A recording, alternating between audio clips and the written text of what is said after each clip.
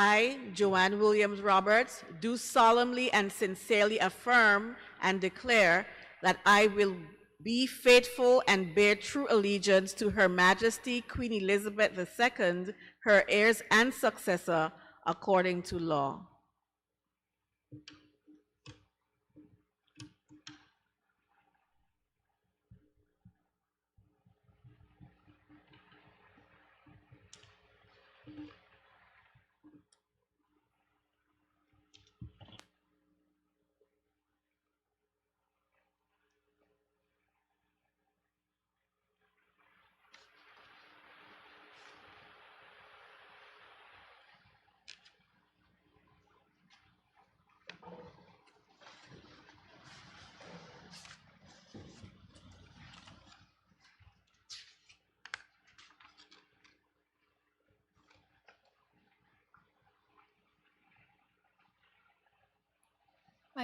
I now call upon the Premier and Minister of Finance to move a motion.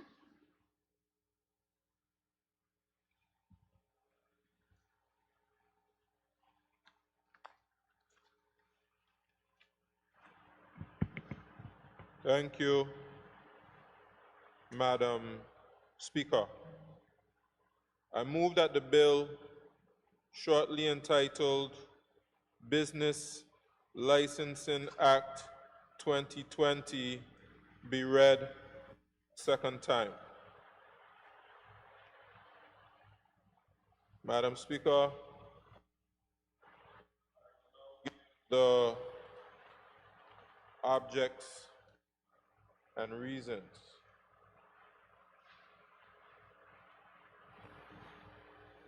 Just ask for permission, of course, to refer to my notes.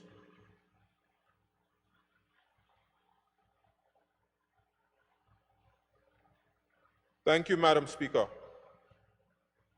It is indeed an honor and a privilege to present this bill, the Business Licensing Act 2020, for the consideration of honorable members.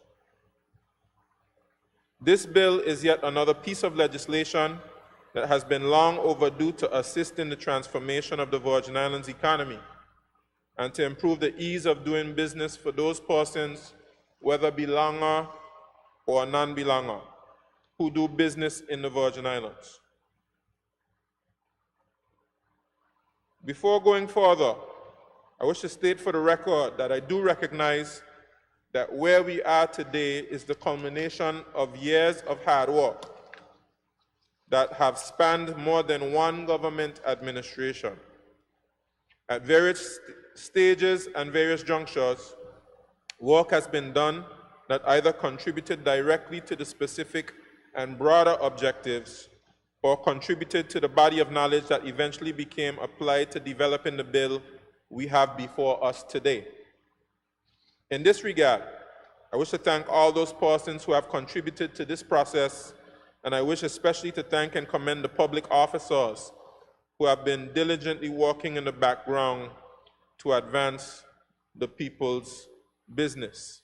And even more so, those who have been working through all the challenges brought about the COVID-19 global pandemic over the past 26 months and the challenges caused by the hurricanes of 2017. And I don't think I'll be out of place, Madam Speaker, to recognize Lizette George as one of the chief persons, chief public officers who have been moving this process forward. Madam Speaker, because our public officers are the engine operating under the hood of the vehicle that is government, oftentimes they are taken for granted. Sometimes people tend to focus on the exterior, the visible, and even the superficial, like the rims and the paint job. And they pay no thought to the engine without which the vehicle would not be able to travel even an inch.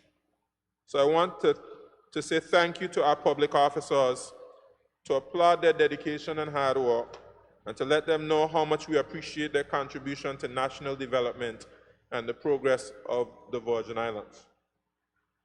I must also recognize the efforts of the Junior Minister for Trade and Economic Development and Agriculture and Fisheries, Honorable Shireen D. Flax-Charles.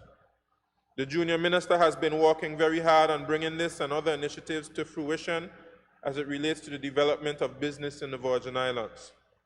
I also want to thank past Junior Ministers, Honorable Shari Di Castro, Honorable Alvaro Maduro Keynes, and Honorable Marlon Penn for the vital roles they played.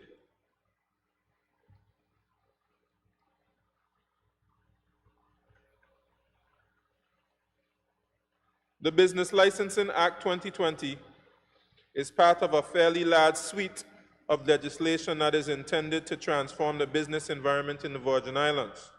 It aims to make it easier, more convenient, and more efficient for persons wishing to register their business so that they can engage in trade in the Virgin Islands. By modernizing and streamlining the registration process, removing unnecessary impediments from the system, and enhancing the overall efficiency of the systems and processes, we hope to create an environment that is more business-friendly, that is encouraging and inviting to persons wishing to engage in economic activity in the Virgin Islands. Increased participation and activity in the economy helps our economy to continue providing opportunities for our residents and Virgin Islanders, and helps our economy to grow, expand, and develop, and to thereby create even more opportunities for persons, while also increasing our resilience by promoting diversification. You see, as business activity increases, it triggers an increase in the, shall I say, traditional goods and services. But as these activities expand, what you will see is that other demands and opportunities will also arise. And this is where the entrepreneurial eye and the entrepreneurial spirit that our Virgin Islands people are known for come into play, spotting those new and emerging opportunities and jumping on them. Madam Speaker, it has been a long-running conversation that our economy needs to diversify and expand. We need to create new industries and new areas of business activity. We need to attract and develop more businesses, new businesses with our people. Of course, highly productive and meaningfully engaged, and thereby benefiting from their economy. Yes, we have a strong tourism product and a strong tourism industry, which is one of our main economic drivers. Yes, we also have a strong financial services industry with a world-class product, which is our second main engine. But because we have two very powerful engines generating income and driving our economy, it does not mean that we must sit back and say that is enough. Because it is not enough, especially in a dynamic and competitive global and regional economy.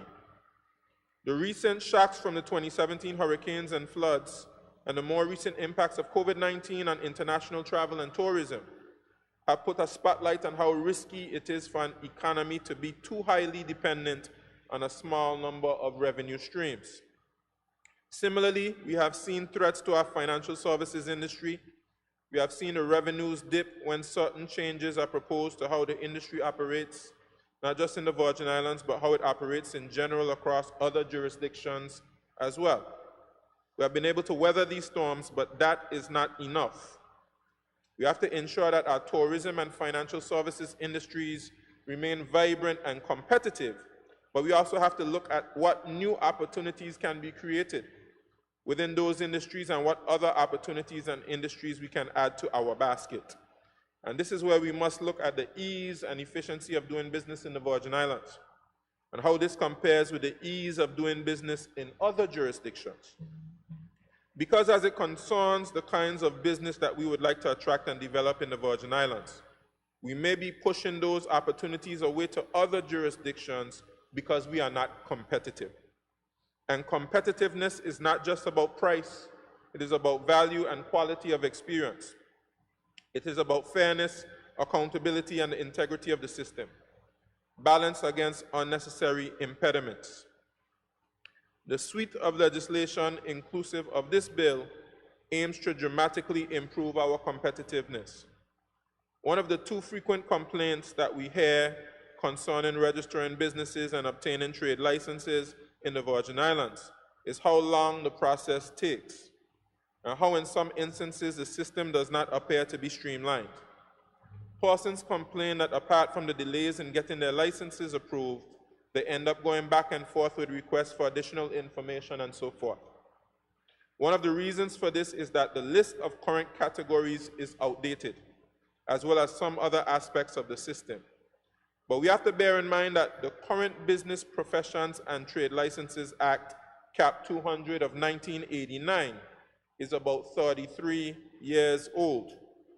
The categories in that act and the design of the act itself were appropriate for that time. But a lot has changed in the world since then. There are new technologies, there are new types of jobs, there are new ways of performing services. And therefore, one of the things that was happening is that there was difficulty in fitting some of the modern business and business models into the existing framework and existing labels. The only way to fix this issue is to overhaul the legislation inclusive of the business classifications to make it more aligned with the modern needs. So for instance, the business classification system that was adopted for the bill is an international standard industrial classification of all economic activities system, which is the international reference classification of productive activities. It is a system that was developed by the United Nations Department of Economic Affairs and which is used in the majority of countries around the world. A key benefit of using this system is that it is helpful for classifying data according to the kind of economic activity in the fields of economic and social statistics, such as for statistics on national accounts, demography of enterprises, employment, and others. In addition, ISIC is increasingly used for non-statistical purposes. And because it is a system used by other countries, it gives us the ability to conduct comparisons between the Virgin Islands and other countries to identify trends, opportunities, and other useful information. Members would note that the implementation and enforcement of certain functions of this framework before us will fall within the responsibility of the Virgin Islands Trade Commission Act 2020 and the Trade Commissioner, whose position is created by that act. Of course, honorable members would recall that the Virgin Islands Trade Commission Act 2020 was passed by this honorable House on the 9th of June 2020. The underlying vision is to transform the Virgin Islands into a leading regional economy through entrepreneurship, innovation, and local and foreign investment. This will create a thriving, vibrant, diversified, and innovative knowledge-based economy with an attractive business environment that ensures full employment and full participation in global trade. It was pursuant to that vision that we established the Virgin Islands Trade Commission as a statutory body with a responsibility for all activities related to trade and economic development. The Commission is to function as a one-stop shop for trade, business investment, fair competition, and consumer affairs. The 6 functional areas of focus for the Commission include policy planning, research and development, trade and export development, business development, investment promotion and facilitation, licensing and regulation, and fair trade, which includes fair competition and consumer protection. Honorable members can see how the aims, objectives, and design of the Business Licensing Act 2020 tie into several of those functional areas directly as well as indirectly. Madam Speaker, as I said earlier, the new Business Licensing Act 2020 proposes a more comprehensive list of economic activities by which to classify businesses. This list can be found in Schedule 1, which is divided into 3 parts, which also lists the revised fees that will apply to the trade licenses for the different types of business activities. Schedule 1, Part A provides for those activities that are open for both belongers as well as non-belonger investors, an area that we must pay very keen attention to. Schedule 1, Part B provides for economic activities which are reserved for ownership by belongers only. Part C provides for economic activities which require joint venture ownership with belongers. We'll take a keen look at those in the committee stage. The fees applicable to belongers are different to those for non-belongers, and this is simply a reflection of the fact that as citizens of the Virgin Islands, persons are entitled to some benefit and consideration, support and encouragement to engage in entrepreneurial activity in their homeland. The difference in the fees between belonger and non-belonger also recognizes the fact that all investment by non-belongers are considered foreign direct investment within the Virgin Islands. The new structure also encourages more local participation and involvement in the economy while promoting fair competition between locals and FDIs. Considerable research has gone into the development of the fee structure. The current fee structure has been in place for a long time and the fees were outdated. They are also considerably lower than in many other jurisdictions. In the process of research and benchmarking, it was essential for us to compare our current fee structure with those of similar jurisdictions. As a result, we found that, compared to most territories, the Virgin Islands has very low fees, while other territories such as Cayman Islands are 5 to 10 times higher, with a range of $150,000 to $400,000. Turks and Caicos Islands annual fees for business licenses range from $150 to $10,000, depending on the type of business. There are currently 45 categories of business activities and 65 fee classifications. 20 classifications are reserved for Turks and Caicos Islanders or Turks and Caicos Islander controlled businesses. As it relates to the new proposed structure, the fees range from $150 to $1,500 for belongers, and $1,500 to $15,000 for non-belongers, depending on the category of business. The proposed fees still remain relatively lower than that of Cayman and on par with Turks and Caicos. We have aimed to be competitive and relatively affordable while balancing the need for the Virgin Islands Trade Commission to generate revenue, to become more self-sufficient, and to make a contribution to the overall finances of the Virgin Islands. If I may highlight some of the main clauses in the bill. Clause 3 requires persons who wish to engage in a business specified in the schedules to have a current license authorizing the person to engage in that business. Failure to do so would be an offense, and the person would be liable on a summary conviction to a fine not exceeding $5,000 or imprisonment for a term not exceeding 2 years or both. A person who wishes to engage in any business that is not set out in Schedule 1 shall submit a written application to the Minister for the grant of a license under Clause 4 of the Act. Clause 5 details what documents and information are required by belongers, non-belongers, and companies applying for trade licenses. An application for the grant of a license shall be made to the Trade Commission in the prescribed form and in the prescribed manner. The application shall include the address of the principal place of the business activity to be permitted under the license. Any license, permit, or other authorization required under any other law to engage in the proposed business, where applicable, and the non-refundable application fee which is listed in Schedule 2. Where the applicant is a belonger, the application shall be accompanied by proof of belonger status, a business profile with a detailed description of the nature of the proposed business, information on the applicant's qualifications and experience where required, and any other document or information pertaining to the application which the Commission may reasonably require.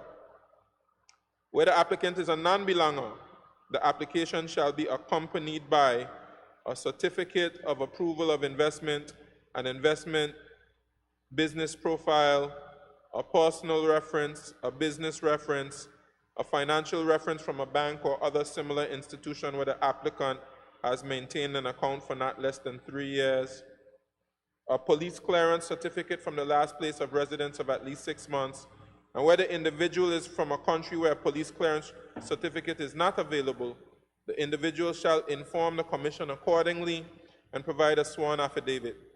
A copy of the photo page of the applicant's passport, information on work history, qualification, and experience in the relevant areas, any other document or information pertaining to the application which the Commission may reasonably require. Where the applicant is accompanied, the application shall be accompanied by a detailed description of the proposed business of the company, a copy of the certificate of incorporation together with the memorandum and articles of association, details of shareholdings, a register of directors, information on the principal officers of the body as specified in relation to belongers and non-belonger applicants. In the case where a company is deemed to be owned by a belonger, proof that a majority of the issued share capital is directly or indirectly owned by a belonger, who proportionally benefits from the dividends or otherwise, any other document or information pertaining to the application which the Commission may reasonably require. Under Clause 6 of the Act, it is provided for that in deciding whether to grant or renew a trade license, the Commission shall, in addition to the requirements specified above, take into account the previous conduct of the business and that of the persons who have an interest in that business, whether as an owner, director, shareholder, or otherwise, whether the business or proposed business of the applicant is one that has been traditionally reserved for belongers, or whether it is one in which belongers have had a substantial representation, the efforts made by the company to obtain belonger participation in their business, the necessity, if any, for the institution of quotas for the types and categories of businesses to be licensed and operated, and the socio-economic impact of the proposed business activity to the economy of the Virgin Islands. Under Clause 7, where the Commission is satisfied that the applicant satisfies the prescribed requirement and upon payment of the applicable fees by the applicant, the Commission shall issue the applicant with a trade license within 7 business days. The license will be granted subject to such conditions as may be prescribed and to such other conditions as the Commission may, in a particular case, impose.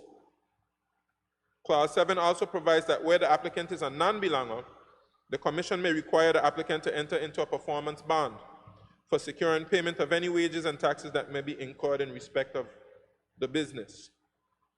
Where the Commission refuses to grant a license, the Commission shall notify the applicant in writing within 7 business days of the decision, stating the reasons for the refusal. Clause 9 establishes that trade licenses are valid until the 31st day of December of the year in which it is issued, and Clause 10 sets out the procedure for applying for the renewal of a trade license. Clause 12 addresses the requirements for one business having multiple locations of operation and for more than one different business operating in the same premises, and how these are to be treated with.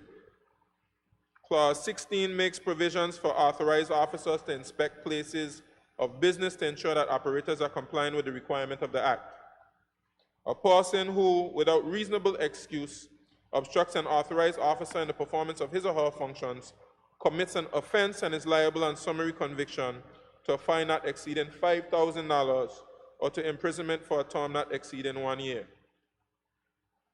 Clause 18 provides that where the Commission is of the opinion that a licensed activity presents a danger or is likely to present a danger to the public health, safety, and welfare, the Commission may temporarily suspend the license pending the outcome of a hearing by the Commission. It goes further to outline the procedure to be followed. Under Clause 19, the Commission may suspend or revoke a license if the licensee is in breach of any condition attached to the license, has contravened or is contravening the provisions of this Act or regulations made under this Act, has contravened or is contravening the provisions of any trade legislation, provides to the Commission any information, particulars, which is false or misleading in a material particular, is carrying on the business, in the opinion of the Commission, in a manner that is detrimental to the health, safety, and welfare of the public, is convicted of any offense under this Act, is carrying out unauthorized activities, prohibited activities, or activities which are outside the scope of the license granted, is carrying on the business in a manner that is in breach of the peace to residents in the vicinity of the licensed premises, has failed to comply with any directive or requirement issued by the Commission, or is a company that has ceased to carry on business in the territory, is wound up or otherwise dissolved. Prohibited activities under Schedule 3 of the Act include manufacture of tobacco products and any offense under the Drugs Prevention of Misuse Act, Cap 178. Under Clause 26, a person who engages in a prohibited activity commits an offense and is liable on summary conviction to a fine not exceeding $2,000 or to imprisonment for a term not exceeding 12 months, or both. And a person who knowingly makes a false declaration to any requirement of the Act commits an offense and is liable on summary conviction to a fine not exceeding $500. Where licensee is convicted of any offense under the Act, the court may revoke the license and may order that licensee to be disqualified from holding any license issued under this Act for a period not exceeding 5 years. Under Clause 27, when an offense under the Act is committed by a body corporate and is proved to have been committed with the consent or connivance of, or to be attributable to, neglect on the part of any director, manager, secretary, or other similar officer of that body corporate, or person purporting to act in that capacity, the person as well as the body corporate each commits the offense and are liable to be proceeded against and punished accordingly. And under Clause 29, the minister may make regulations for such things as prescribing a limit as to the number of licensees that may be issued to non-belongers from time to time, either generally or in relation to a particular business in relation to any district or any area. Madam Speaker, while we have prescribed in this Act stringent measures for persons who commit breaches of the Act, and while we do intend for the provisions of this Act to be enforced, it is our sincere hope that persons will do their utmost to abide by the requirements, and that we will not have any situation where anyone has to be penalized or prosecuted. We want the Virgin Islands economy to be vibrant and to thrive, and we want all participants in our economy to prosper. Our economy has a lot of opportunities, and by growing our economy, the opportunities will multiply. A rising tide lifts all boats. The legislative framework that we are putting in place allows us to properly manage the growth of our economy by providing an environment that is supportive of business and which is attractive to business because it supports the high standards of professionalism and service that business investors expect and demand. The framework allows us to operate a business environment that delivers fair and equitable treatment. There's no reason why persons who abide by the law should find themselves suffering disadvantage at the hands of persons who circumvent the law. The provisions of the Act will give protection to those who follow the law, and this should serve as incentive to all persons who do the right thing. The revenues that will be generated from business registrations and licenses are in essence an investment back into the Virgin Islands.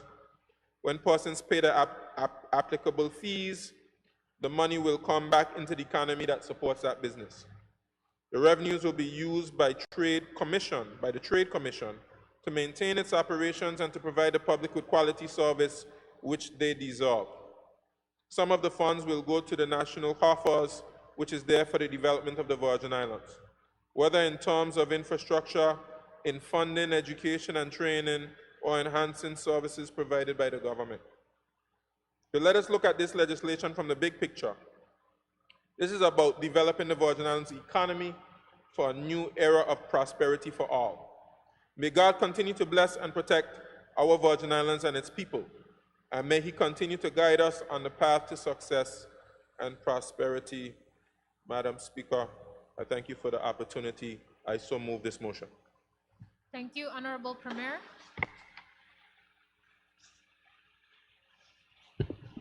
Thank you, Madam Speaker. And Madam Speaker, I rise to second the motion. And while I'm on my feet, I wish to make my brief contribution. And at times, Madam Speaker, I may refer to my notes as I've done some research on this bill, and I would like to quote some stats. But Madam Speaker, I too join with the Honorable Premier, as he correctly pointed out and highlighted and made mention of all the players responsible for this bill. And I too would like to recognize their efforts in bringing this bill to this Honorable House. Madam Speaker, this legislation governs the registration of businesses and issuing trade licenses in the Virgin Islands. The Business, Profession and Trade License Act, Chapter 200. Madam Speaker, this bill came about in 1989, 33 years ago. So, generally speaking, this bill is outdated. It's dated in the sense, Madam Speaker, that when we sit down to formulate legislation, we factor in what is known at the time as what we can foresee as lying ahead. Mr. Speaker, and as time progresses, and as the environment changes, and as circumstances evolve, you will find out that legislation definitely needs to be updated. And eventually, with the passage of time, small and incremental changes may not be sufficient because things move so quickly. So we have to consider more comprehensive changes, Madam Speaker, and this bill actually repeals the entire Business, Profession and Trade Licensing Act of 1989. But Mr. Speaker, this bill has served us well over the past 33 years. It has facilitated and stimulated significant growth here in our territory. Madam Speaker, it has helped our entrepreneurs, small and large businesses to become established, to grow, and for our economy to expand. Well, Madam Speaker, a lot has changed in 33 years. And it is the business community, and by extension, the rest of the economy, as well as the public officers who have interacted with persons seeking to do business, who have been feeling the strain as our economy and our business sector outgrew this legislation and has caused it to be outdated in some ways.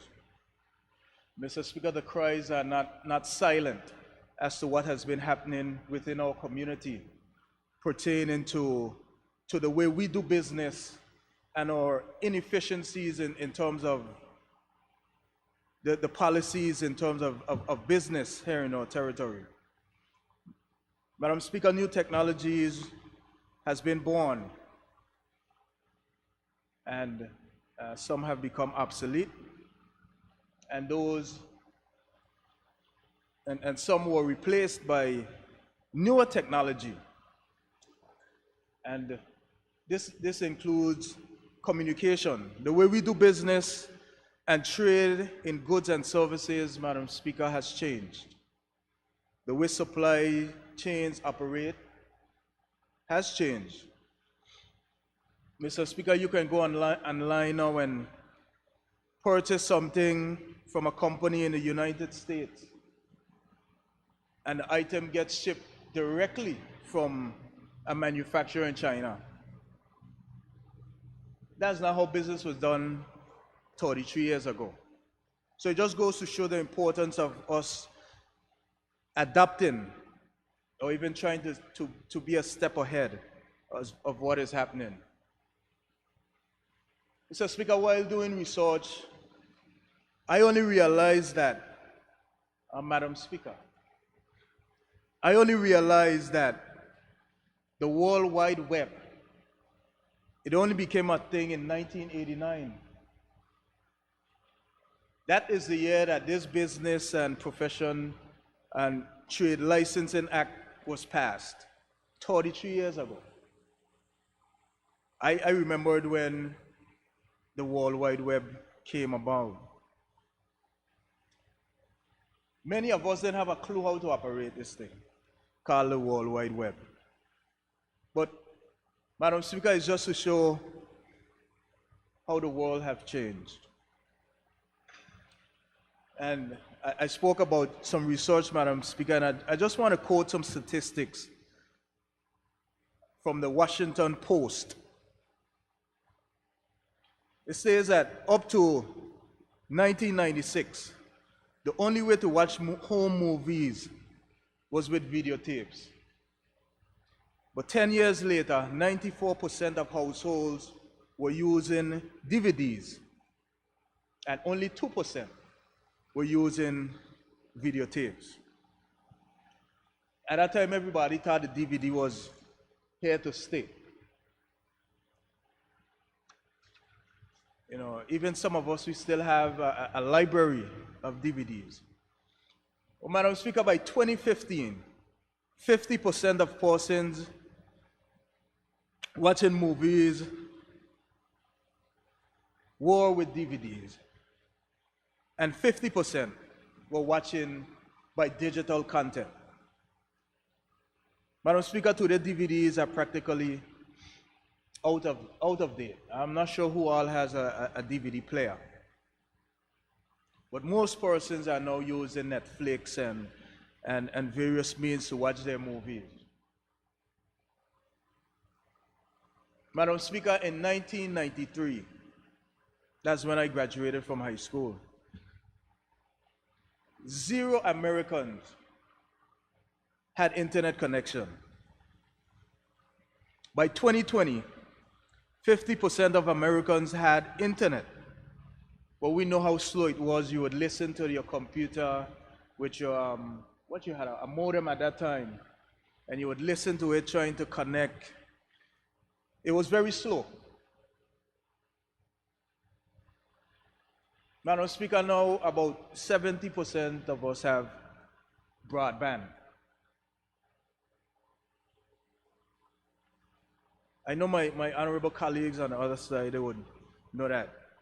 Around 1985, 44% of Americans listened to music by vinyl records.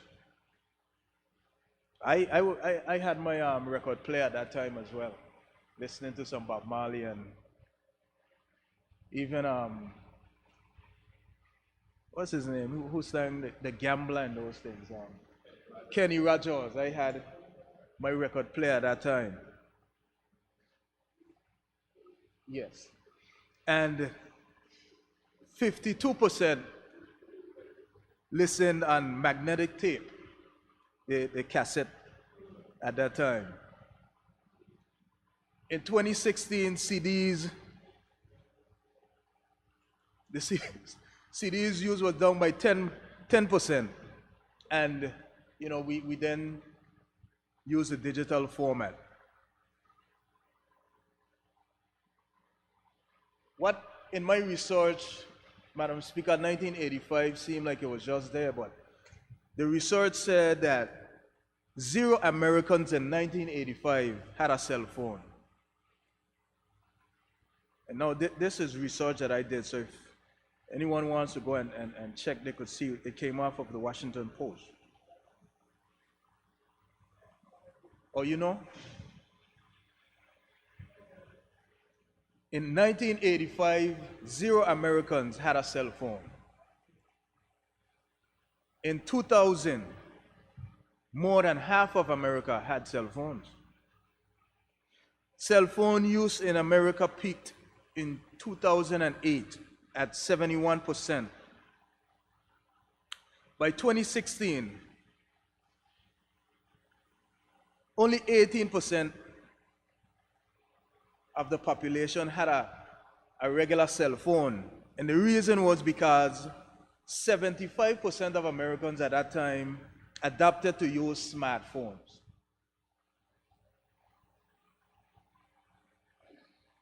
Let me say that again, because I want to make sure I'm clear. There's a difference with the basic cell phone and a smartphone.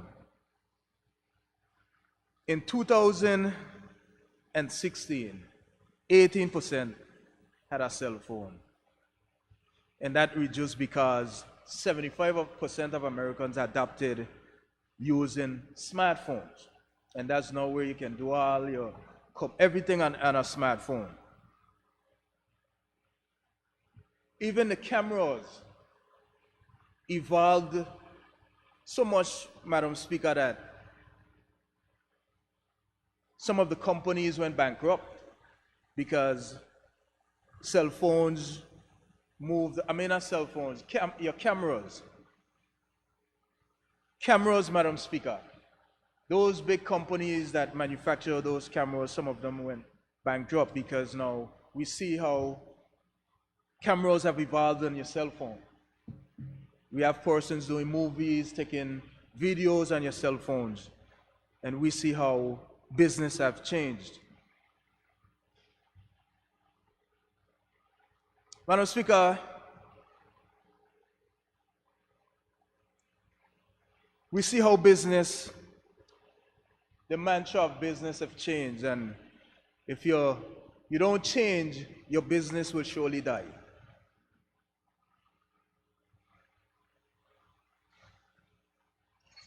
Madam Speaker, I said all that to say why this is so relevant to this bill.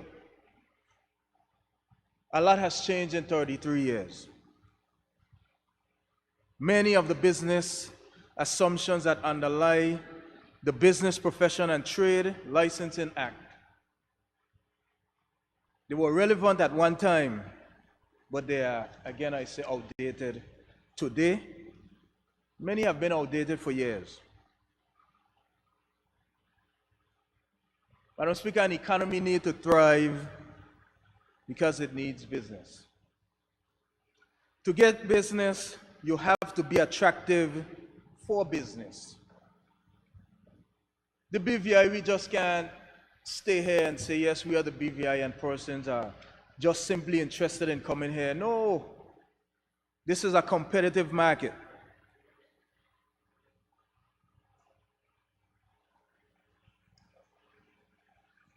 When there's too much hassle and red tape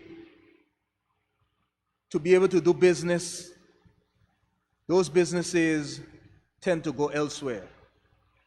And I just want to make mention quickly of we see what is happening right there in the USVI with as simple as our marine industry. They have made it easier to do certain business and attracting business. And we need to also be as competitive. When they have too much hassle in anything, it put obstacles in our way. And we are seeing that with our local entrepreneurs. Madam Speaker, we know that businesses are the backbone of any economy. And our Virgin Islands economy needs to be as friendly as we can be to encourage and support business, especially during these critical times. Businesses, Madam Speaker, across the world, some businesses are struggling based on what is happening.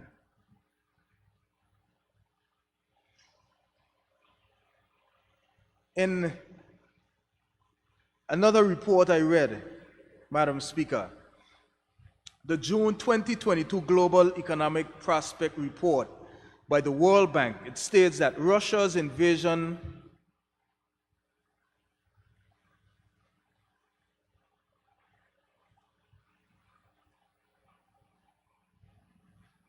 Madam Speaker,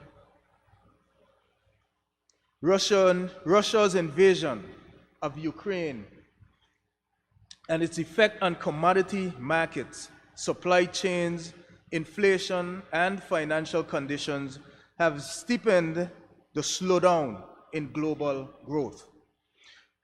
One key risk to the outlook, according to the report, is the possibility of high global inflation accompanied by tepid growth, reminiscent of the stagflation of the 1970s.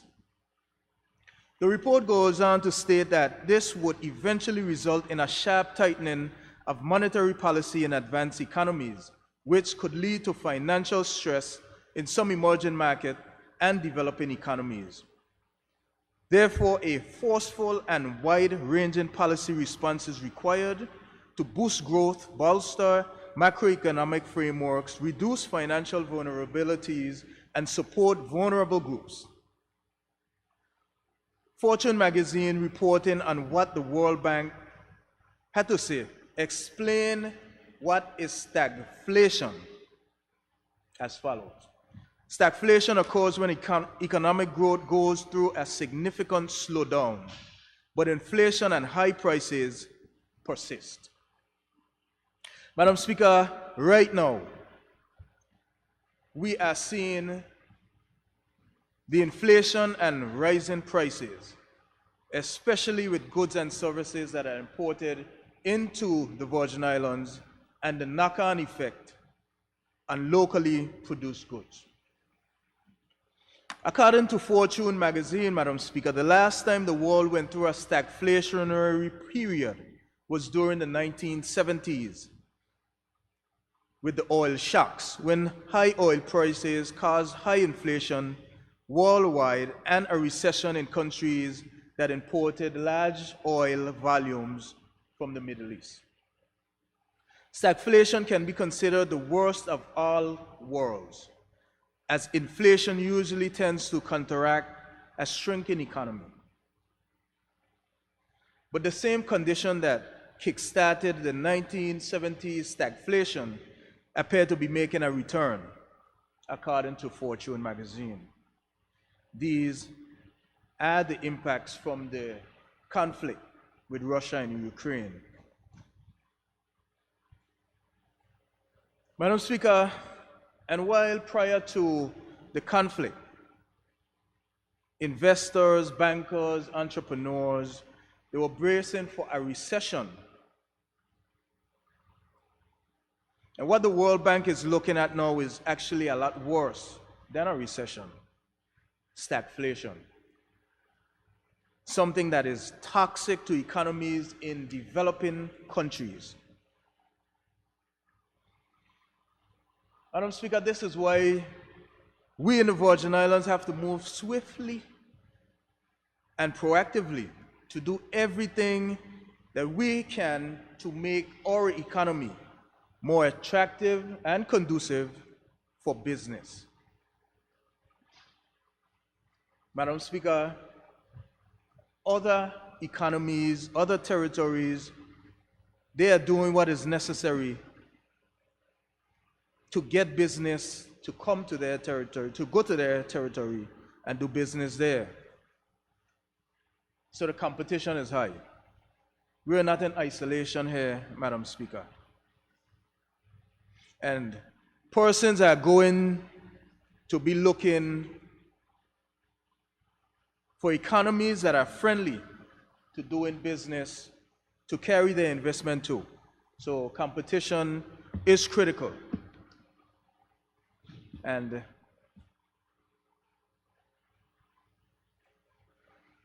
we have to be mindful, Madam Speaker.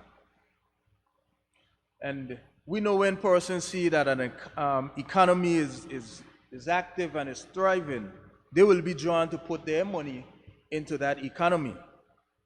So therefore, we cannot sit down idly, Madam Speaker, with systems that are outdated and cumbersome, and policies that makes it difficult with inefficiencies, or even to frustrate persons who have interest in doing business. Because we do have persons interested in doing business, but when they understand what they have to go through, they quickly go to an easier destination where they can thrive and get their business started.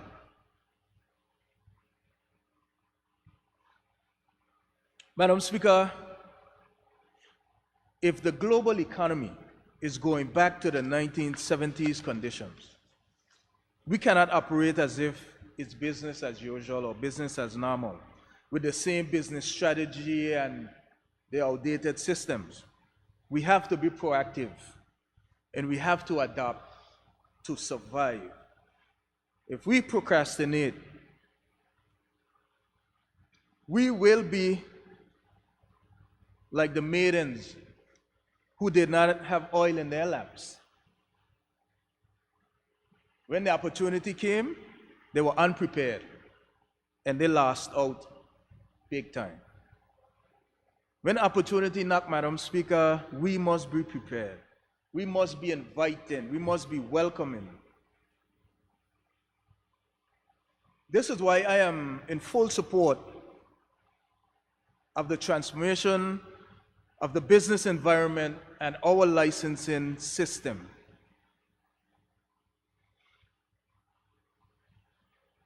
Madam Speaker, I'm in full support of the public service and the rest of our territory to embrace technology, because that certainly brings efficiency and it increases customer satisfaction and it helps us as a Virgin Islands people to be more competitive, both in terms of encouraging the growth of local business and attracting foreign investors.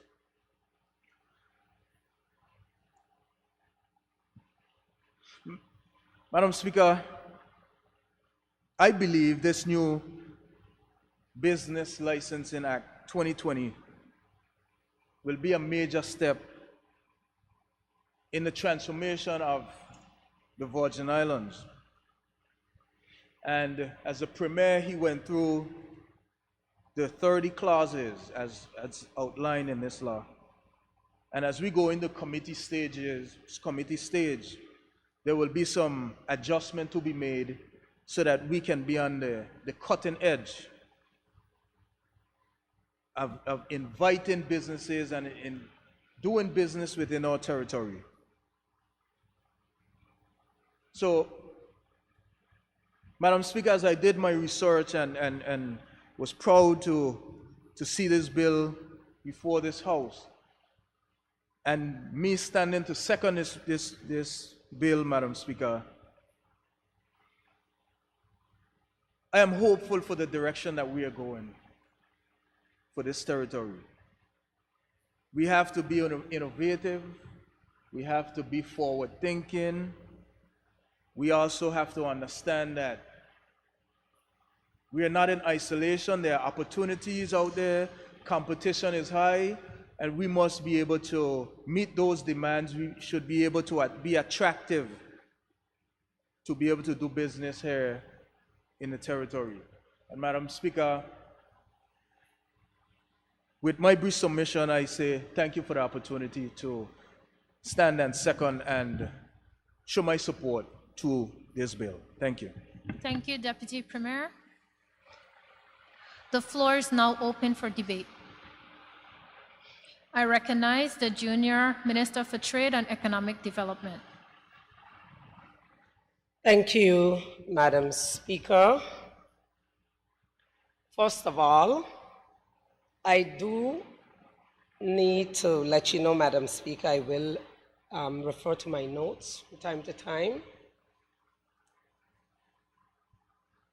Madam Speaker, I do need to say how absolutely refreshing and meaningful to us, to me, as a woman to be able to begin my remarks by acknowledging the presence of my fellow esteemed lady of the House.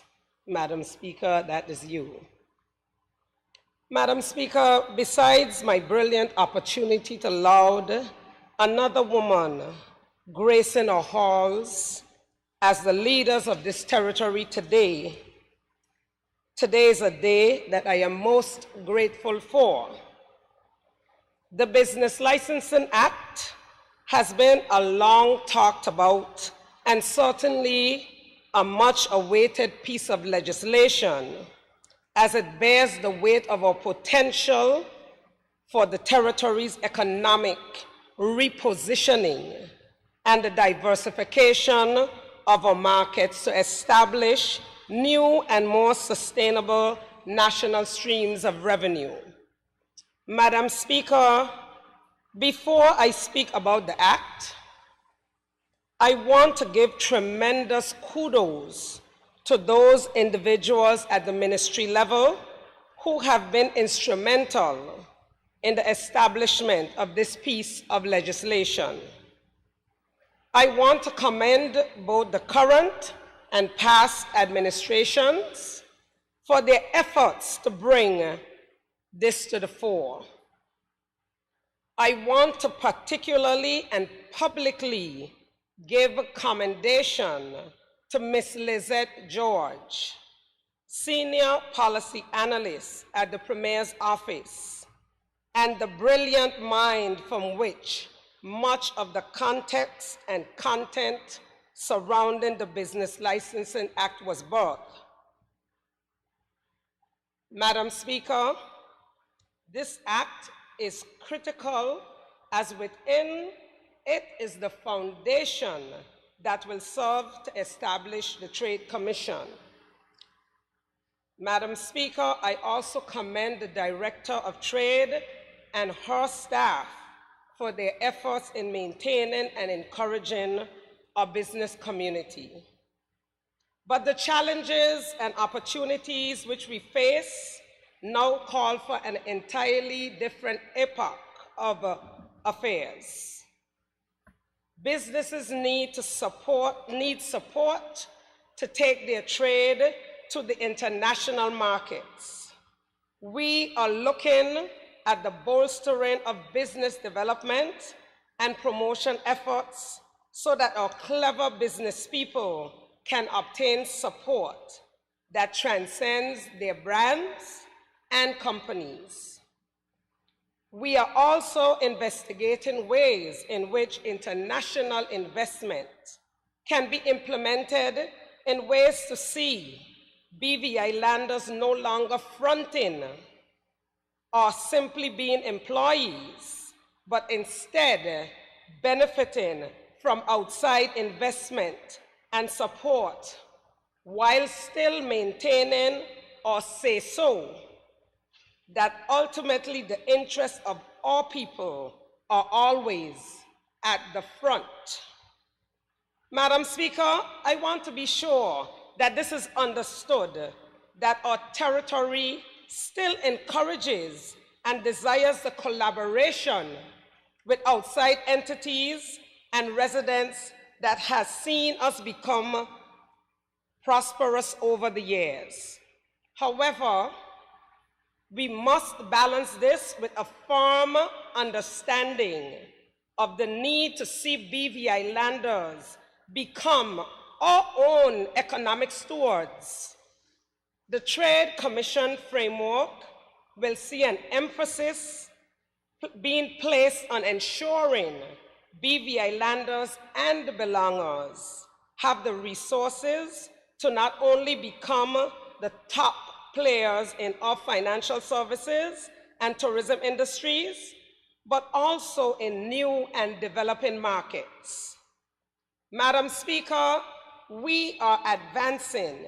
We are claiming our seat and taking the stage as a world-class business environment. I urge the business community to be engaged and a part of this process. We are working for you to see you be better and bolder than ever before.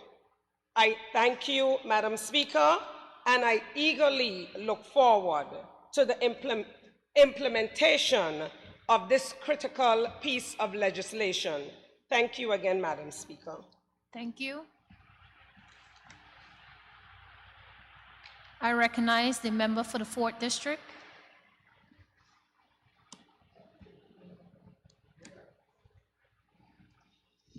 Thank you, Madam Speaker. And Madam Speaker, permit me to, on a point of privilege, to congratulate you for your marvelous work so far and for your appointment, your selection to this Speaker position. I want to encourage you and thank you for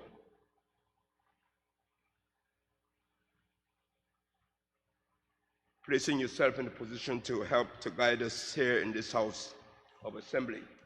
You have my utmost respect, as I sent a message to you before, and we want to encourage you. We believe that persons like yourself who can take such positions and bring respect, continue to bring respect to the office of the Speaker of the House of Assembly is very admirable, and we want to give you our full support in the execution of your duties. We are a little I don't want to use the word disgusting at times, but we are a little out of place at times, so you will bear with us when our emotions get a little bit out of hand, but it's your job to put us back in place if we do. Madam Speaker,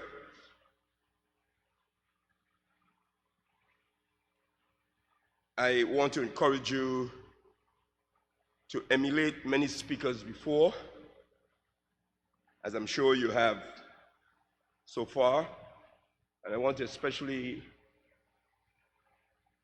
as a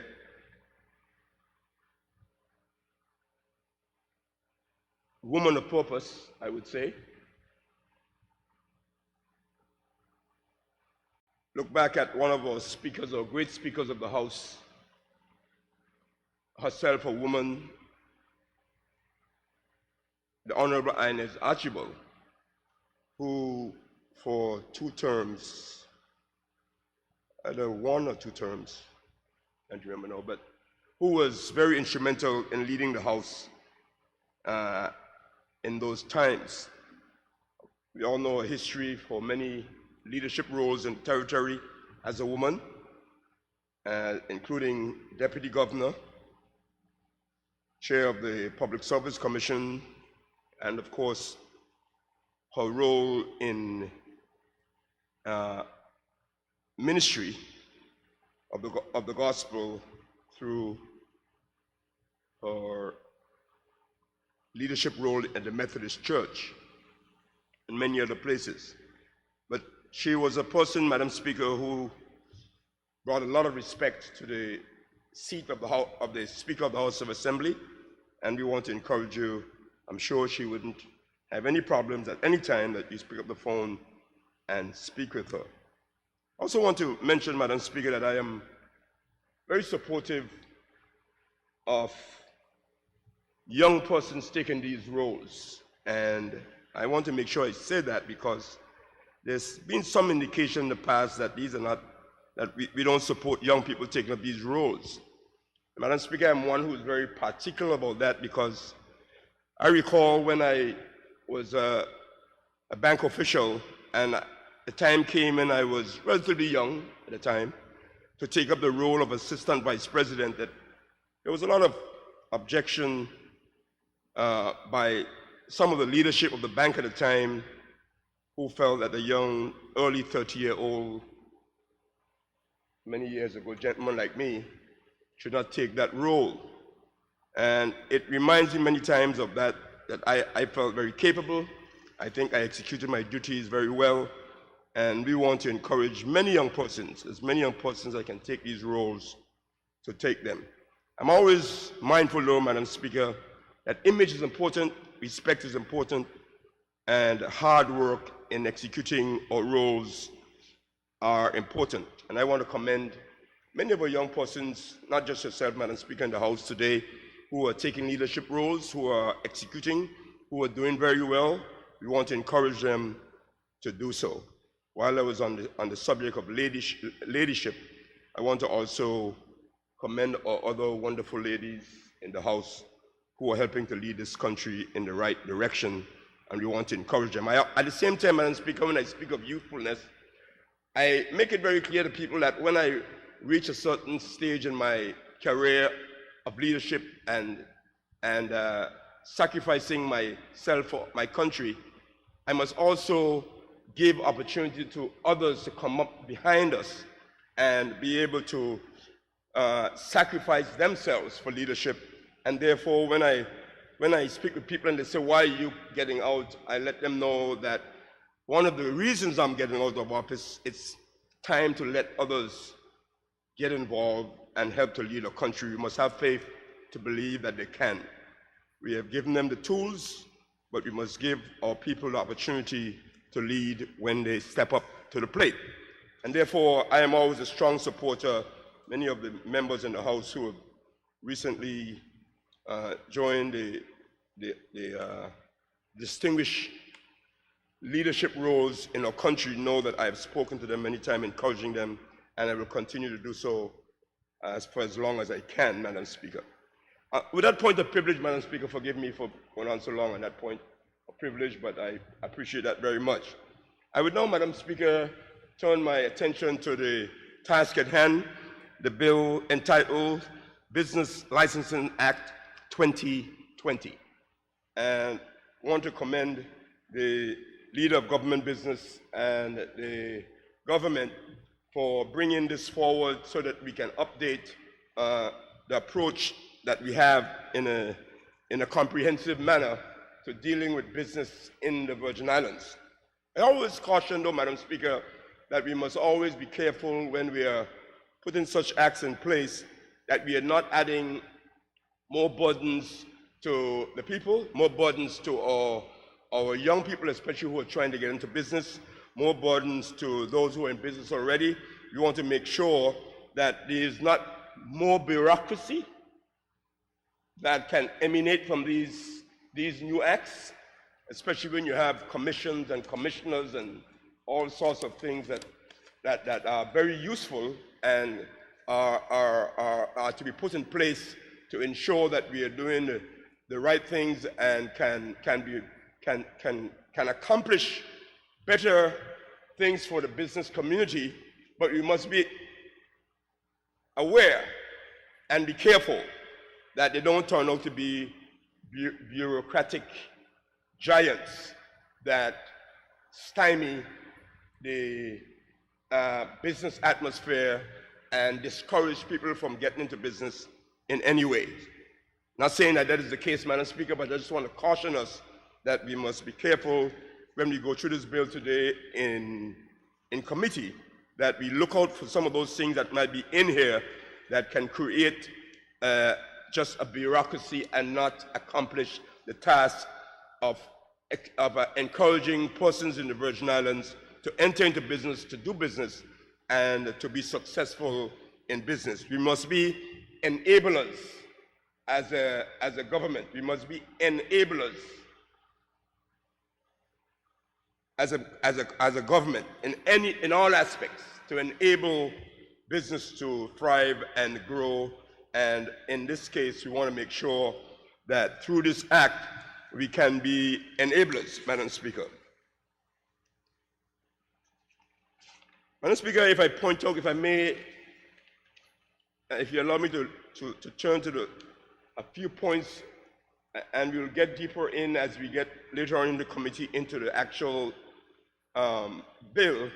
But if you allow me to look at the objects and reasons so that the public can get a better understanding, and I'm not sure the leader of government business went through this in detail, but I will just point out a few areas that I want to highlight for the public to understand what is this Business Licensing Act 2020.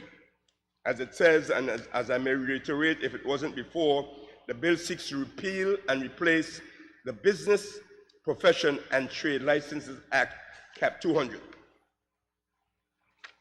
It has a lot of sections, 31 sections, and it has made clear some important things that are in there. One is that persons selling certain locally produced products, including unprocessed agricultural products, marine products, and homemade pastries, would not be required to have a license under this act,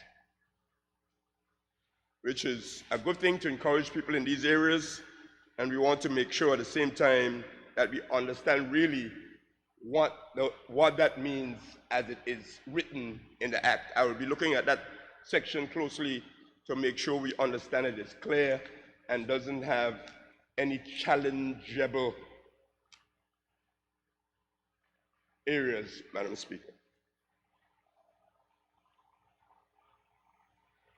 Madam Speaker,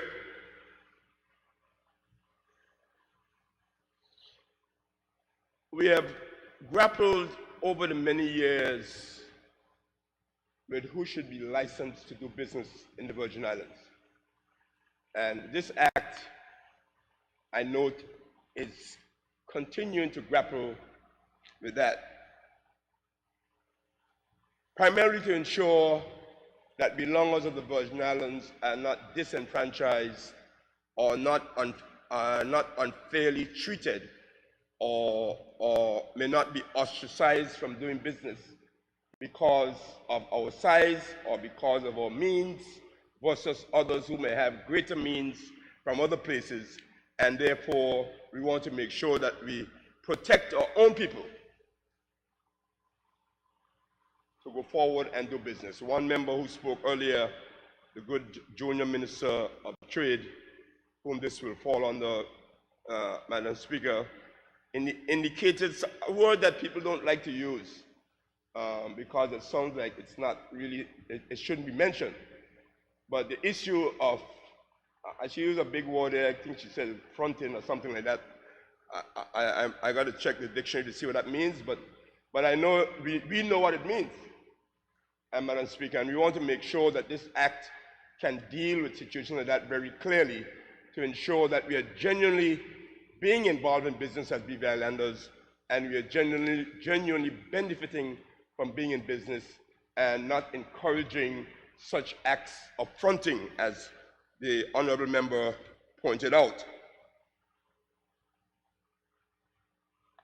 It also, Madam Speaker, and I'm mentioning these for the public's sake because sometimes these bills are out for the first reading and persons don't get a chance in the public to read them or elucidate on them as it may not be as accessible sometimes, and unlike many times when the media can do some dissecting of first readings. And for information, Madam Speaker, first readings of a bill is so that the public can have a chance to see the bill, see what it talks about, have discourse on it over a period of time before it comes for its second reading. And so, when we look out and hear that first readings are done, it's entered into the House, and the public can know that they can take the bill, it's become public, and read it, have discourse, call up their representatives, give their comments, and so that when the second reading comes, your opinion in the public can be represented in the committee stage, where changes can be made to the bill according to the public input and according to anything that may have arisen between the first and the second reading and third readings. So it mentions, Madam Speaker, in clause, I believe 5 and 6, where the necessity, if any, for the institution of quotas for the types and categories of businesses to be licensed and operated. That's something that has been talked about a lot, also in the business community and in the public generally, as to whether there should be quotas for certain types of business. That's a little ticklish one. And at times, one has to be careful what we mean by quotas for businesses and what it means in affecting individuals who may have an aspiration to do a business and maybe prevented from doing that business because of a quota. That's another area, Madam Speaker, that we have to look at very carefully when we come to committee stage, because while it sounds good, and so it's effectively a good thing in a sense, it can be a bad thing in another sense, Madam Speaker, where you might discourage a person, for example, who may have a computer business or whatever it might be, who may have gone to school and come back and learn computer something, and all of a sudden he comes back and realizes that only 10 computer licenses can be allowed in the territory. When I just came back from school, Madam Speaker, I want to go and do a computer something, and they tell me the quota is up. What does that mean for me who's inspiring to be a good computer engineer? Who tell you I couldn't be like the new Bill Gates on the block? And you're telling me that your quota is stopping me from doing business in the territory.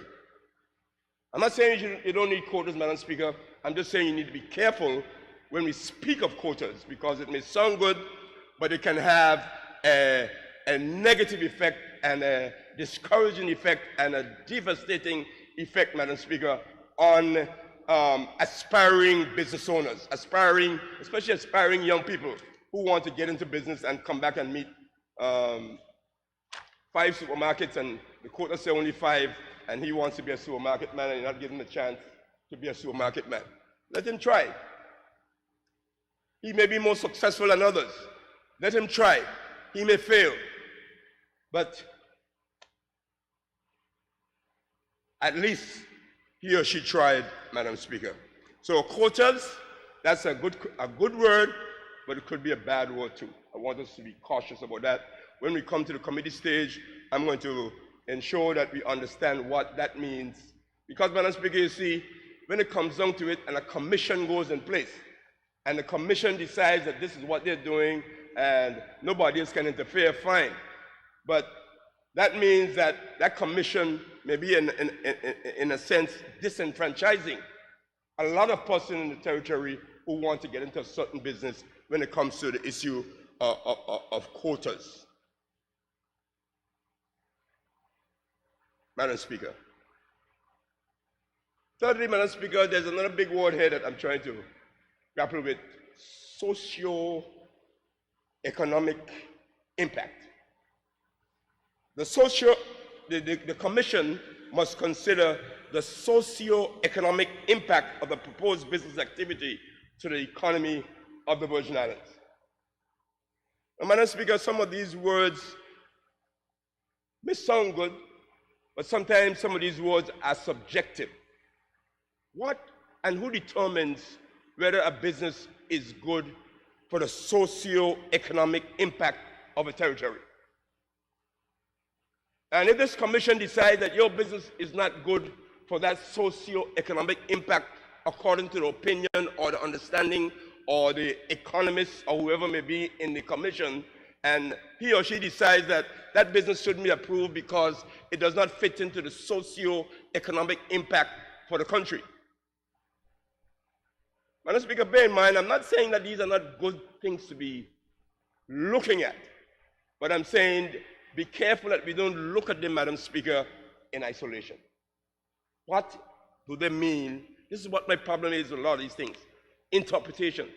What do we mean when we speak that the commission can refuse your license or approve it based on a criteria called a socio-economic impact?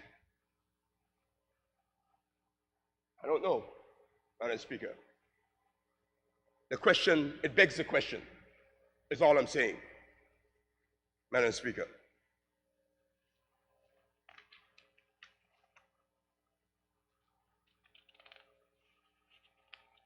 Madam Speaker, one of the things that I grapple with these days in terms of efficiency is, and I brought this up to the Honorable Minister in the past for labor and so on, as to why we have to go through the process of a person who's been here having a work permit renewed for the past 10 years and still have to go back and get it renewed every year, rather than giving that person perhaps a chance that you can review whether that person should come back every year, or come back every 3 years, or come back every 5 years, or what it might be, and charge a fee accordingly based on the fact that you're renewing the person's permit every year.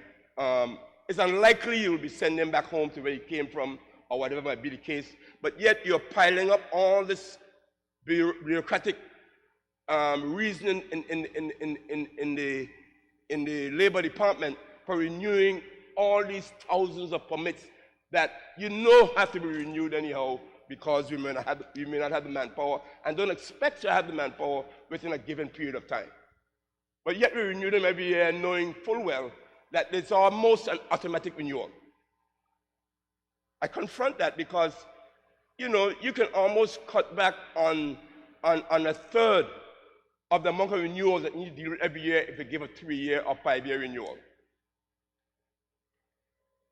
Some of the comments I got back, Madam Speaker, was that, you know, we have to review them every year in case we have someone who can take that person's place. I understand that. But we have to use common sense and establish what our manpower is, what our manpower needs are, and whether we need to be renewing all of these licenses every year, or these permits, you know, Madam Speaker. Yeah, maybe you can decide a category. Maybe you can decide an area that you want to give 2 or 3 year licenses to, or even up to 5 years, permits, and see what can happen there. You know, the conservative person may say that, yeah, let's keep doing it because you never know. I understand that. But the Commissioner of Labor has a right, even within that 3 years, to revoke a license, to change a license, a labor permit, or whatever it might be, if he or she sees fit that she has someone who she thinks needs to be in place in a certain job, and that's her right. And those are the conditions we may be able to operate under. But I'm looking for efficiency, Madam Speaker. So, it is within that context that I speak to this bill of Business Licensing Act 2020, Madam Speaker. It begs the question whether one can have the opportunity to renew his or her license for 3 years, for 5 years, rather than having renewals every year, every January. Madam Speaker, do we need everyone to be renewing every license for every year in the context of being more efficient and being more reasonable? I'm not saying, Madam Speaker, we should rob the government coffers of any license fee. If it's $150 and you want to give it for 3 years, charge the business $450 for 3 years, rather than having them come back every year to be renewed. The argument, Madam Speaker, that something may go wrong with that business during those 3 years, that's an argument, but this bill addresses that argument. The Commission, Madam Speaker, it says in here that the Commission may at any time inspect a business to ensure it's following the rules and regulations of that business. Clause 16 would be for the inspection of licensed premises by persons authorized by the Commission for the purposes of ascertaining whether the acts or regulations made under the Act are being complied with. So, Madam Speaker, why not? Why not 3-year licenses? Why not 5-year licenses? Why not? Are we intending to revoke the license sometime during that period and give it to somebody else? Have you given a license to the person who may have made an investment and then every year they're not sure they'll get the license renewed? What's the context of a 1 year in every case? Those are questions that we must ask ourselves when we are addressing these issues in these modern times, Madam Speaker. It may sound simple, but there's a lot of bureaucracy that we have to go through to get a license renewed every time. And it takes a lot of time and labor within the licensing department to be able to address them every year and every time, Madam Speaker. So all I'm saying, Madam Speaker, I'm appealing to common sense. I'm appealing, Madam Speaker, to business sense. And I hope, Madam Speaker, nobody's thinking of appealing to nonsense. Because I think it makes sense, Madam Speaker, that we can in that context start thinking of those things, not just in the Business License Act, like I said, but in labor, in different places, Madam Speaker, in immigration, and wherever it might be. Every year, you have a line lined up outside the immigration, outside the labor. You know the persons are going in, and for the last 5, 10 years, they have never been denied. But they still have to come back in to line up for another year. That's all I'm saying, Madam Speaker. And the same thing with businesses, Madam Speaker. Some of them have been operating for 20, 30 years. But every year they have to go over the same thing over and over again and get their licenses renewed. Fortunately, we have a system where licenses are renewed relatively easily, Madam Speaker. But I don't know what could come about when it comes to a new commission that may put their rules and regulations in place. I don't know. Sometimes, you know, the simple becomes complicated when you start to put these kind of commissions in place, Madam Speaker. All I'm saying, Madam Speaker. So, let us be careful. I read in the objects and reasons, Madam Speaker, where clause 12 would require a license to obtain a license for each additional premise in respect of a business, and failure to do so would be an offense. Let me see if I read it again. Clause 12 would require a licensee, to obtain a license for each additional premise in respect of a business, and failure to do so would be an offense. That's in place right now, and I think it works well. I don't see any real problem with that. But I go to clause 13, Madam Speaker. I beg your patience. I beg for your patience. Clause 13 would require a license to put into active use would require a license to put into active use. So clause 13 would require a license to be put into active use within, yes, it's said with, but within 90 days or such for the period as the commission may allow, and failure to utilize the license within the required time will result in the license being automatically revoked. Madam Speaker, I want to stick a pin right there for a moment, if I may. Let me read it again. Would require a license to be put into active use. I want to circle, and I did, Madam Speaker, when I was reading it. I wanted to circle that word active use. And let's hold it right there for a minute. Hold it right there, please. A license to be put into active use within 90 days or such for the period as the commission may allow. And failure, this is, in other words, you breached it. You got the license, 90 days to get going, get active, get in action, put your business in place, you rent a space, you got to build it out, you got to hire staff, you got to do different things, and you have 90 days, you better get through 90 days and start selling or start acting. Because God, Madam Speaker, because, Madam Speaker, it says at the end, within that required time will result in a license being automatically revoked. They don't even have to call you. Bear in mind that if you don't get you in 90 days, close the door. Because your license is automatically revoked. Nobody don't have to write you, nobody don't have to call you.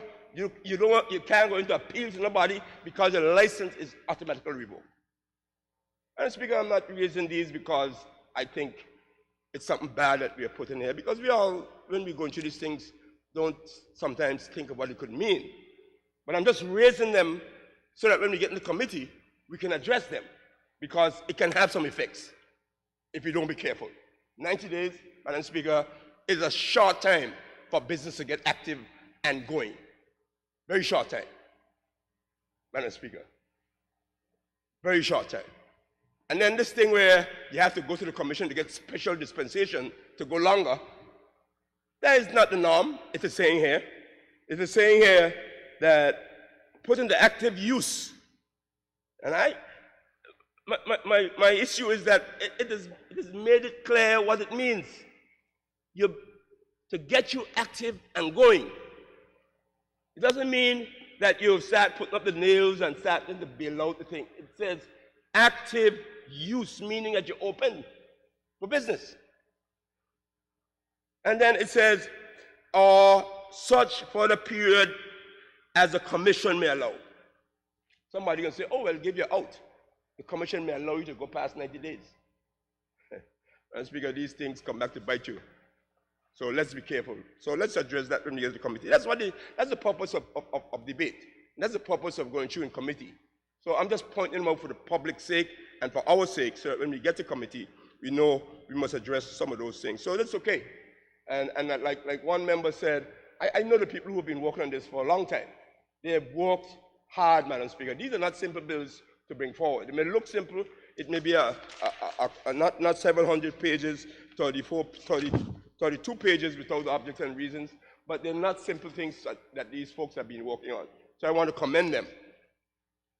But our job is that when it gets here, we must debate it, but more importantly, when it gets to a committee, we must go through clause by clause and line by line to ensure that it meets the purpose for which we are trying to put into effect here, Madam Speaker. So that's important. Let's take a pin on that into clause 13 and make sure that we are comfortable with it, Madam Speaker. The rest of it, Madam Speaker, we will go through it as we go along, and so on. I get a little worried when I hear some words in some of these clauses, but that's the way it is. Clause 19 would give the Commission the power to suspend or revoke a license in various circumstances, including contravention of the provision of the Act, regulations made under the Act, any trade legislation. I need clarification on that when I get to that point, Madam Speaker, because when I hear about power, I get scared. Madam Speaker, clause 22 would require a business that is temporarily closed to notify the Commission. Again, Madam Speaker, definition. What does temporarily closed mean? What does it mean, Madam Speaker? I went on vacation for a month, and my kind of business I have can't operate without me, so I close the door. So when I leave, I must tell the Commission, and when I come back, I must tell them, what does temporarily closed mean? We must check that in the definitions when we get it. And there are usually definitions up front, so maybe there's one in here of what temporarily closed means. I don't know if it's there, but I want to make a note. We must understand what that means, because many businesses close for a period of time. Some close during their off-season. A lot of businesses close during the off-season, the tourist off-season. When you close, you've got to call the Commission and tell them you're closing for 3 months for renovation, or you're closing because you have an issue, or you're closing, Madam Speaker, because the toilets ain't flushing properly. I don't know, Madam Speaker. What does temporary close mean in this instance that we speak of here? So let's get those definitions, make sure that they're in there, to make sure we don't have any problems when we come down to it. These are all things that can be fixed, Madam Speaker. So ain't nothing big that we got to worry about, but we just have to make sure we attend to them as we put this bill in place. So, Madam Speaker, those are just some points I wanted to raise there, and I'm glad that you allow me the privilege to raise them. I want us to continue to do the work of the territory, and as I recently said, there's a way, no way. Let's keep hope alive. Thank you, Madam Speaker.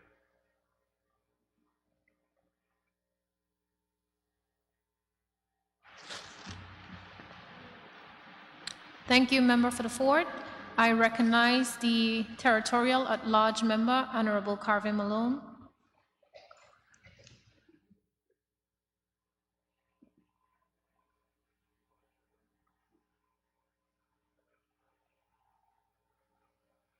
Madam Speaker, I'd like to thank you for the opportunity to make my contributions to this very important bit of legislation, bill. You must appreciate that I have a different view in the House, so as opposed to looking at my right, I'll be looking at my left. So it is all good. And Madam Speaker, from whichever side of the aisle I happen to speak from, the fact is a people-centered representative. Madam Speaker,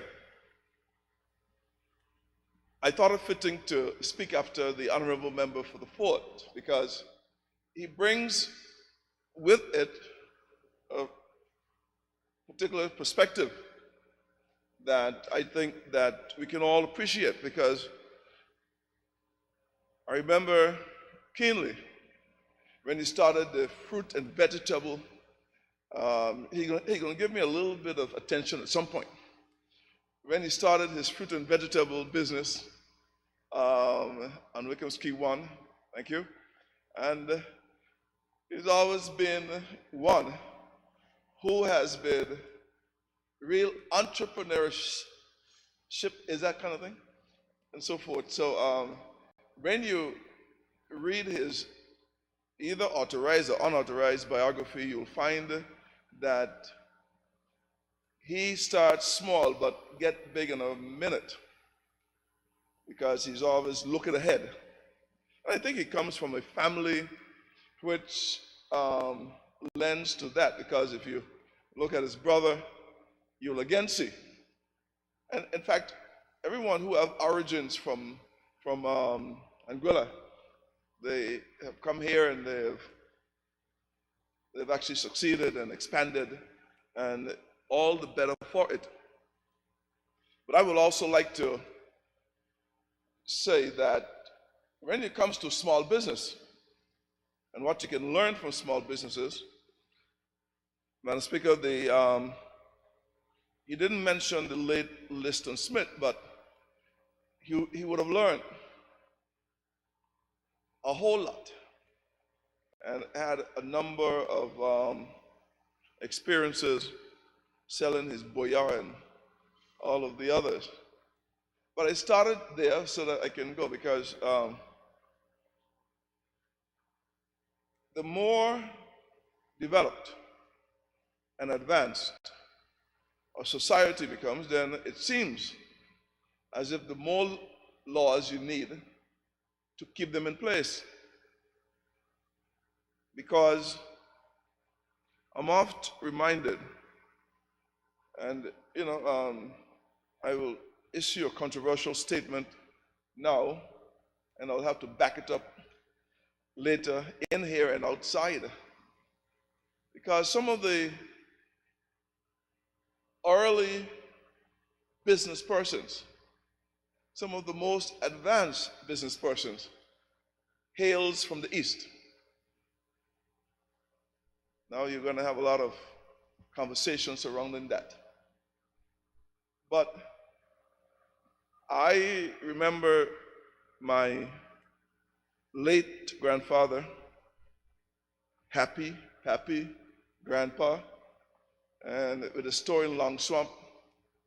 And I would have had to have moved from Flat Hawks Bay to Long Swamp to either carry his food, or when I go, he will bring back sweets. And the story of my sister, she will be so happy when I come back, because I come back bearing goods from Pappy. But we come from a family of entrepreneurs, because my late aunt Helen Flossie, and we go further east, and I will jump ahead of the honorable member for the 8th, because he will invoke the same names, though he would have to start a little bit later than I, because he would have known them later in the game. I went, as you will not know, but I'll tell you now. I attended the what is now the Willard Whitley Primary School. So I was just across the street, and we run down to Miss Rapsett, get our specials, and we had a lot of business persons. My late Aunt Louise and my Uncle Harold, and all of those persons were all business persons, small businesses. I don't know how much they would have survived under the new legislations coming to be. But the fact is that these persons,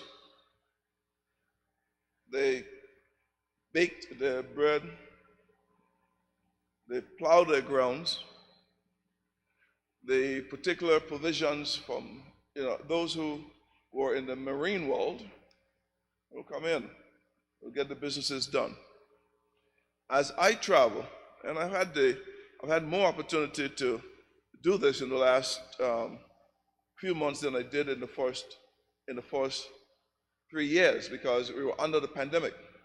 It's oft amazing how folks tend to forget what the world, and indeed the BVI, has faced in the past 2 years, 24, from I think it was from January, but it was deemed a global pandemic in March.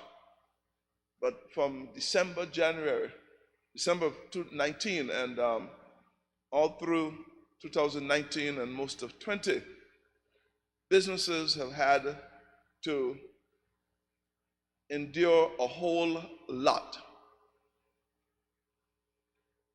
And as soon as you are coming out of it, the new legislations that were formulated in quote unquote better times are now coming into play. And this is why some of the business persons are wondering, well, wonder if anybody knew that we had to close down. We were without trade. The banks were still calling. Insurance companies were still calling.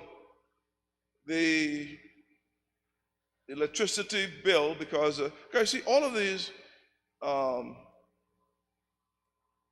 occurrences that have effect on businesses, we are not exempt from any of them.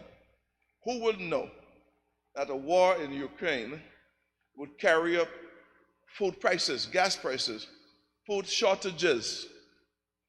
And the topical issue now is the height of the electricity bills.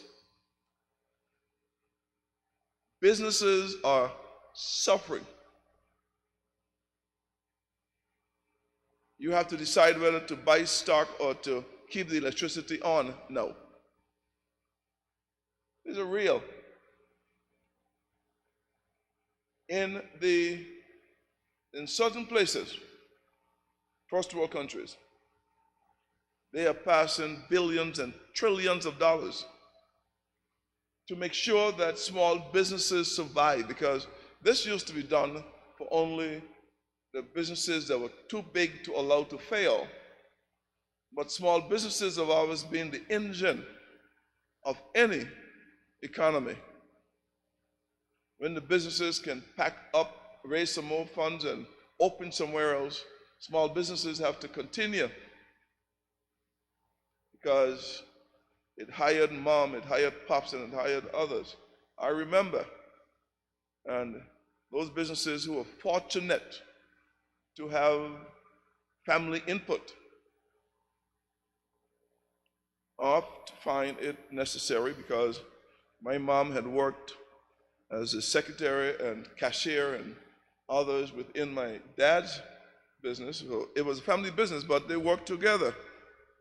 And, you know, women always lead the way in saving. So sometime when the guys were out there and the day is finished, they will take some money out of their pockets and put it in a piggy bank for them, or else it will get spent somewhere else. So when they reckon things were brown, the wife will say, well, look, I have $10,000 saved up here. Well, where you get that from? Well, when you come home and you left your pocket there and you missed $5, I was helping you to save it.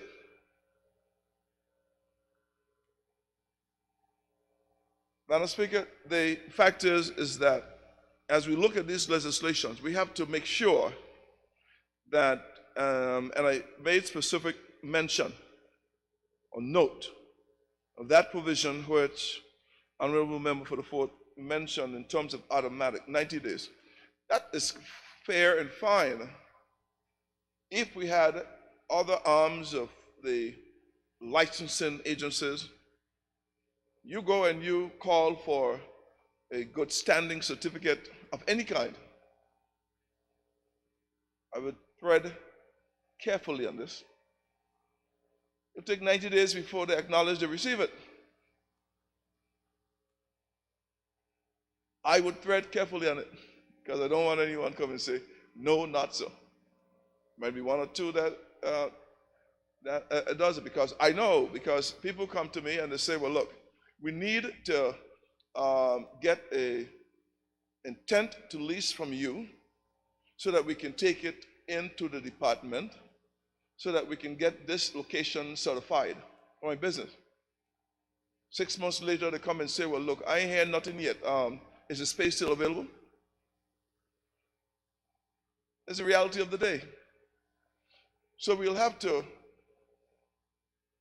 in the committee stage, amend it so that if we can prove that you make application, if you can prove that you've done A, B, C, D, E, F, then they could do. Have another situation where you get your license and now you put in for, you advertise for the post, there's no one here, you have to bring someone in, and you put somebody's life on hold and tell them, well, look, hold on, I put in your application for the work permit, and it should come shortly. I wouldn't go any further with that right now. But the fact is that as a particular body, we will be looking in terms of how we put time limits to some of the applications that we would need, and we all have to work together to this. So I haven't transitioned from one side to another in terms of being fully aware of the challenges that each of the ministers, the ministries, the departments have, and they're working on them in order to improve efficiencies so that small businesses can thrive, because all of what is required for them to continue in business, we have the, as the members say, renewal of work permits. Folks are waiting too long, so they are crying out. The businesses are suffering. I might have to close down my business because I can't get the work permit process. So we will continue to work together, and I have pledged to my support in all ways, front bench, back bench, opposite side. I have a trifocus. I have a trifocus view, is it? See it from all sides, front bench, back bench, and opposite side. So I would say to you that you have a person who can look at it at different perspective, because I've been in business all my life, because my father and my mother have been in business, my aunts, my uncles, my neighborhood friends. So I've been around the business, so we know the pain that each of these persons in the earlier days, and then we will come up to what it have. The honorable member for the 5th, I'm impressed with the in-depth research that was conducted, and I think that it is common of him and expected of him, if he's going to speak, he's going to do his research. You can still call on me for any ideas you may have, So, so at the end of the day, he didn't call on me for this one, but he can still call on me. I can give him a few tips. But I was making a joke the other day because he was looking at what happened back then, what happened now. I remembered in Pace University in 1981, we carried punch cards. So when we went to the computer lab, we had to carry stacks of punch cards and go in and write the programs ourselves, and then bring out, and then we'll have this nice particular results from it. If you're wrong with one card, you have to do over 200. That is what it was. Now, of course, you push a button, and if you don't get immediate responses, then you want to change the computer. That's fine. Technology has advanced. The days, again, since he was the one going back and looking at what it is, you send a kid today for a 45, and you'll be surprised what they come back with. They don't know nothing about any 45 album. What 45 are you talking about? Well, kid, where did you get this 45 from? They have a different perspective altogether. But the whole philosophy of business, big, small, in, out, is quite simple. In fact, it is after you go to college is when you start failing in business, because in my father's day, he buy it for one, he want to sell it for 3. Now we buy it for 1 and we want to mark it up 45%. Buy it for 1, sell it for 3. Buy it for 1, you mark it up 45%. And when you go broke, you're wondering, well, how did a family of 12 survive, and you have the devil or deacons working with a family of 3 or 2 and survive with 12 on a small business, and you can't survive on a little one. You went to school and you learned so well, you learned how to do the complex maths, and now you can't mark up by 300% anymore. You mark up by 45 and 55 and 60. Of course, honorable member for the 4th, he will know about markups, markdowns, and sales. I support this legislation. Implementation, we should be mindful of, because businesses are hurting, families are hurting. Yes, we have to protect certain classes of businesses for persons of the BVI, and we have to make sure that we don't close the door on persons coming into business for the first time, especially when you have young people trying to expand and do that which is correct in terms of legitimate businesses. We have to make sure that we facilitate in all of the arms, all of whatever makes it necessary for them to get their proper license in a timely fashion. They get their, whatever is required of these persons, that they are able to get this done. it is critical for us to assist this. The implementation makes a difference because the world itself have not catch itself. Distribution chains are disrupted. Manufacturing lines are disrupted. There's strikes and wars and pandemics and natural disasters that are more now than ever. I listen keenly and I play back the recordings from Barbados, Honorable Mia Motley, in terms of some of the same concerns that are cited here. Recoveries from disasters, recovery from this, but we tend to forget that these small businesses, they are smaller, so they feel the pinch faster because they're selling today's product to pay for just yesterday's, affairs. If they carry up the prices too much, well, then they have multinationals coming into the society. So, of course, now the days that you could have buy for one and sell for three, that's gone. Because you have the Amazon and you have all of the other bigger chains that might well be here in the territory. So small businesses are having to apply the same mark-on or markup strategies, but then again, when the strain comes or when the challenges come, they feel it first.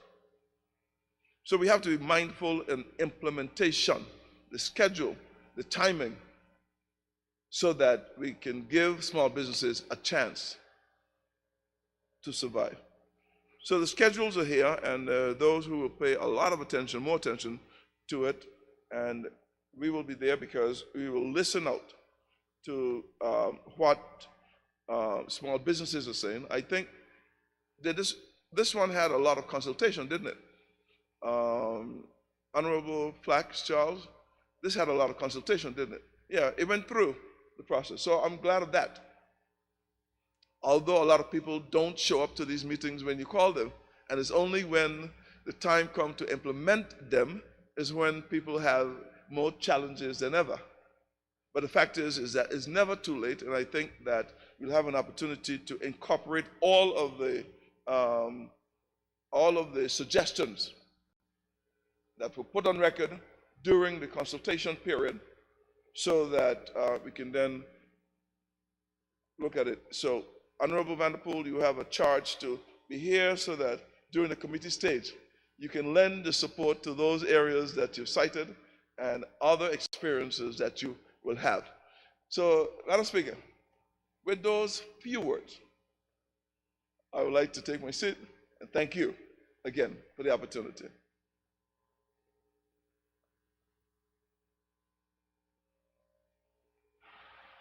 Thank you. I recognize the member for the Ninth District.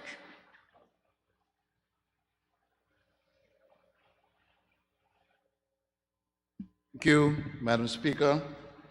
Most of what I would have said has been said already, so I promise not to be too long, Madam Speaker, but there are a few things that I must say. Madam Speaker, trade has always played a very critical role in the development of all nations. So it's something we must pay attention to.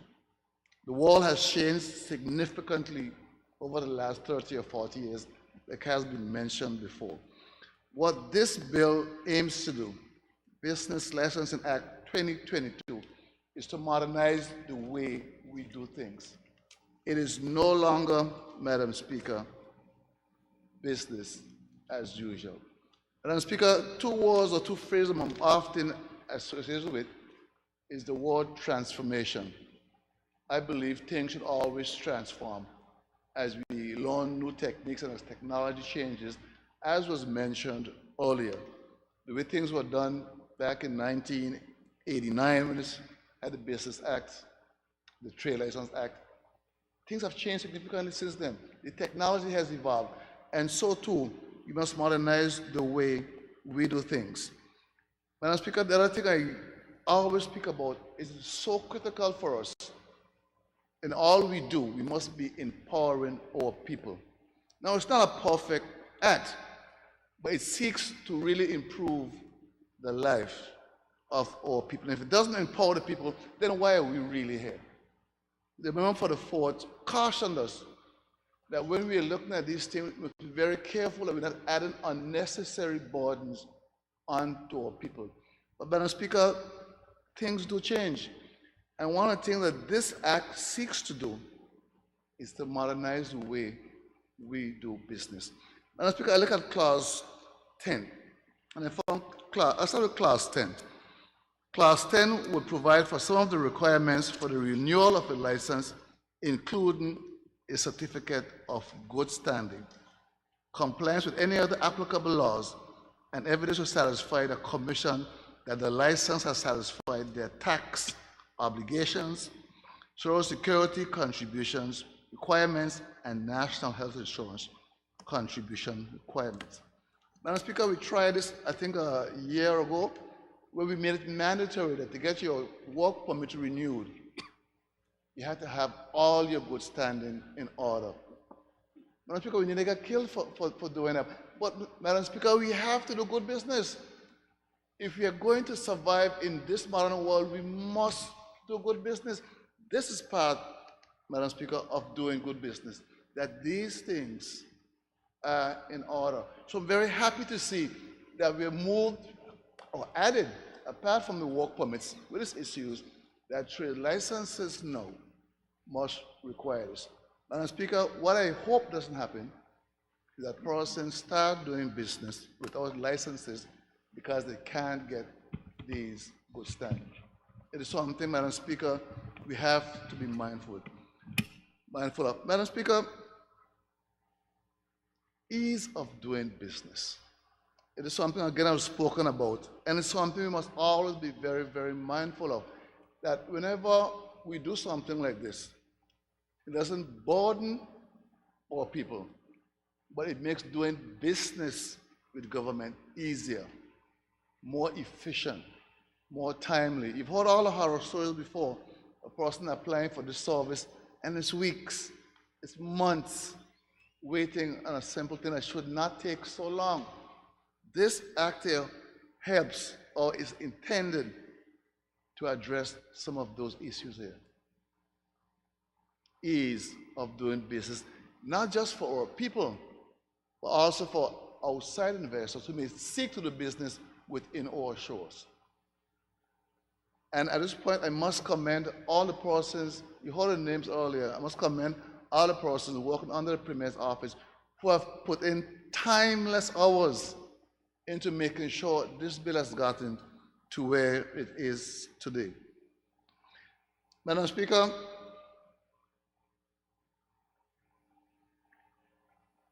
we must always continue to provide opportunities for people. Again, this act seeks to do that. Opportunity, encouragement, and support.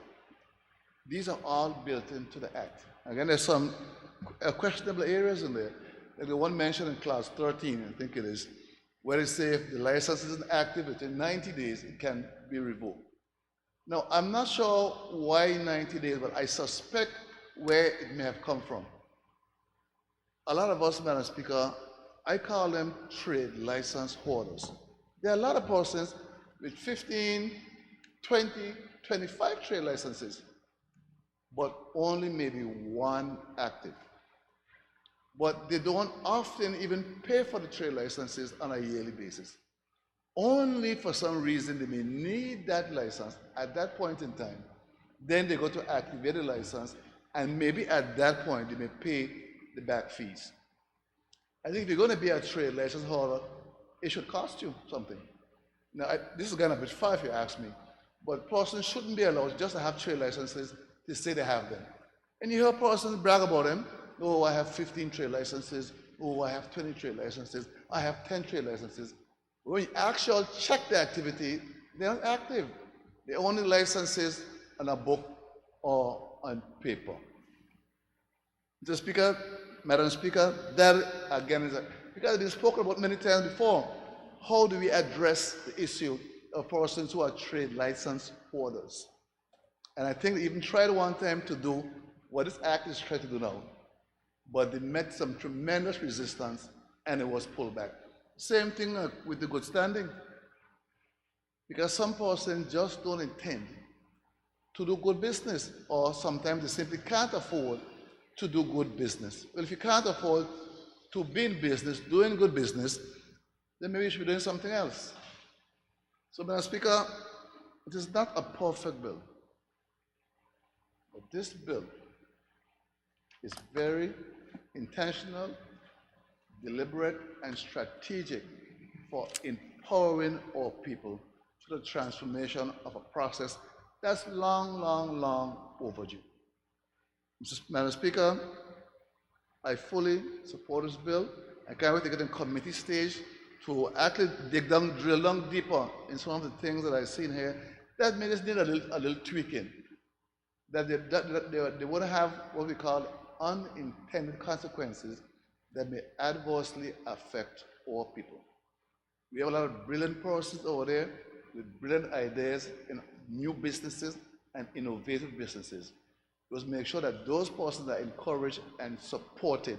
And I think this bill here, this act here, brings a lot to the table in helping those persons move to the next level in the entrepreneurship pursuits and in their businesses. So, Madam Speaker, with just those few words there, I thank you very kindly. Thank you. At this stage, we will break for lunch until 2:45 p.m.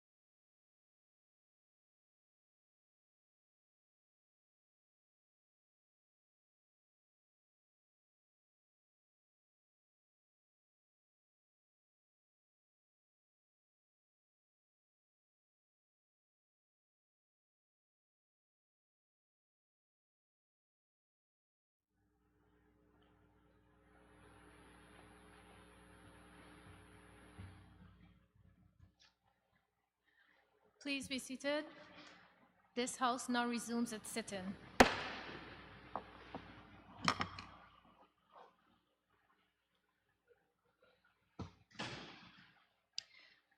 I recognize the Deputy Speaker and Territorial at-Large Member, Honorable Neville Smith.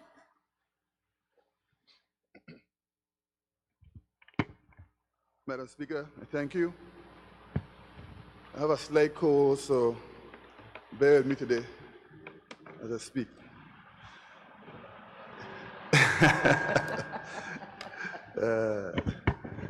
Madam Speaker, I rise today to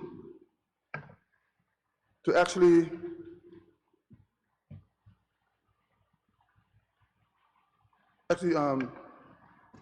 support this bill, Business License Act 2020. Madam Speaker, here in the BVI, we have a lot of young people with a lot of knowledge, experience, ideas, plans, name it. And we need to continue to encourage them when it comes to doing business. We need to make it as easy as possible for these young people to become what they want to be. And try not to put any obstacles in the way in doing so. Yes, we have to have some laws and things put in place to protect, but we still have to make sure we leave a room of encouragement for these young people when they're trying to get ahead in life, in business. When I was young, one of the first things I did as a business is sell limes to make $1. And I could still look where I am today. I own a few businesses that is doing pretty well. I take a page out of Honorable Vanderpool's book, Number 4, because I always remember when I used to play basketball and me 88 and funny, and we passing on the road, had the little fruit shop. He had in the store, you know, getting some watermelon, oranges, and look at Mr. Vanderpool now, and Honorable Vanderpool. You know, who would have believed that he'd have reached the way that he reached now? And that's a lot of encouragement from people as well. And we have to start to support the young people when we see them out there trying to do business. Not just watch them and pass them and shake your head. Support them. Go and support them. So I'm hoping that we also could find somewhere that we could find ways to help the small business find some sort of financial support. We used to have National Bank. I think that was created for that, but it's now changed to be a commercial bank. But we have to find some sort of avenue that the young people could tap into to get financial support to help with their dreams. A lot of us might have the funding to do it, but some people doesn't have that kind of a backing to get those things done. So I'm hoping there's some way that this new business commission that we're going to set up and stuff could also find ways to tap into those resources that could help the young people in what they're trying to do. I also would like to see, and I guess this will come in policies, but I also would like to see that where young people who want to open a business, before getting that license, that the same trade commission could help set up where they have seminars and little different things that these people could go to and learn how to do business plans and different things to help them set up a company, not just set up a company for them to fail. Because a lot of time when there's young people set up companies and they don't know how to run a business, and they start, they end up spending the money, the first of the money that they make, they spend it even before they get it. Because they don't understand the meaning of business. They think, well, look, as this money come in, I'm going to spend it. They don't know they have to invest that money back into the business that they have. So these are the kind of things that we need to encourage our young people and show them how to run a business. Because yes, it's okay to open a business, but there's a difference in running a business and managing a business to be successful. I've learned the hard way and a lot of things that I've done in life. And learning is good. But when you learn, you have to learn and understand. Business is not a game. Business is business. And it's not all about making money, and it's also about the customers and being customer-minded and how you treat people. So these are the kind of things that we need to encourage our young people when they want to go into business. But we, as a government, have to put these things in place to encourage this as well.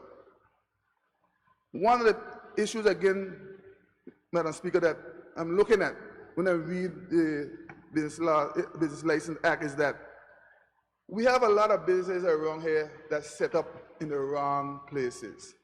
Zoning.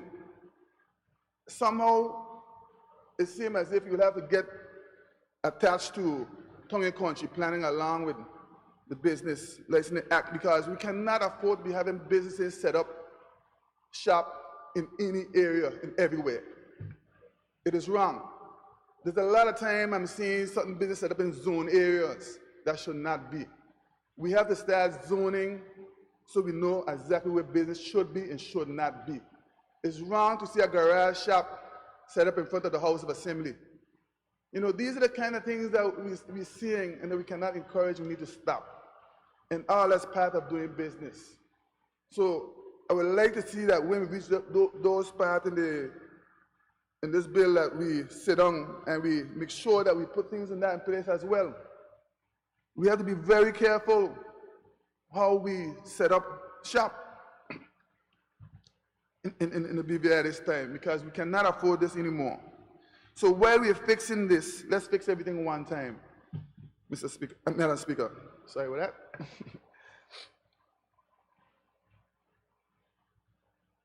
Madam Speaker, in closing, what I'd like to do is encourage everyone in the BVI you must always support the local and the small businesses. I think the member, Calvin, spoke of this, saying that it's a small business is what keeps us going here in the BVI. Most big companies do not bank their money in the BVI. They always bank the money away. Isn't that so, Honorable Vanderbilt?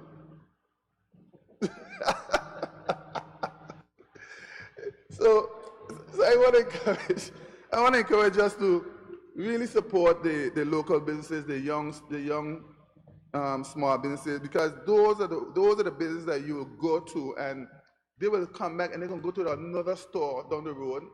They're going to go and support the other store, come back and support you, and the money circulates.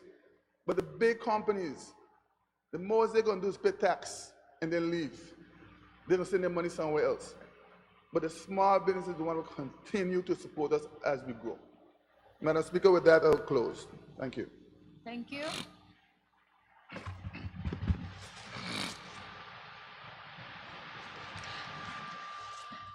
I recognize the Minister for Education, Culture, Youth Affairs and Sports. Thank you, Madam Speaker. Madam Speaker, I stand today briefly to show my support for this bill. As a former Junior Minister of Trade and Economic Development, I had the opportunity for some months to work closely with the team led by Ms. Lizette George and others within the Premier's office in the Department of Trade. And it was truly a time where I was able to see that hard work had gone into a suite of bills that would ultimately revolutionize the way that we do trade in the Virgin Islands. And seeing another one of those bills come to the House during my tenure here, I believe so far we've dealt with the Trade Commission and the Consumer Protection Act. And now I believe the Business Licensing Act, along with the many others that will come, will seek to strengthen and reinforce the values and the principles of good business ethics and practice in the Virgin Islands. Much has been said in relation to how this bill will help to support the already blooming business sector in the Virgin Islands. And as we continuously seek to propel entrepreneurial opportunities among our young people as well as all of our citizenry, I want to support this bill because I believe it further details the way in which business should be done given the many changes that have taken place over the years. Members have already gone into the objects and reasons in great detail, but I believe that as we continue to understand the background of this territory in relation to how it was built and the role that small businesses, the role that entrepreneurship plays in our territory, and the willingness of so many young persons to consider a career pathway that involves business and entrepreneurship, it's befitting of us to continue to do whatever possible to ensure that the acts, the policies, the regulations that are in place speak to the century that we are in, but also innovatively addresses the future possibilities that exist within our region and our world in relation to how we would want to diversify our economy and further strengthen our global impact in relation to business. I want to appreciate the level of work that will have to go into building out this act in terms of the work led by the Junior Minister of Trade in ensuring that the public is aware of what this act truly entails and how it fits them. Because oftentimes, as stated before, we genuinely and intently and passionately go into business, but we don't always understand the responsibility of a business owner and the obligations that we have in the territory. And I believe she's spoken to many programs that will be put in place to ensure that that opportunity is given, that resources are given to ensure that that support that is so desperately needed is realized. So, Madam Speaker, I want to lend my support to this bill. I look forward to it coming to fruition and lending strength and depth to our business sector. And I continue to congratulate the team that has put it in place and will now go forward to implement it once it is passed. Thank you, Madam Speaker. Thank you. I recognize the Leader of the Opposition.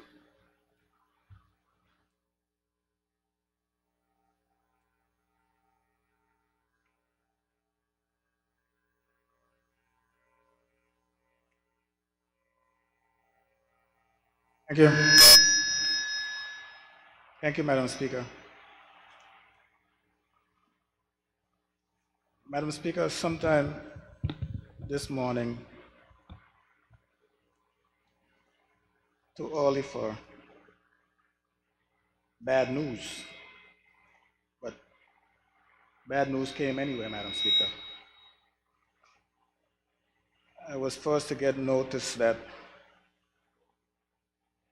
one of my constituents, Marion Nibbs, a friend of mine,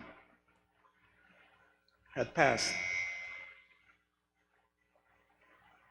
Madam Speaker, you ask yourself the question as to when does it stop? And it hurts even more when you get to believe that there are things that we can do in our community to stop it.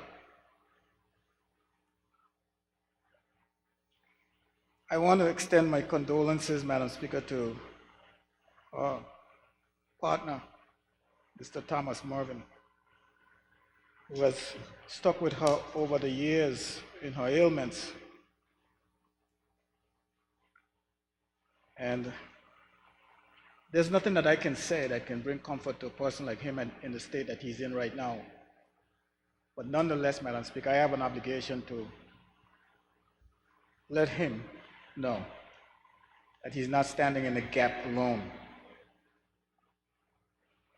I want to extend condolence to her mother, Ludina Foy, her father, Amos Nibbs, and her sister, Shamika, brother Azil, and the rest of them. Madam Speaker, this government, governments before it, and governments to come must know that they have an obligation, Madam Speaker, to the people of this territory that are falling victims to some diseases that are environmental in nature, and things can be done about it. I said before that I go to funerals. I have no secrets. I hold nothing back, and I make it clear publicly how I feel about cancer in our society, the high rates of cancer in our society. And those of you who are feeling well right now can make fun of it. When cancer strikes, it's only a matter of time. So you might be feeling well now. Have your laughs. Make fun of it. But government in particular, I'm speaking to, must do something.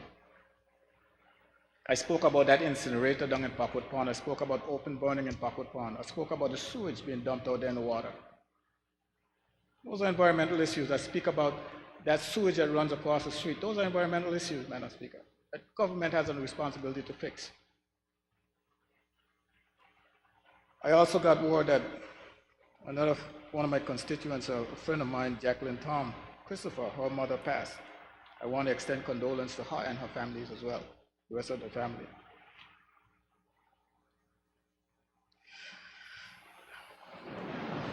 Madam Speaker, as far as the bill before us is concerned, the Business Licensing Act 2020,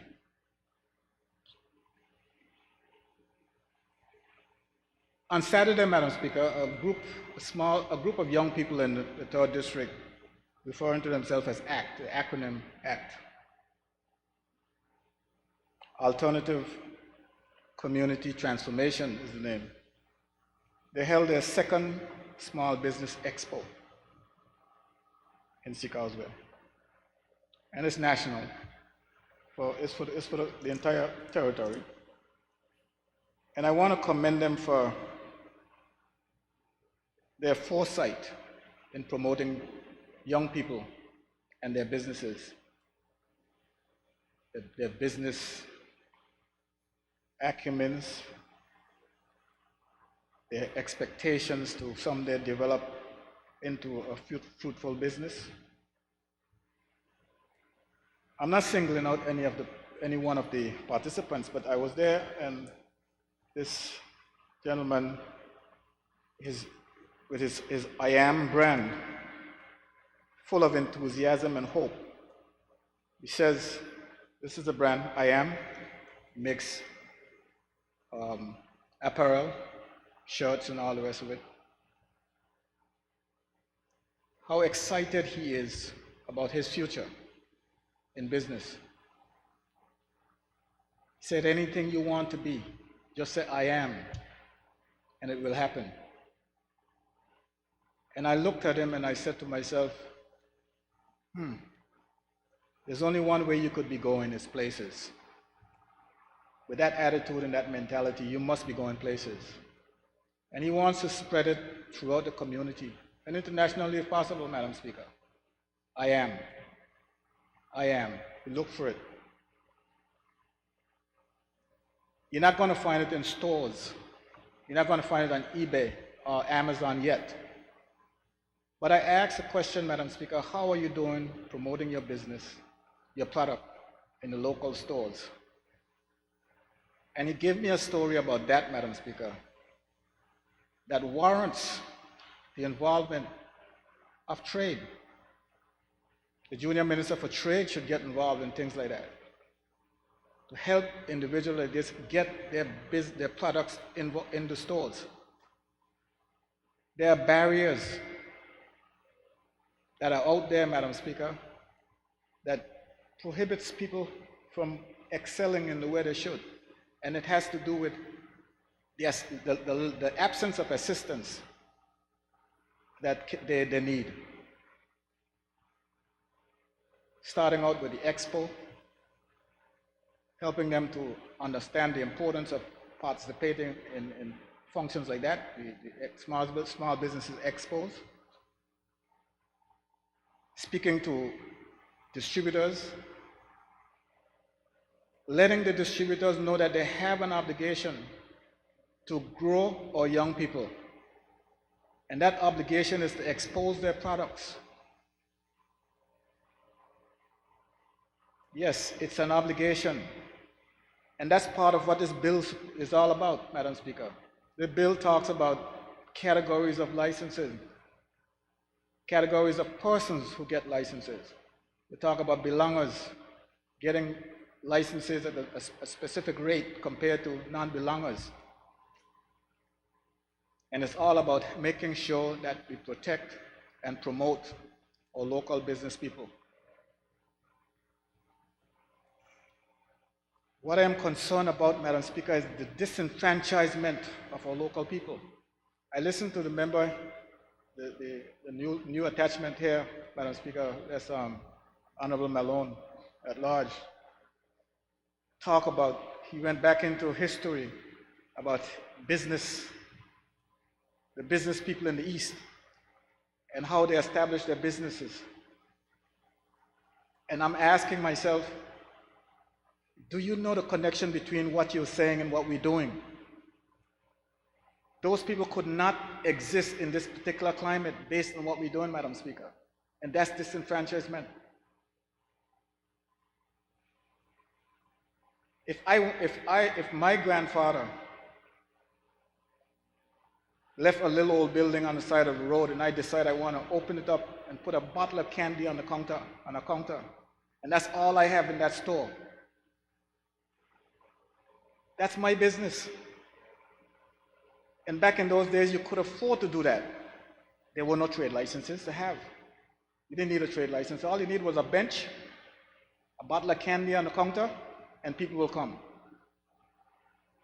Okay, so we went ahead and we established a necessity to have a trade license, which was affordable and easily accessible. All you had to do was go in town, or if you meet the guy on the street and tell him you need a trade license, he go in town and fix up the paperwork for you and tell you, next time you see you, tell you, come in to pick up a trade license. I don't know if it was $45, $50, or $25 for this trade license, but you had the trade license that you're required to have. Now, in order to move on from just selling candies in your store for which you had a trade license, and you were selling sugar and doing a little seamstress work or tailor work, all those things you were able to do with one trade license. Then they changed it that if you want to sell candies, you got to have one trade license. If you want to do a little tailor work or seamstress work, you need another trade license. So you had two trade licenses within the same little shop. And if you want to start selling bread, maybe they call you a baker now, so you got to have a trade license for baking. So you had 3 trade licenses.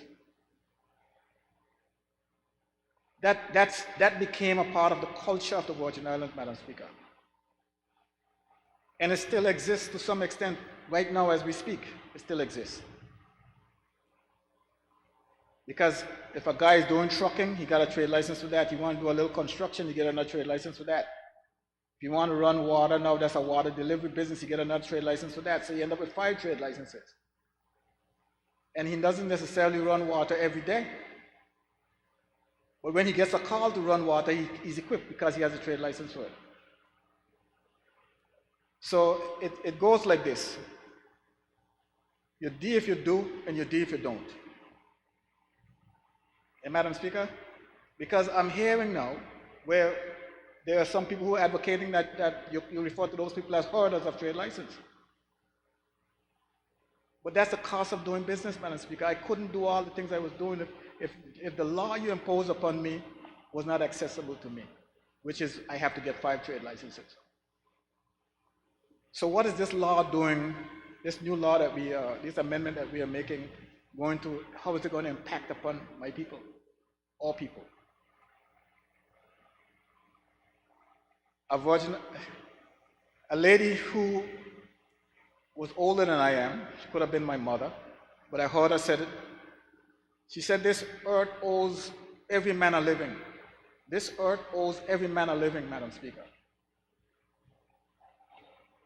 And if you can't make a living on the earth on which you live, then the earth has failed you. In this case, Madam Speaker, the earth is the government. Every man in this territory is owed a living by the government. And there are some people out there who are saying, oh, he's talking about the dinosaur age. Why doesn't he get with the program? But I got news for those people, Madam Speaker. I got news for them. Tell them I said to check themselves. Go check yourself. Because it's these laws, if we don't get them right, going to put you out of business. Well, when I say out of business, they probably don't have a business as it is right now, but they'll never get one. So we have to get it right. And we are here making legislation talking about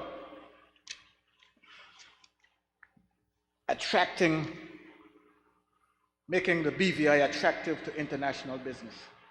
I have no problems with that. Making the BVI competitive with Turks and Caicos, I have no problems with that.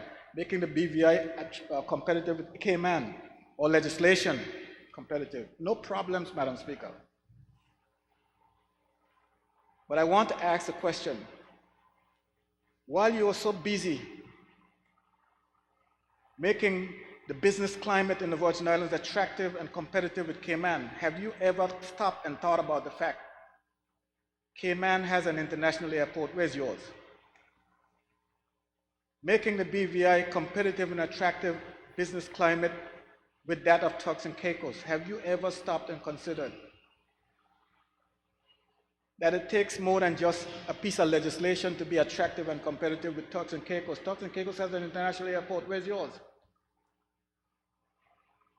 That doesn't mean the fact that we don't have an international airport, we shouldn't advance this, Madam Speaker. But stop talking through one side of your mouth. You need to talk through both sides. Yeah, while you're giving me this, I need something else to go along with it. Make me, the Virgin Islander, competitive with Turks and Caicos. Makes me, the Virgin Islander, competitive with Cayman Islands. Give me access to international markets just like they do.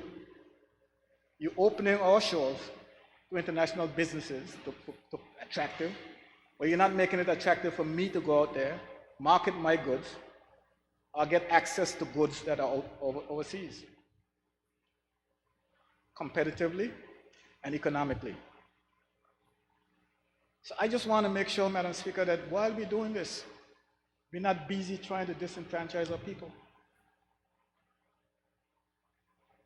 Make no mistake about it, Madam Speaker. The Virgin Islands will exist. They will always exist. The big question is, exist for whom? They will always exist. Are the people who we consider to be Virgin Islanders going to be a part of that existence? And that's the question. That's the million-dollar question. When I was a boy growing up, my mother only wanted for me to get a job in town.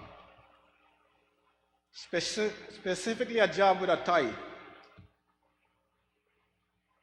Go get a job in town. And I'm sure that was true for all the boys and girls in my generation. But was that enough, Madam Speaker? If that was my only aspiration, Madam Speaker, where would I be today? If that was the aspiration of all the people in my generation, where would they be today? See, Madam Speaker, what we are doing, if we don't be careful by disenfranchising our people, is preparing them to get a job. You can work hard, Madam Speaker, and you can work smart. The choice is yours. You work hard, you get a job. You work smart, you own a business. Choice is yours. And for the people who we are legislating for, their choice is at the ballot box. To make sure that they elect people who understand their needs, and who fight for their needs. I particularly, Madam Speaker, believe, I believe, you know what a friend of mine told me? He told me it's better to be the head of a jackal than the tail of a lion. Not too many people will understand that, Madam Speaker. Not too many people will understand it. What I'm saying to you, Madam Speaker, you build the Virgin Islands for Virgin Islanders. Yes, people will come. But if you build it for people, you exclude Virgin Islanders, they will push you out or push you aside. Take your pick. A lot of Virgin Islanders got pushed out. They left. They had options and they left. The question is, do the Virgin Islanders here today have options that they can leave? So they will get pushed aside. Say what you want about the 13 of us. Say whatever you want about us. But you still end up putting us in a place where our responsibility is so great that it determines your future. And I want to make sure, Madam Speaker, that any decision that I'm a part of is the right decision. That's what I want to make sure of. My colleague from the 5th District, when he spoke, quite uncharacteristic of him, he spoke for a while. And he spoke well. He said a lot of things, good things. Did his research. He went back in time. Yes, it is hard for anyone to believe today in the 21st century, 2022, that there was a time not too long ago, up and down the United States, nobody had a cell phone. It's hard to believe, but I know, I was there. He didn't have any.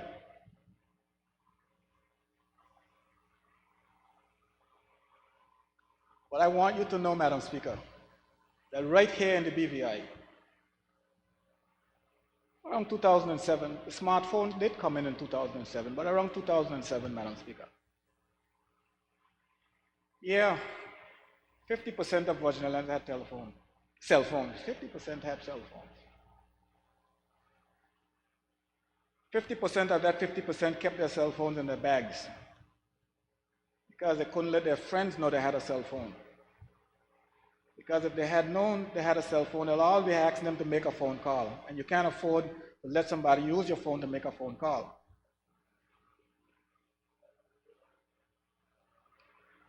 "75% of that 50% had their phones turned off, Madam Speaker. Because people had a habit of just calling you. And when they call you, you have to pay.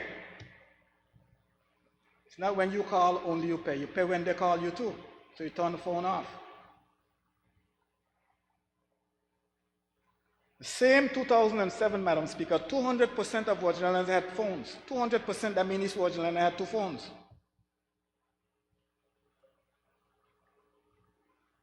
7, 8. I just want him to know, Madam Speaker, this member for the 5th, to know that they must thank me for that. Yeah, everybody got 2 cell phones now. First, you don't have to pay when somebody calls you. And second, the rates are down. I see them going back up now, but and that is something I have to take up with TRC, Madam Speaker. TRC has to look into the law to make sure that companies like Flow are not benefiting from an area in the legislation that they should not be benefiting from. Because the licenses are unitary. And you cannot use a landline to promote a cell phone. You cannot link them. And I'm sure that that's what they're doing. Selling them in bundles and packaging it as one. Using the same office space to promote both sectors. There are a lot of benefits there, Madam Speaker. When you sit and you think about your people, you can get a lot out of these legislation, Madam Speaker. You could put a lot in the legislation that benefits your people. And that's what I'm concerned about, that when we look at this bill, we comprehensively look at it in terms of how do we attract foreign businesses to come in and do business with us, while at the same time enfranchising our people. I don't mean, when I say enfranchising our people, yes, it is right for us to mandate that businesses coming to the territory to do business should have partners, local partners.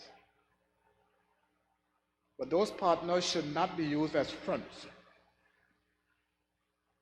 They should be meaningful partners. They do this effectively in other parts of the world, Madam Speaker. If you want to do business in countries, I could pick a country, maybe Cameroon or whatever, and you got to have a local partner. Malaysia or something, you got to have a local partner. And that's a meaningful partner. And the aim and the goal is, Madam Speaker, that is at some point, that person or that affiliate that you have will indeed become the sole owner of that business. I went to a business some days ago, and they were promoting the business and using one of the employees as an example of their stability and their competence, and saying that this employee has been in the industry for 30 years and all that. I told them, I had an opportunity to speak, and I said to them, you ought to make this person a partner. They ought to have shares in this business. Yes, I said it. All people are good in just about everything, Madam Speaker. You name it. Virgin Islanders are among the most versatile individuals you're going to find anywhere in the world. They're loyal.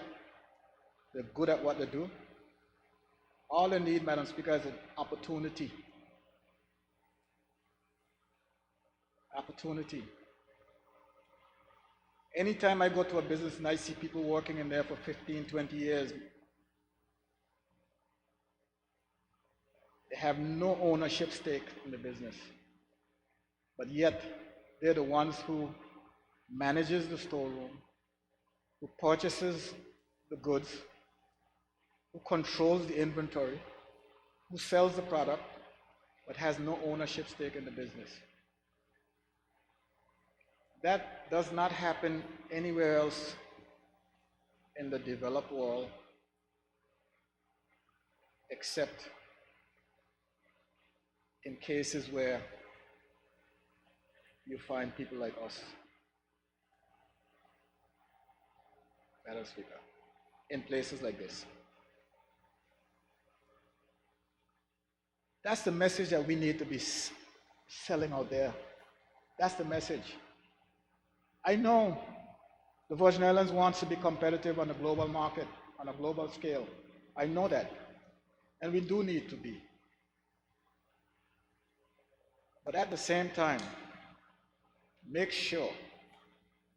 have to make sure that all people are front row and center.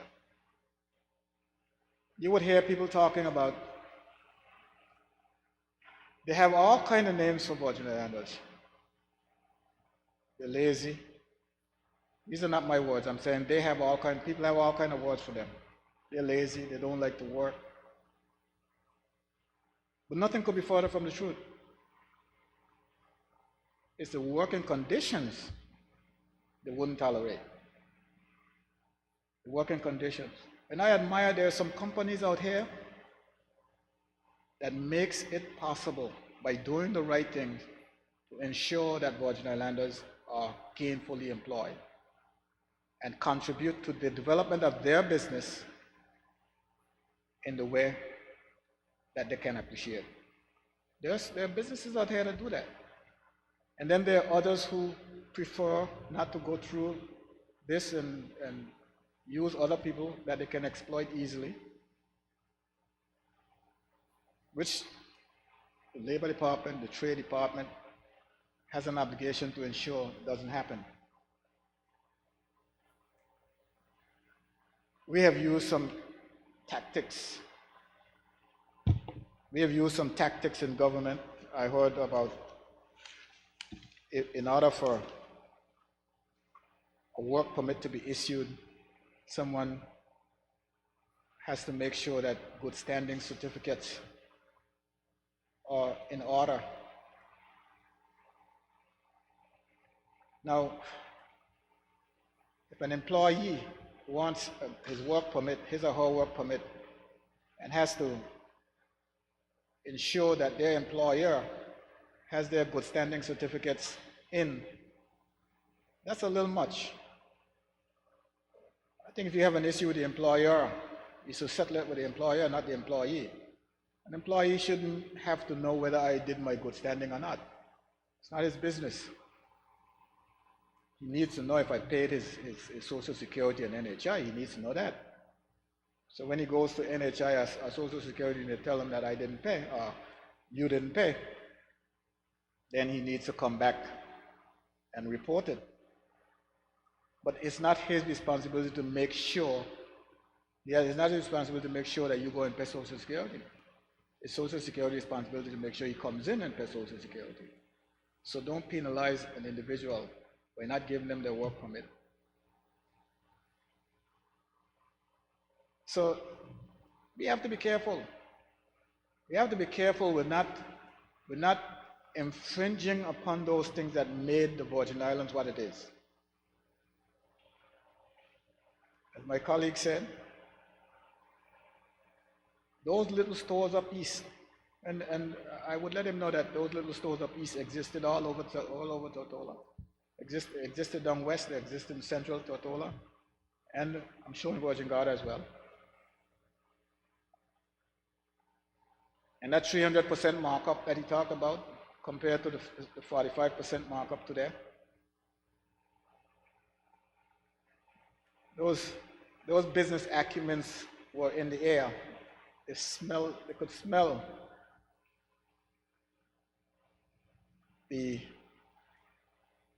what they needed to do in order to keep their business afloat.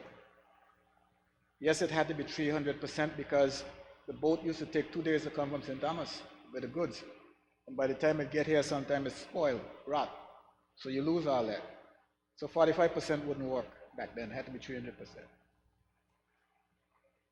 But we survived it. And those are the things, Madam Speaker, that we have to guard against in doing this bill. Yes, the piece of legislation that we are going to amend or repeal, or has been repealed, was 33 years old or more, or thereabout. But it worked for us. We have to take the elements of that legislation that worked for us, make sure we don't ditch it, make sure we don't ditch them, and build upon that legislation to attract the people who we want to attract to come in. But for heaven's sakes, Madam Speaker, don't disenfranchise our people. Madam Speaker, I had a complaint. I had several complaints, many complaints. But the deal with the zoning that was brought up a little earlier, business of they're not incompatible businesses with a particular area. That should not happen. Someone told me, they called me and they were being vague about a business in their neighborhood. So I just said, okay, don't tell me you got a pig pen next door to your house. So they said to me, how you know? So I don't know. I'm just, because you're being vague, you don't want to come out and tell me because you think I might identify you. So they go, yeah, yes, there's somebody got a pig farm next to my house.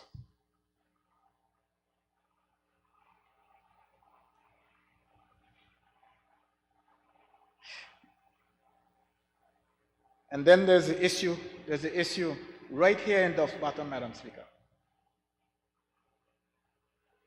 I got numerous complaints about loud music. I even came over one night. The person called me and said, come now. And I'm like looking around, right? After I done come in the house and tell people that if somebody called me 5 o'clock in the morning, I have to go. But I tell them not to go because they got young wives.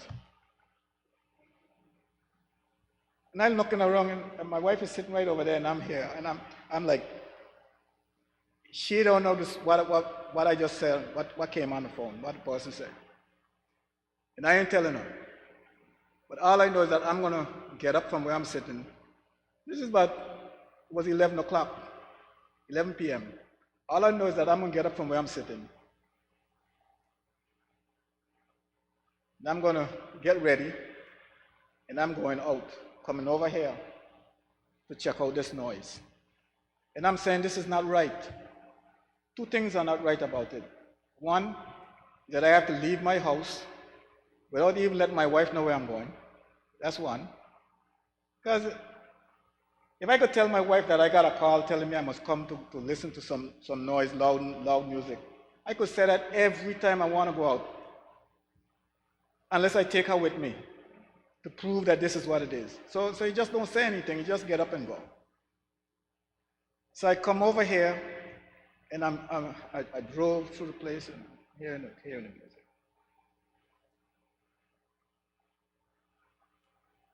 I reported it. Yes, I did report it. Because I'm the district representative and nobody wants to get their name out there to say anything. Okay, I reported it. It happened 2 weeks later, Madam Speaker. I get a call.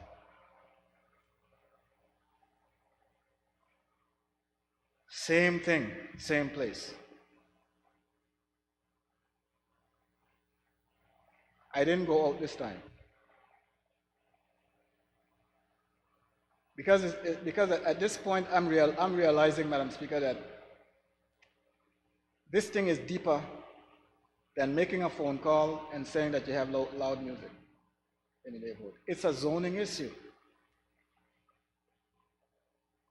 Who do you talk to in matters like this? I have already demonstrated in this honorable house that there is no recourse for people with sewage water running from their property onto another person's property or onto the main road. I've already demonstrated there's no recourse for that. There's no recourse for noise in your neighborhood. But look at it this way. Somebody has to be issuing a liquor license to these people. Somebody has to be doing it. In the case of the houses that leak their waste on the road, somebody had to give them a planning permit to go build. But then here we are, doing the easy stuff. Just making some amendment on a piece of paper that can disenfranchise our local business people or BV Islanders. That's easy, with heavy consequences.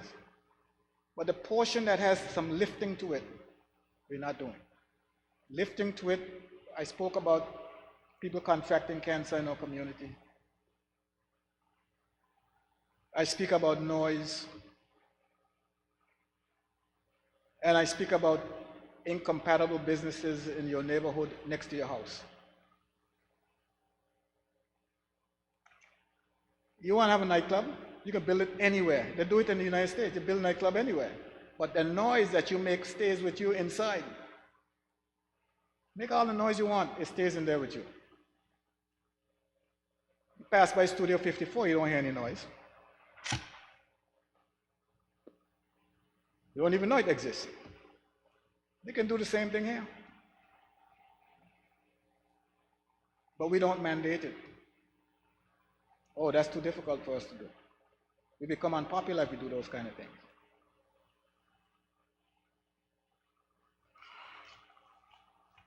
So it came up, so I had to address it.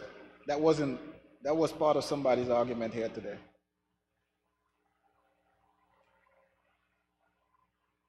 So yes, Madam Speaker, I am all in favor of the BVI remaining relevant. I'm all in favor of the BVI staying on the cutting edge. I'm all in favor of the BVI being competitive. But those things that I mentioned, if you want to be competitive as a territory, make me competitive as a citizen by giving me access to markets. Don't disenfranchise me from benefiting from the things that I was used to having. Don't deprive me of those things. And in that regard, we can do business. I see no problems doing business in that regard, Madam Speaker. So, Madam Speaker, with me saying that, I will gladly take my seat. Thank you.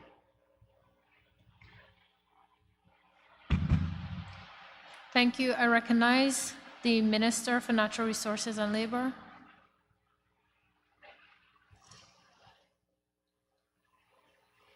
Thank you, Madam Speaker. Madam Speaker, I rise to give my support to the Virgin Islands Business License Act of 2020, and I will spend a short time, Madam Speaker. I intend to spend a short time giving my contribution to this particular bill. Madam Speaker, I want to start by stating that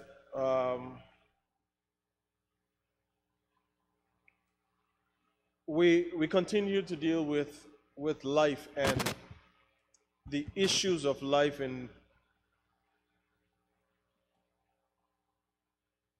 I think it was very early this morning, after being in communication with my constituent, brother, friend, Plummer, and just somebody I grew up knowing and looking up to as a young boy. I learned of the passing of Marion Nibbs, who her first name is the same as my mother. And I want to, Madam Chair, start just by extending condolences to Marvin, children, the extended family, who are from Honorable Fraser's district in the 3rd. But Madam Speaker, I believe what's important too is I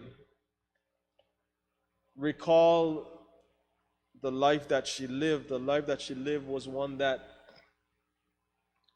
she was always generous and willing to give of her time, and she loved her father. I remember her post just about every day, but especially on Sundays, where she would prepare a meal for her father.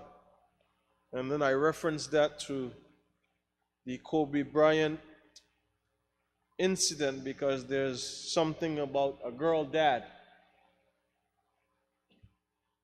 And Madam Speaker, Marion was someone that I knew professionally, I knew personally, and she struggled with illness. And even last Christmas, December 25th to be exact, Madam Speaker, I remember being called around the 5th by my friend Marvin, who stated to me, listen, boss, I'm doing something for Marian on the 25th Christmas Day, and I need you to be there because she want you pray and everybody want you pray and just spend time with the family. And I said, Marvin, you calling me ready for Christmas? He said, yes, man, because I know you're going to get busy. You're a big politician, but I need you there, and I know even if you don't come for me, you'll come for she, as he said. And Madam Speaker, what I remember on that day is having the opportunity to pray with all family and friends around and just giving God thanks for her life and sustaining her in the way that she was up to that point after all the treatment and things that she would have gone through in the US and even here in the BVI. But her life, Madam Speaker, is one that spoke of love. So I want to, before I get into the merits of this contribution, Mr. Speaker, Madam Speaker, just extend my deepest sympathies on behalf of my family, the entire 2nd District community, to the Thomas and Nibbs family. Madam Speaker, the Business License Act of 2020, I must give respect and honor to whom honor is due. It was coming down to the end of 2015,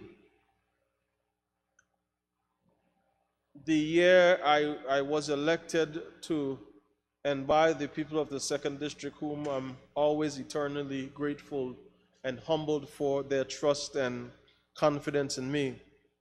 But it was coming down to the end of 2015 when the then Premier, Dr. Orlando Smith, and his cabinet decided that they were going to seek for the positions of junior ministers to be added to this honorable House. And Madam Speaker, the persons selected at that time were the Honorable Archibald Christian, who was then the Junior Minister of Tourism, and the Honorable Marlon Penn, who is now the Minister of Health, but he served in the capacity of Junior Minister of Trade and Economic Development. Madam Speaker, from 2016, shortly after his appointment, Honorable Penn would speak about the idea that he had, working alongside some very special and intelligent persons, one namely Miss Lizette George, and a team of individuals who started on a slew of legislation, Madam Speaker, that would drive the idea of putting the BVI on the competitive, further on the competitive edge as it relates to how we not only do business, but how we allow for business to happen within this territory. Because, Madam Speaker, while we are growing and while even the budget has grown over the years, what we find is there is no absence of laws on the books of the Virgin Islands, but we have not done as well of a job, Madam Speaker, to ensure that the laws now are keeping up with the modernization of the development of this present day and age and all the things that are happening, Madam Speaker. And Madam Speaker, I want to take the time to congratulate Honorable Penn, Ms. Lizette George, the persons and junior ministers.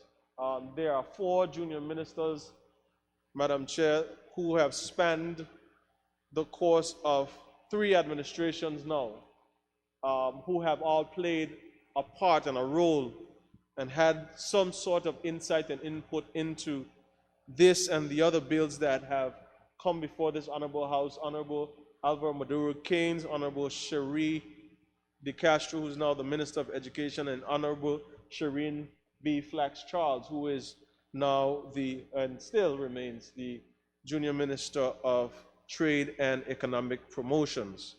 I want to thank them and all persons that work with them, the think tank team.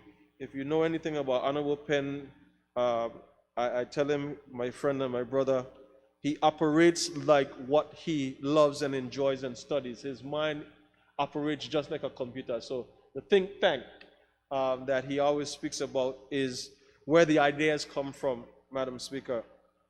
So, Madam Speaker, I want to give them recognition and appreciation for the work that they have done. I don't remember exactly how many pieces of legislation they put, but I know three different pieces of legislation, Madam Speaker. I want to give them recognition because what we see before us, Madam Speaker, are pieces of legislation and documents that would help, when merged together, would help with the overall development, with the overall advancement of the economy of this territory that we love and grow in, called the Virgin Islands.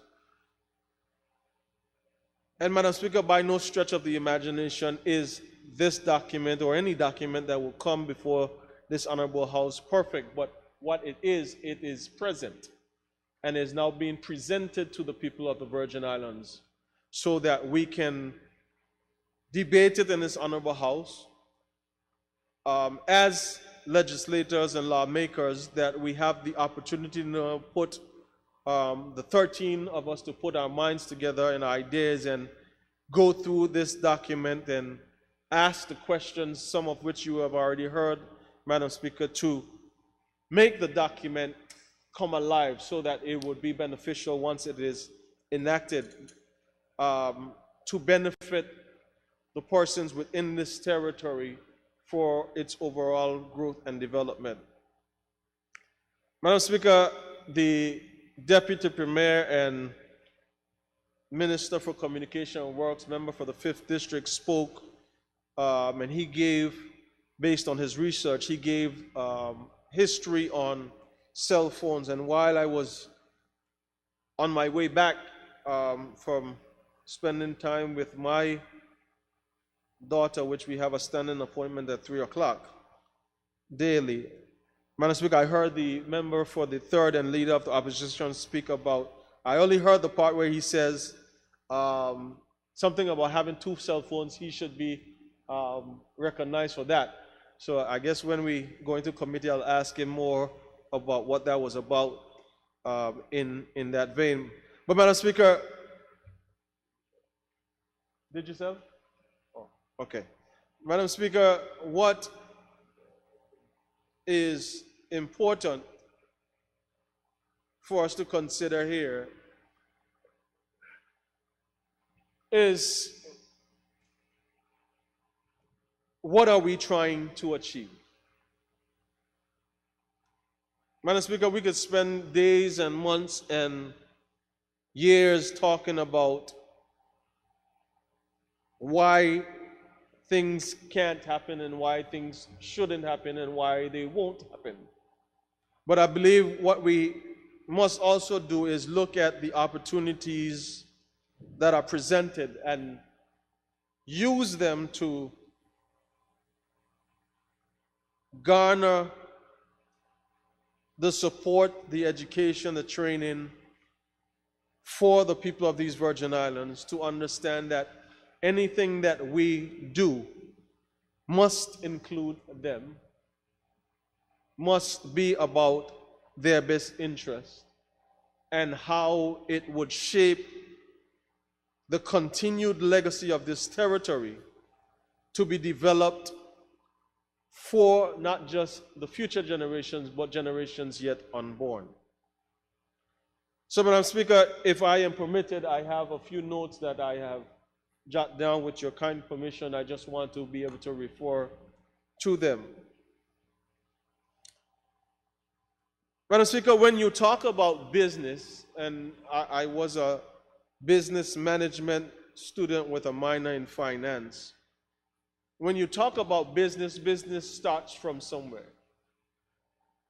If you go back in the business field of what and how businesses came about, my grandfather, the late, great Morris Mento Papa Turnbull from King Adam Bay, had a shop. It wasn't a store, it was a shop. Back then it was a shop. Right below Chase Manhattan Bank, or now where First Bank is. And he used to sell clothes. This is a man from the village of King Adam Bay coming in town and had a shop. And Madam Speaker, when you realize, I have to highlight the areas in my village that I grew up in. You go up from the Black Point and you want to get a special, and a tin, my aunt used to send me, go get a tin of tuna fish and a tin of sardine and a tin of this and a tin of that. And you go by Miss Shanna's shop, and while you're getting a tin of this, you realize you got 5 cents leave over, so you buy a special.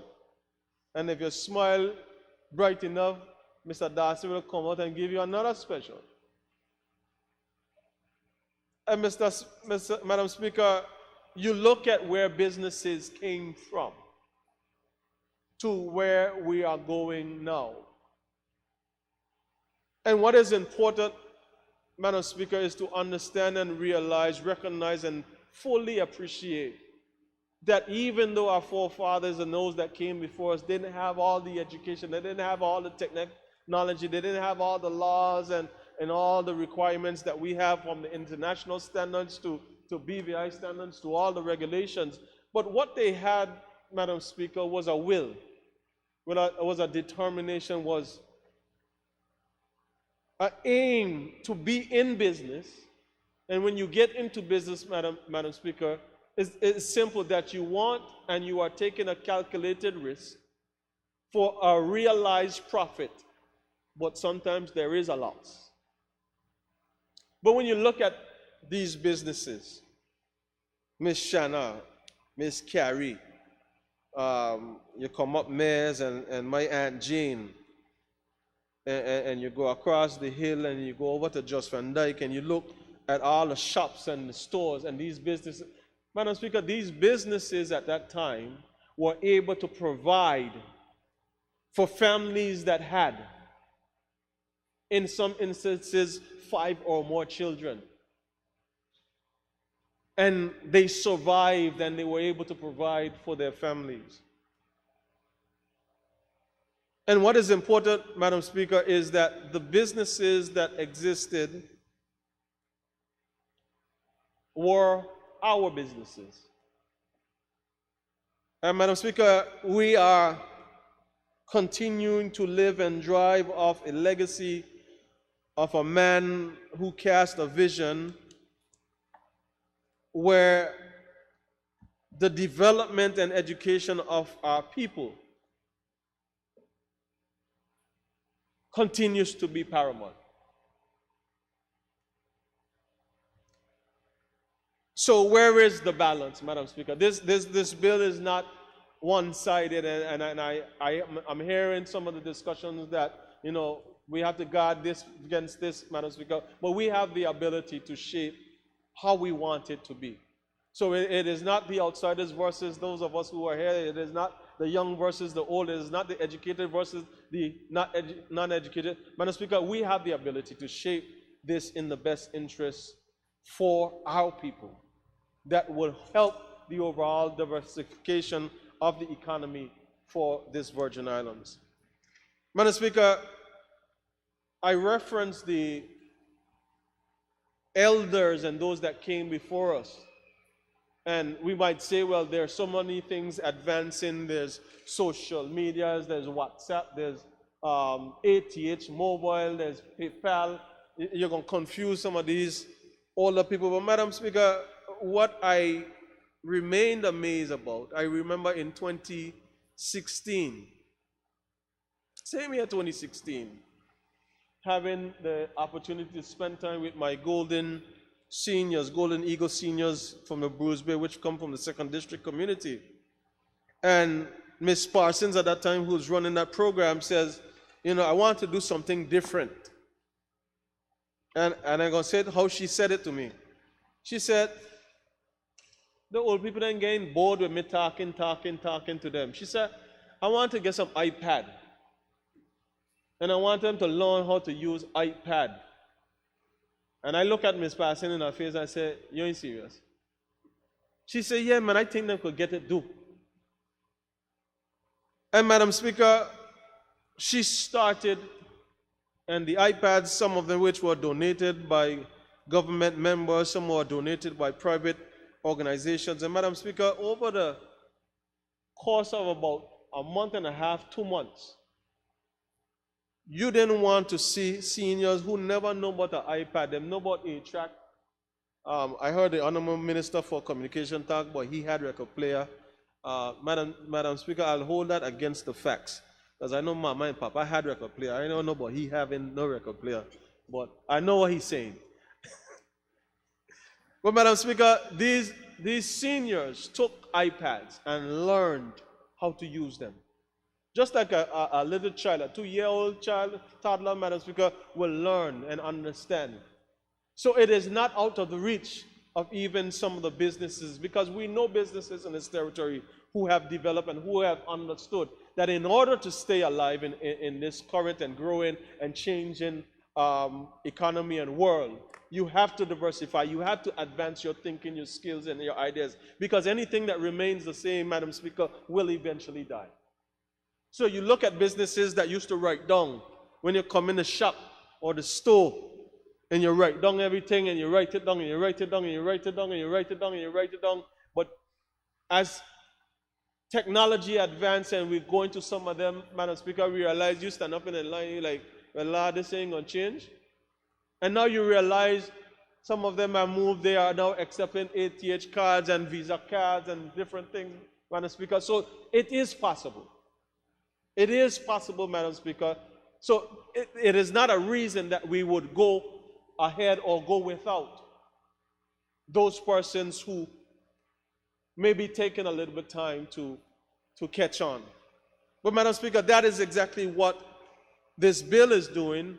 And not only this bill, Madam Speaker, that is what persons like the Junior Minister of Trade, who serves as a minister under the Premier and the Minister of Finance, the Honorable Natalia Whitley, that's what they're responsible for, Madam Speaker, to train individuals. So it's not just the business and licensing part. It is not just the regulations and the requirements and the fines and the fees. It is about educating our people. Educating not just the elder generation, Madam Speaker, but I heard the Deputy Speaker talk about the younger generation, the younger aspiring business persons. Madam Speaker, the trade licenses that we're talking about, yes, we have to stop and root out the abuse of how our persons and our people in the territory have been using trade license to quote-unquote front. And then when they get bowled out of these companies, Madam Speaker, they're left remembering what they had. But education is absolutely important. If we are educating our people on the importance of business, on the principle of business, and Madam Speaker, I'm not talking about just when I was in school, you learned that, you know, you have to do it this way, and that way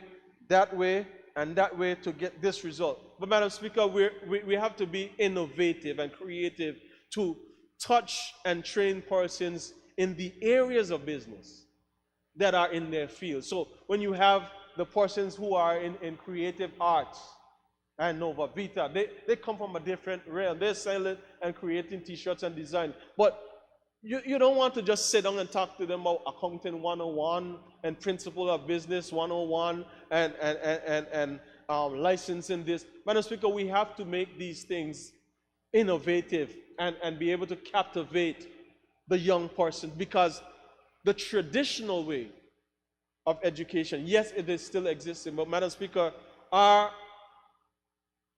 world, our society, and even this special country that we have called the British Virgin Islands, Madam Speaker, is seeing diversity, is seeing creativity, in the business owners in this territory. Madam Speaker, every time I get a chance to speak, I try to highlight the businesses that exist. Madam Speaker, who would have thought that you go to Foot Locker, Foot Action, what other said, not Best Buy, what the other one is, to buy shoe Champs and those things, to buy shoes. But Madam Speaker, there are young persons right here, established businesses, who have businesses set up to sell you shoes, not just in a store, Madam Speaker. I'm talking about fashion and designer shoes, Madam Speaker.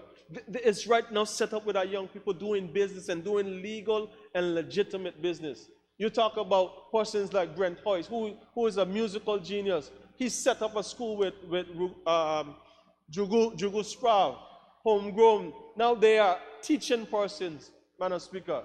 But not just, you know, there's one thing to learn music from the note, like how we learn to play on the recorder. But Madam Speaker, he's innovative and creative and running a successful business in that manner. Even from the legal profession, you look at higher BVI, you look at all the different aspects, Madam Speaker, of creativity in business. We have to continue to encourage and create platforms for our young persons, even those who are in school. We hear that ongoing complaint of persons who are in school, going away to study this, that, and the other, and when they come back home, there's nothing for them, quote unquote, in the traditional job market. Mr. Speaker, we have to create avenues. We have to give our opportunity for our young people and for persons in this community who are willing to take that calculated risk. Yes, some of them will fail, Madam Speaker, but with the right tools, with the right experience and expertise, Madam Speaker, some and most of them will be successful. And here's what it will do. It will continue to help rise the bottom line of this country. It will help rise, Madam Speaker, the dependency on, quote unquote, the government coffers to do this, that, and the other. But we are now moving to a part that businesses are not just created to depend on government. Madam Speaker, there are some businesses in this territory, history would show it, that they were founded to be paid by the government. Crickets, I understand. The very nature of business was to depend on government so you could survive. And if government doesn't go your way, then you say your business is failing. Madam Speaker, but the young persons, some of the older franchises and business that have been staples in this community and this territory from Anegada to Just Van Dyke, Madam Speaker, we have to sustain those businesses. We have to ensure that the balance is created. Because yes, while we invite outside investment and outside businesses, Madam Speaker, they have to understand the culture. They not only have to understand, they have to respect the culture. And that is our job, Madam Speaker, as legislature, as people in this country, make sure that we put the stopgap in place so that it is not abused, so that we are not rooted out or moved out of economies and areas of expertise where we once controlled. But again, that cannot just remain the same. So we have to, while we are moving this country along, Madam Speaker, we have to ensure that our people are at the front of the bus riding with us, Madam Speaker. Madam Speaker, one of the things that I know, as I touched on education and I touched on development and business, I am now given the responsibility tasked by Honorable Premier, God bless him, to be the Minister of Labor, Natural Resources and Labor. Madam Speaker, the last time I was here, I was talking about some labor pains. It has been a month and 8 days. Honorable Castro is on my right. And Madam Speaker, it speaks again to what are we doing? And Madam Speaker, we must continue to move. We must continue to adapt So while this law and other pieces of legislation will come in forth, we have to ensure the areas of government and the systems within government, from trade, from labor, from immigration, that all of them are working in tandem to support each other, to make it easier, Madam Speaker, for business to operate, for businesses to function, for businesses to flow and survive in this territory. You cannot tell me, Madam Speaker, that I have invested my life savings or I have gone to the bank to make an investment on my dream, and I'm going to be held up by processes and bureaucratic systems that have been created that are to none effect or none avail to the overall success. Madam Speaker, we cannot stifle any area of the development of these processes. We cannot stifle our people, Madam Speaker, to be held hostage by different areas of development and systems and departments within government that are not successful. Madam Speaker, one of the problems that I have right now, and I have said it when I was on the opposition, I'm saying it here because I am me and I'm always going to be me. Madam Speaker, we have to stop treating people that they are less, like they are less than us. Madam Speaker, this deals with employers, it deals with employees, it deals with those of us who are in customer service, in this public service. Madam Speaker, we have a job to serve our customers. We are not doing people favors, we are doing them a service. And when we get back to that understanding, when we get back to the understanding that we cannot hold up, whether employers or whomever, Madam Speaker, hold up an employee's life by not doing the things that we are supposed to do. And then have them now, Madam Speaker, we have this system where what's been happening is if my work permit as an employee is not ready, then I have to go to get time. But that time costs me $25. So I pay my $25 and I go back down to see if my work permit ready. But my work permit ain't ready because I got to wait on a good standing. And if the good standing ain't ready, it ain't my fault because the thing will coming out. But Madam Speaker, then they are forced now to go back to immigration and then to be told, well, they have to leave the country. That's because some of these people have been here 20 years, 25 years. They don't know no other place but the BVI is their home. So, Madam Speaker, I am saying this because this area the Premier has given me responsibility for. Over the last 3.5 weeks, we have started work. This government of national unity, Madam Speaker, we have started work to try to fix some of these ills. Because while we are passing new legislations and while we are bringing new ideas, Madam Speaker, we can't put new, as the Bible says, new wine on old wineskin. That's the good deacon back there, honorable member for the fort. Yes, he's shaking his head, so I know I'm on the right track. Madam Speaker, we can't do new things and the old systems haven't changed. So, Madam Speaker, part of this reform, not just the recommendations of the COI, but having been charged by the Honorable Premier that we have to do things different and we have to challenge the areas and the systems that do not work, but work alongside the persons, Madam Speaker, who have been tasked with these duties and responsibility to show them and help them find a different way and find a new way to do so. So, Madam Speaker, I want to implore that the people within this territory who have been struggling and having difficulties with the work permit and with the labor process and this good standing here, good standing there, trade license here, trade license there, all these areas, Mr. Speaker, from the inland revenue certificates, Social Security, NHI. Madam Speaker, we are working and we are going to take an active, systematic road and approach. Madam Speaker, sorry. Yes.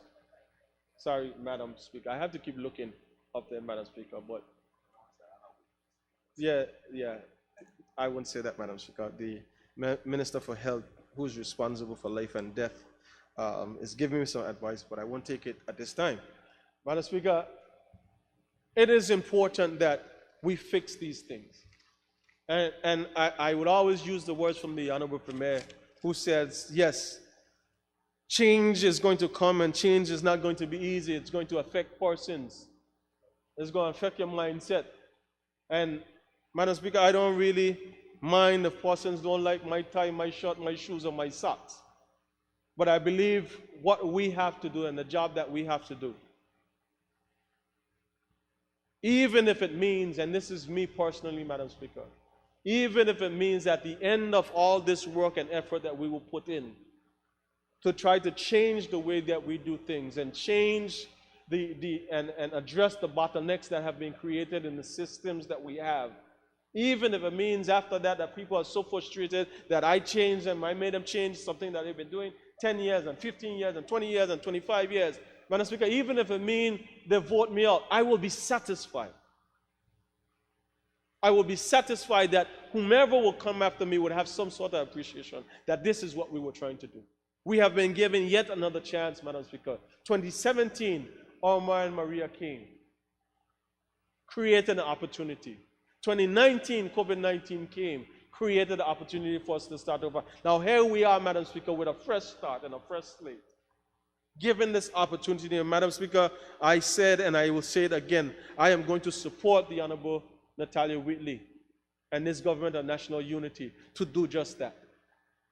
Madam Speaker, it is not about any one of us individually, but it's all of us, about us collectively, working and not just saying so, working intently and intensely, Madam Speaker, for the people of this territory. So, Madam Speaker, this bill is set to do a lot of things. And Madam Speaker, if you know anything about church, you know, the praise team comes in before the preacher. I don't know, I believe the preacher on my left, Minister for Health, I believe, I'm setting him up, Madam Speaker. But Madam Speaker, we have to change the way we do things. Madam Speaker, the dreams, vision, and ideas of the persons in this territory, Madam Speaker, once we look at where we came from and have a full appreciation from how things got to be. Madam Speaker, it sometimes, unless a picture is shown, Honorable Vanderpool, Honorable Smith, and Honorable Fraser, and even Madam Clark and Mr. Cox over there, Madam Speaker, and Mr. Foy, the Sergeant of Arms. Madam Speaker, they would tell us about when Wickham Ski didn't exist as it is now. That is something that I can't comprehend unless I see a picture. But Madam Speaker, change happens and transformation happens, Madam Speaker. So it's simply that we are taking the invisible and putting it into the physical. So the dreams, the vision, and the ideas of our young people, the visions that were cast by those that came before us, and the ideas that we would have as a present society is what was moved, Madam Speaker, to chart and pen this legislation. Madam Speaker, I just want to say to all business persons, young and old, that when you're in business, you are in business and you have a responsibility to lead. And this even applies to us, Madam Speaker, who are here. In business, you must have a vision. A leader requires vision. Then the leader requires the ability to make a decision. If you're going to be in business and leadership, Madam Speaker, then you must be passionate about what the business, the idea, or even the people or the vision that you are going to carry out. And Madam Speaker, the most important but last of the four principles is simply to have discipline. Be disciplined in what you allow, or disciplined in what you don't allow. Because in order to be successful in business, Madam Speaker, discipline. So you can't be earning money today and spending the same money today on fancy things, Madam Speaker. Building businesses is simply income minus expenses equal net profit. You flow it over to the next one. That's accounting 101. And Madam Speaker, we must ensure that our people are aware of those principles. Madam Speaker, the areas of this bill that cover from licensing to how and who gets licensing and the regulations of fines of not having your business in place. I heard Honorable Vanderpool spoke and even threw out the idea, and it's not the first time I've heard him say it, about an extended work permit to go beyond, I think he said 3 to 5 years. Madam Speaker, that is something that could be discussed. I heard Honorable Fraser again spoke about, how we do it and how we merge the two to ensure that our people are not disenfranchised. Madam Speaker, that is part of what we must do. So, Madam Speaker, while we have this opportunity with this piece of legislation, I hope and I pray that all of us who have made contributions now will sit and go through this process on behalf of the people of this beautiful little nation that we call the Virgin Islands and our home. We'll go through this process. Let our minds, let our ideas, let our questions, and even our challenges be heard, Madam Speaker, to get through this legislation so that it's passed, and if we put another piece of legislation in place that will benefit the people of this territory and continue to take this Virgin Islands from strength to strength. Thank you, Madam Speaker. Thank you. I now call on the Minister for Health and Social Development.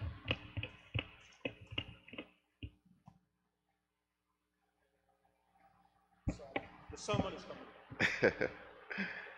Thank you, Madam Speaker, for the opportunity to make I'm not going to say brief, but make my contribution to this bill before us, Business Licensing Act 2020, which will be amended to 2022. An act, Madam Speaker, I know that I've been getting a lot of WhatsApps and messages while the debate has been happening. Many persons have been glued to their television, been glued to social media, and been glued to the radio. And it speaks to the importance of business and entrepreneurship in this territory. The BVI and BVI landers are persons with an entrepreneurial spirit like no other. Is that spirit that got us ownership of our property after the slavery days, that we were able to buy back our freedom, and with that, the ownership of the property. Is that sense of entrepreneurship that has drove and driven our economy from agricultural economy to an economy that is second to none in the region, an economy that rivals any globally. We operate on a global scale. Our financial services industry is one of those industries that we operate on a global scale. So it's important, and it's no secret that persons are paying attention, because what we're doing today potentially has implications for those generations of entrepreneurs and those to come. It's important for us to be very clear, very explicit, and take our time, Madam Speaker, particularly as we go through the committee stage, to make sure that we make proper decision and find the right balance, because in life, balance is important, and striking the right balance is critical. So, Mr.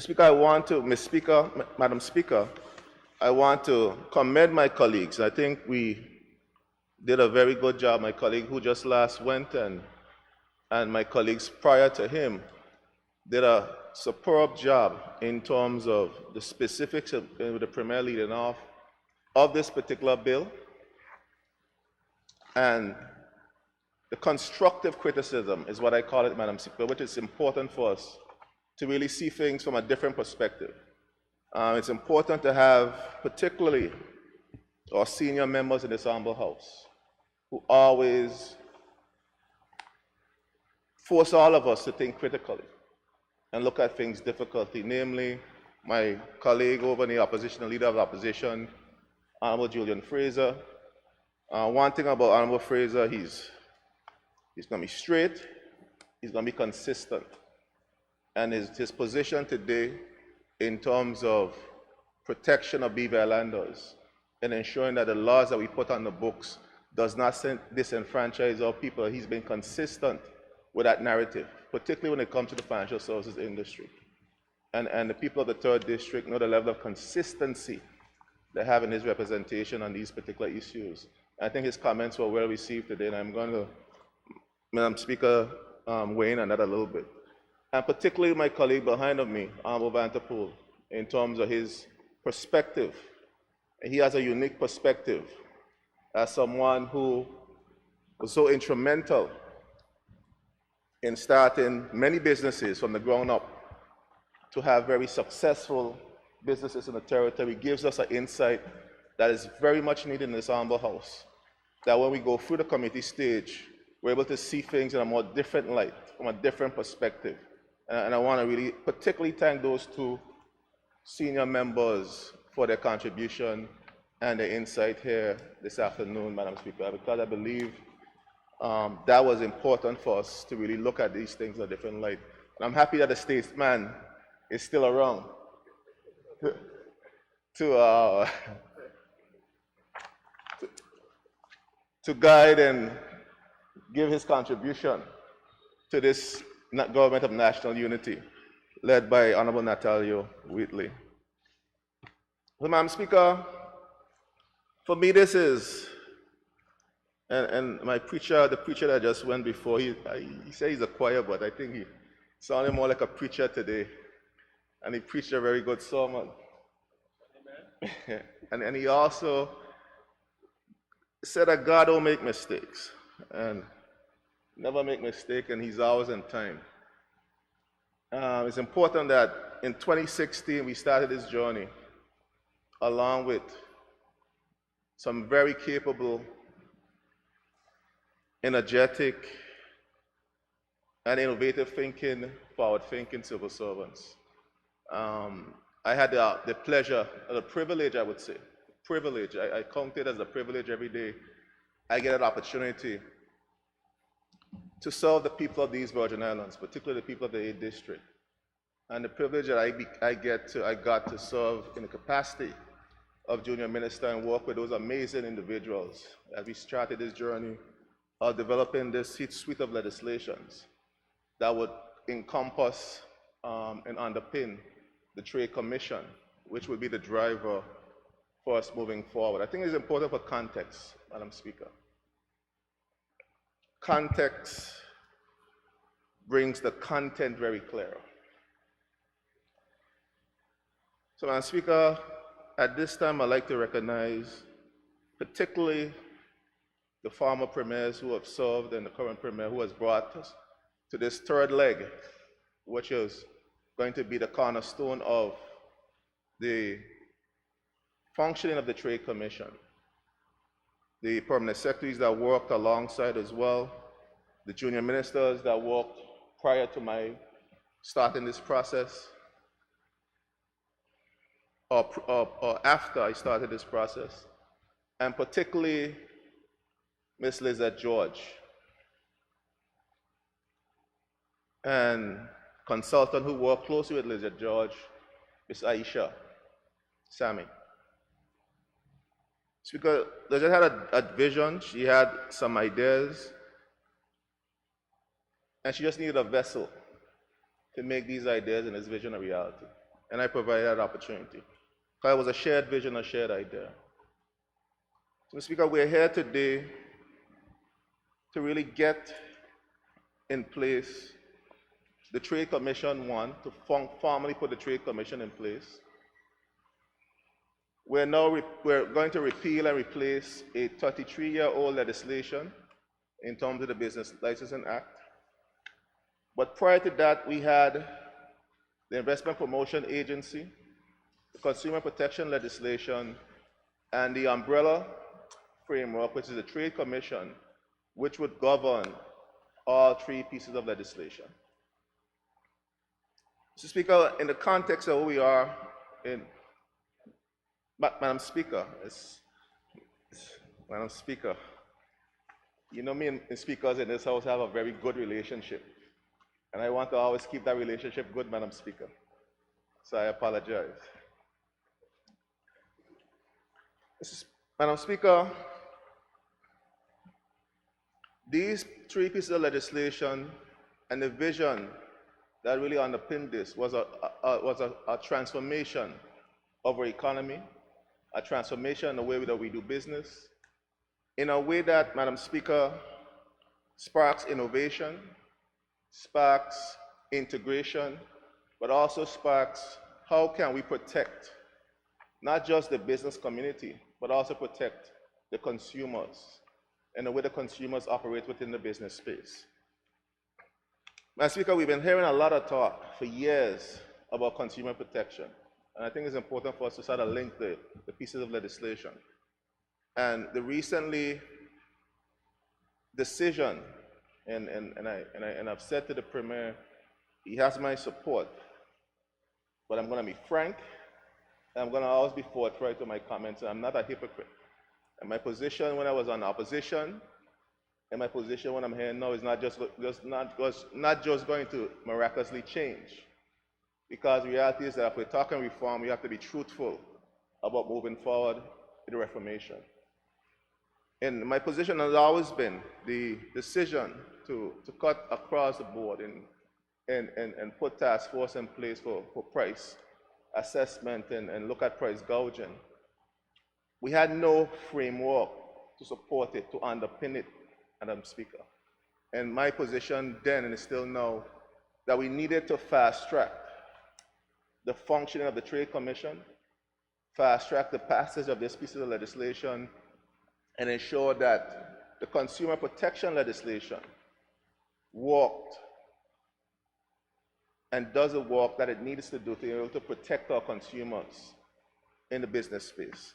Speaker, Madam Speaker, I want the public to know with the passage of this legislation as ascension, we now have the framework that will drive and put the pieces in place to ensure that a consumer protection legislation is activated and it works the way that it needs to work to protect the consumers within the business space.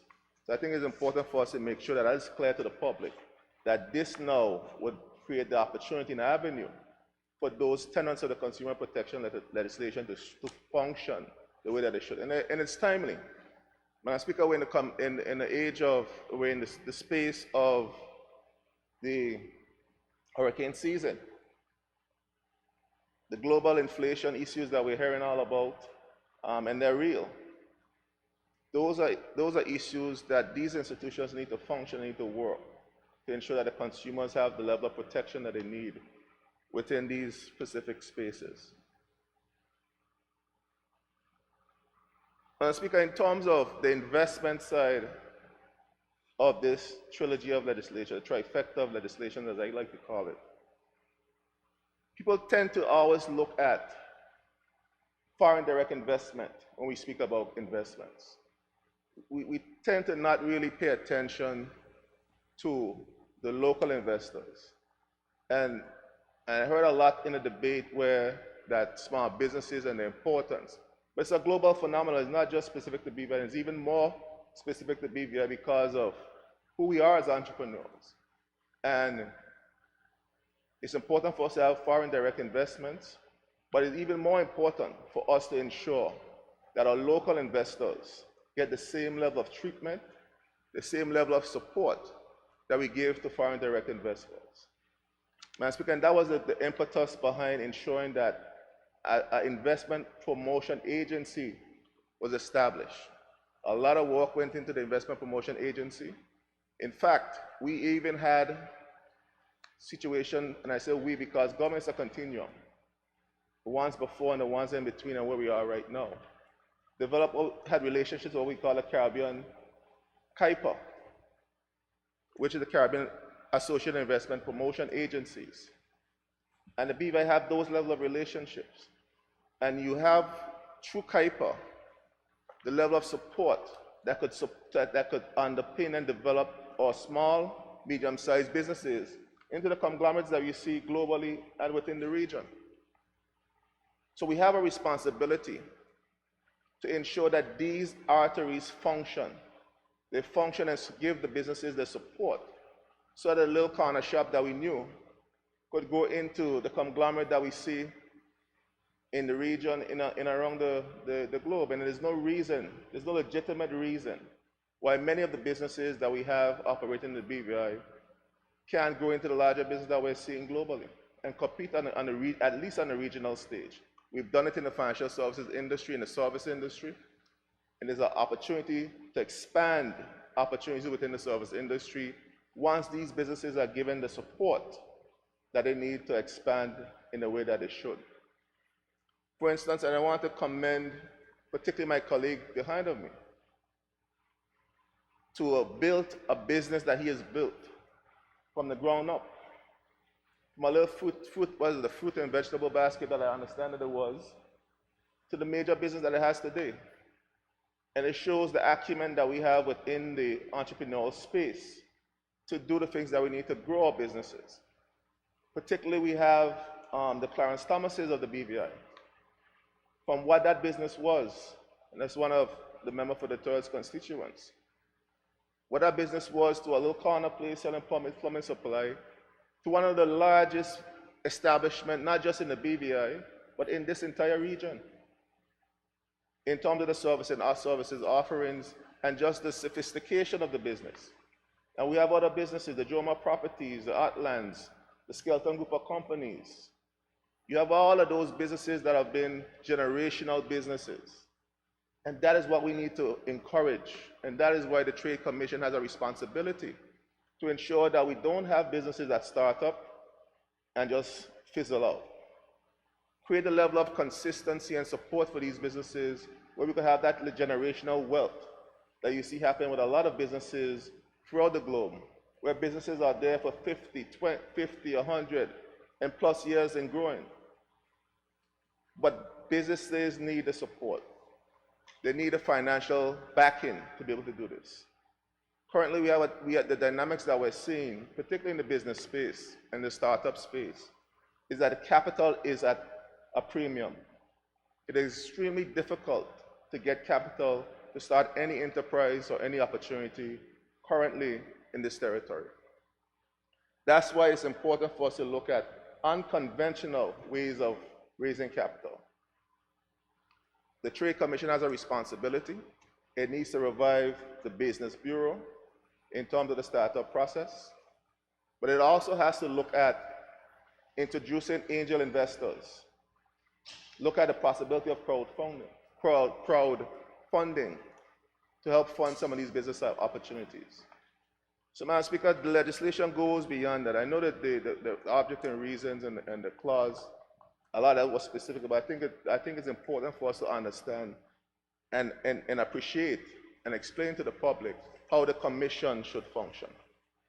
And the Commission responsibility for business, not just a licensing agency, but it has a responsibility to look at the economic climate and economic environment and ensure that that environment is conducive to business development, not just for foreign direct investments, but for the local investments within the territory.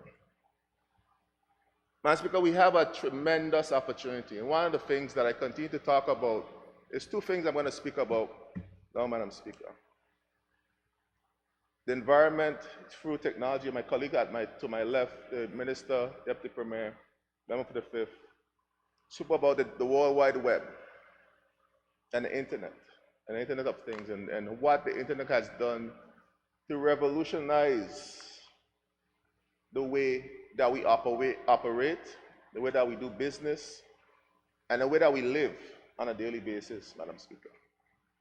Our markets are no longer BVI borders. Our markets we live in a global economy. We operate in a global economic space. We see it in financial services specifically, where we're one of the world leaders in that economic space.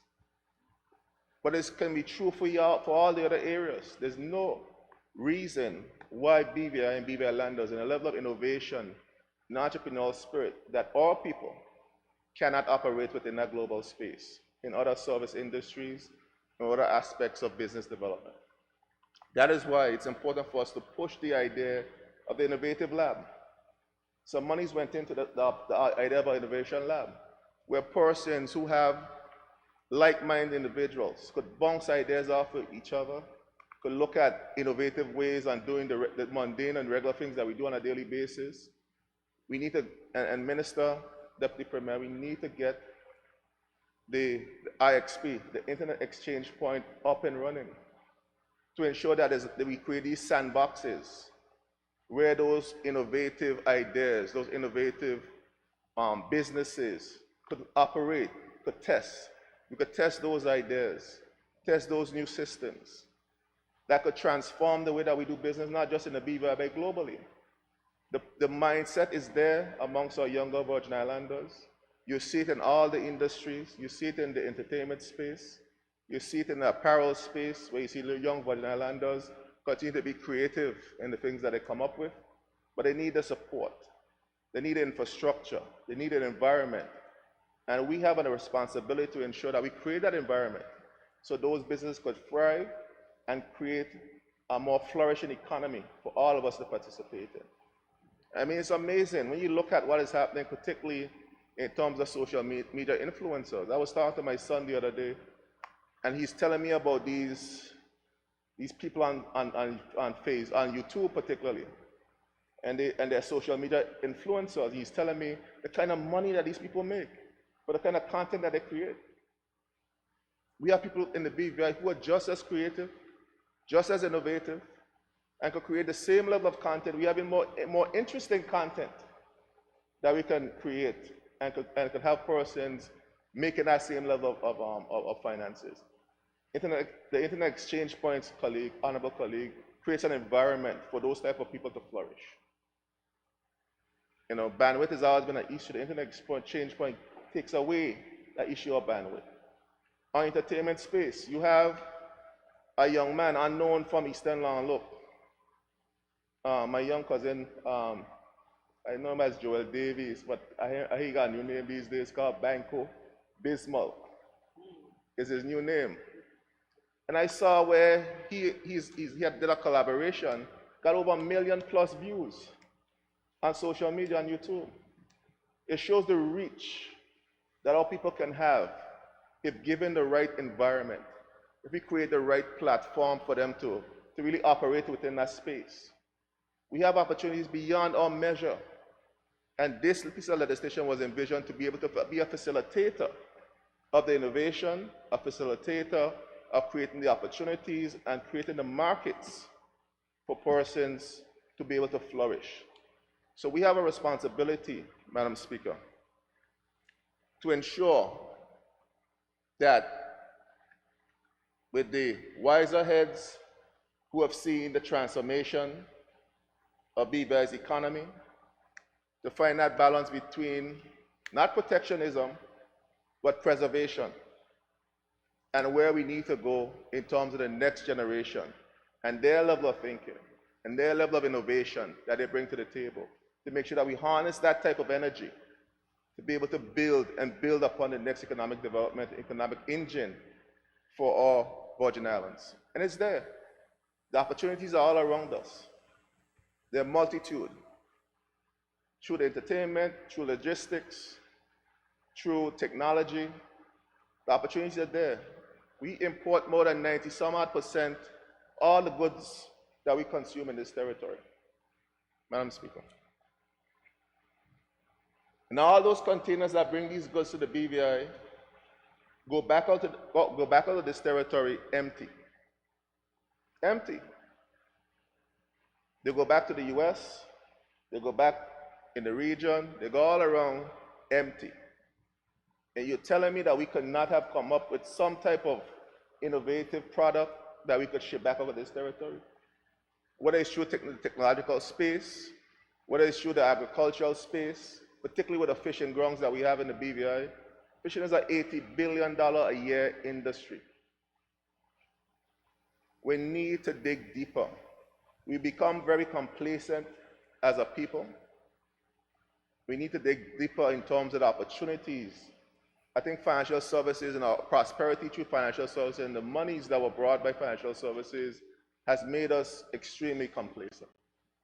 We're seeing where the revenues are eroding, the opportunities in certain spaces are not there like they used to. They say necessity is the mother of all invention. And if that SAP that we did last week is any indication, we're in the stage of necessity right now.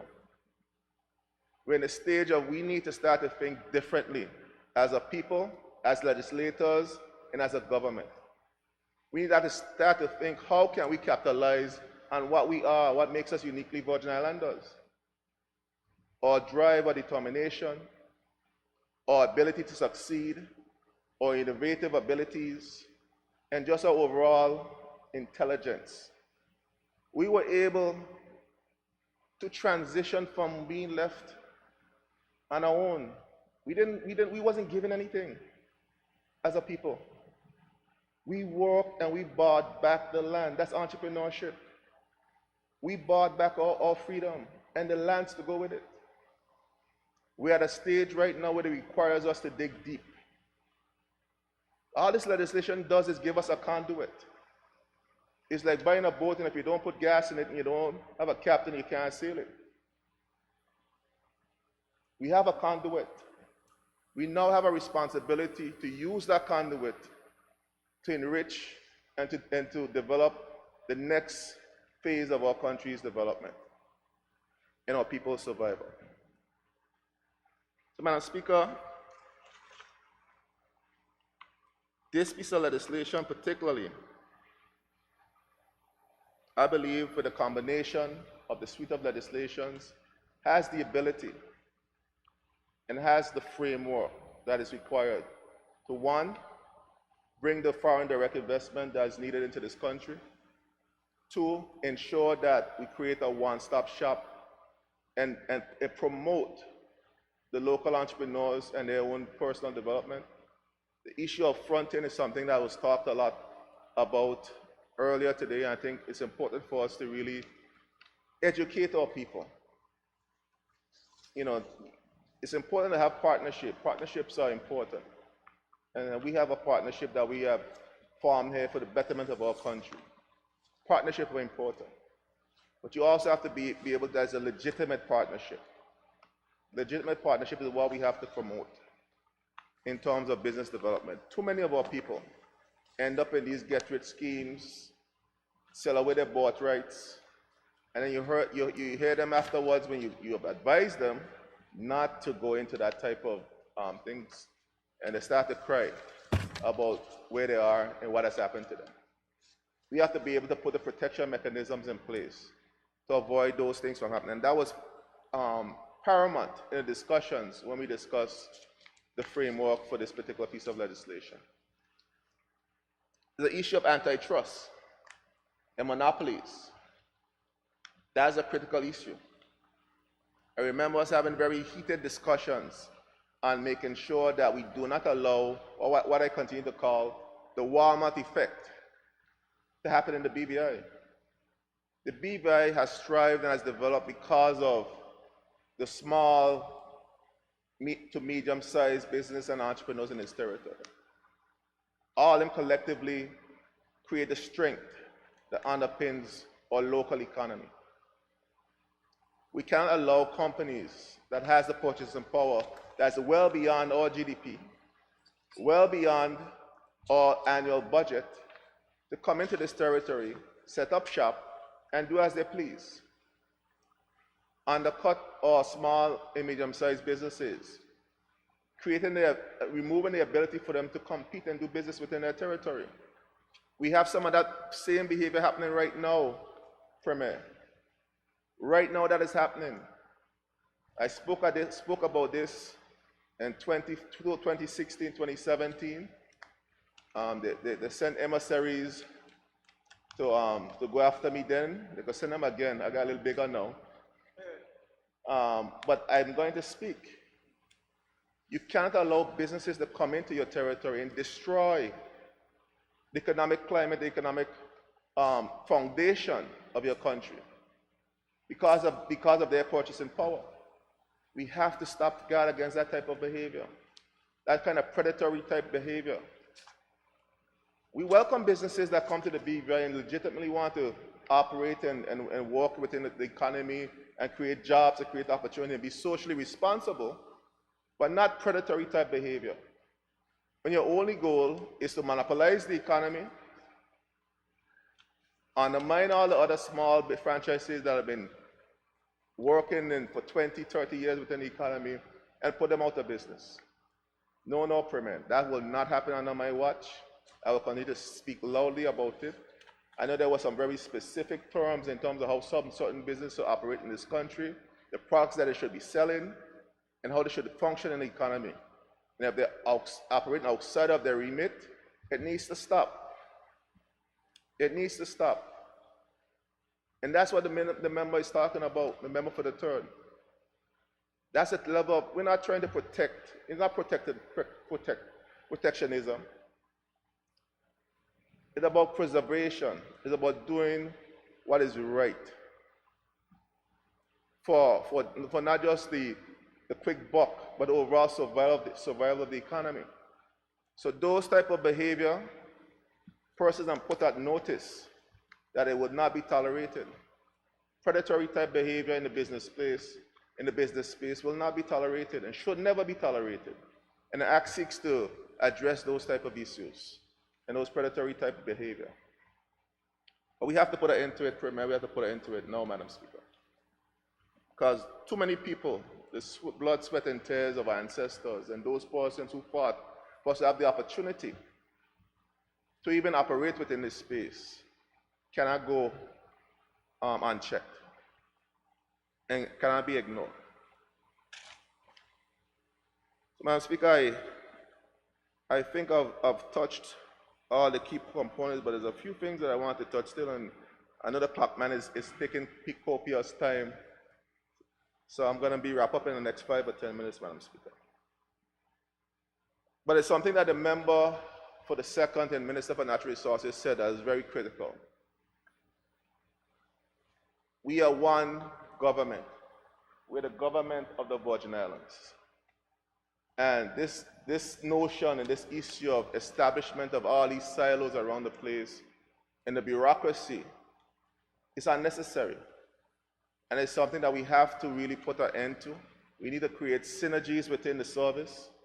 And I continue to say this, and it's not just because of my training, but it's because it's the right thing to do. You know, there needs to be synergies within not just internal government departments, but synergies within the statutory organizations. There's no reason why we will buy a system for trade and a system for this one, a system for that one. We get one system that could do all the services that we need. Create a level of efficiencies that we need so that the customers and the businesses could be able to do the things that they need to do instead of wasting their customers' time with their staff being out for hours waiting to get one piece of paper. Days, staff are going and coming for days trying to get a document out of a government department. We have failed the system.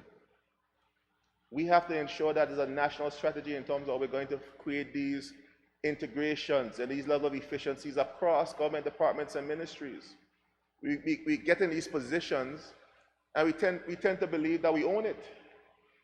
That is ours, and even after we're gone in the backbench in opposition, we still think it's ours own.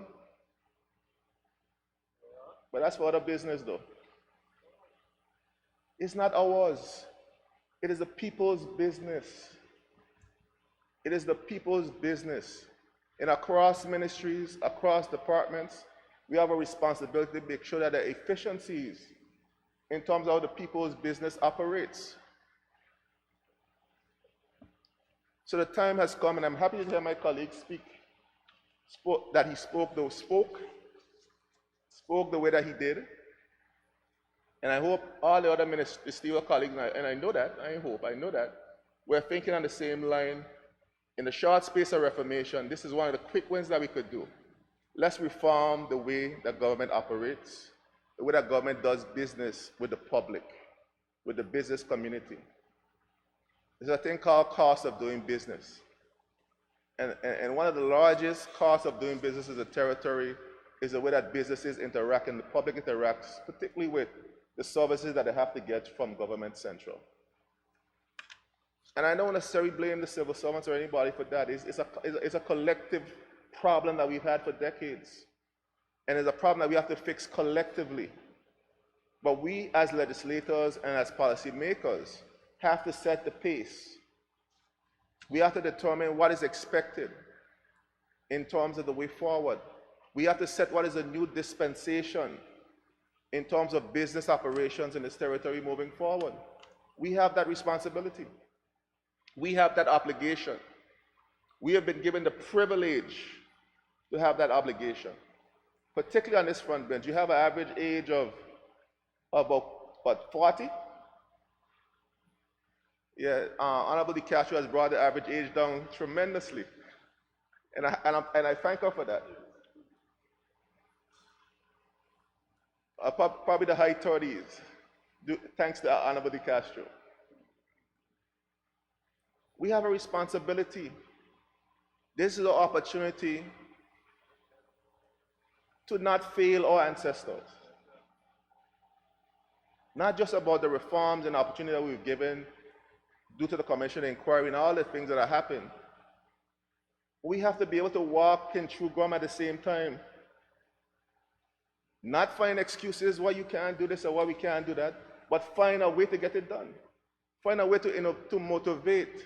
Find a way to inspire the people that walk beneath us or alongside us to get the job done. We owe it to this country, we owe it to the people of this territory, and we owe it to our ancestors. That's going to be my swan song. I've been for years singing that song about integration, innovation, and collaboration from the time I came to this humble house. I'm happy to hear a few more songboards start to sing the song with me, because it is important. It is what is going to drive us as we go through the reformation and transformation as a government and as a people. Because it is time for this reformation and this transformation. That time is now.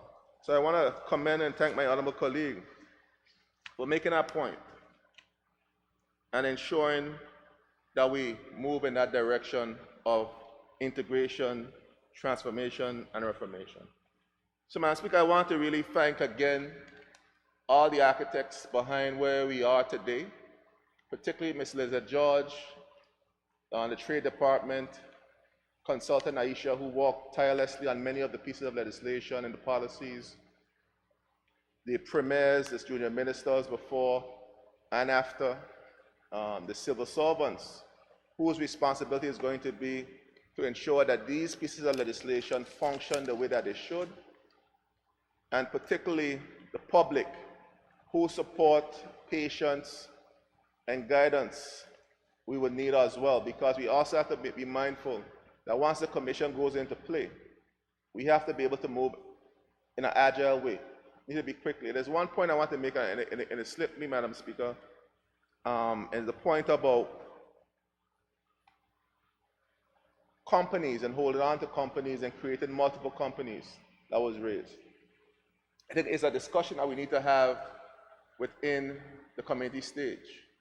We need to determine, because there's a practice, particularly in the corporate space, where companies come in, they buy up create a set of companies, a set of names with particular names, and they put them on the shelf. They don't operate them, they don't use them. And there are companies that do that as a business. And then also there's our people. I mean, a trade license for our people, sometimes you haven't done business in a while, but you intend to do business. It's like a badge of honor for our people. So we have to make a determination how we manage that particular space. I see it in the corporate space. I worked for many years at the Registry of Corporate Affairs. I see where corporations buy up thousands of companies at a time and just put them on the shelf and sell them at a premium. Is that what we want in terms of our business space? Those are the conversations that we need to have, some strong and hard conversations that we need to have as legislators in the committee stage. And the level of efficiency that we need in terms of making sure that this registry that we're now creating functions in the way that it should. So again, I want to thank my colleagues, and another Premier is going to wrap up now, and thank my colleagues for their contribution.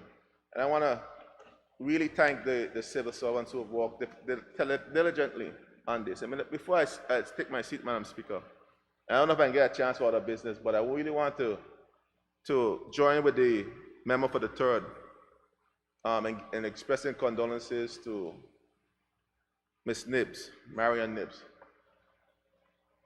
for the third. Marion Nibbs is somebody that I worked with at the Financial Services Commission. She was always a pleasant and warm soul, and I want to express sincere condolences to her extended family, her husband.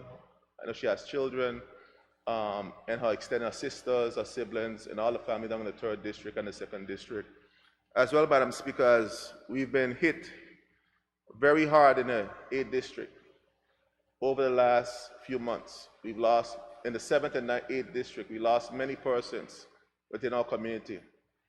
We just laid to rest Sonia Penn, young Sonia Penn from the eastern area, and we're laying to rest this weekend, God of Fred. I want to express condolences to the family of Miss Fred, her daughter, Natoya, Natasha, Sean, and the extended family, the George family in Virgin Gorda as well, who she emanates from originally. Funny Thomas, who I know Honorable is a family member of us here on this side of the aisle, and Honorable Smith and him spent a lot of time, personal time together playing basketball. Condolences to Mr. Thomas and his family, Dudley Smith, and Bradley Dawson. Though he didn't live in East End, I know his roots are deeply rooted. Bradley, Smith. Bradley Dawson, his roots are deeply rooted in our community. Oh, how can I forget? Yes, and my cousin, Nadi, who just recently passed. And I want to give condolences to Dawson and the Penn family in East End on the passage of Nadi, Dawson, who just recently passed. So again, I thank you for the opportunity, Madam Speaker, to make my contribution, and for that brief segue to give condolences to the family of those persons that we lost, and all around the territory, those who have lost loved ones. Please accept my extended condolences on behalf of myself, my family, and our entire community. I thank you. Thank you. I now call on the Honorable Premier Minister of Finance to wrap up.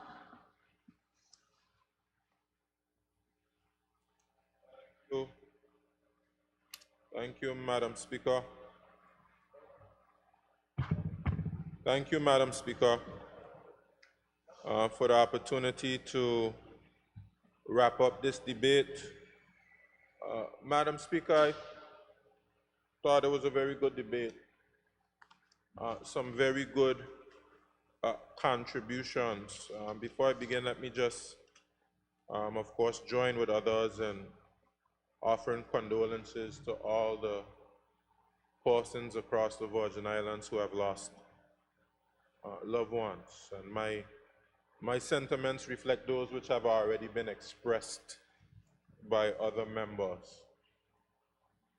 But the Business Licensing Act, I think it's rightly been acknowledged by the members that, of course, entrepreneurship is very important in the Virgin Islands.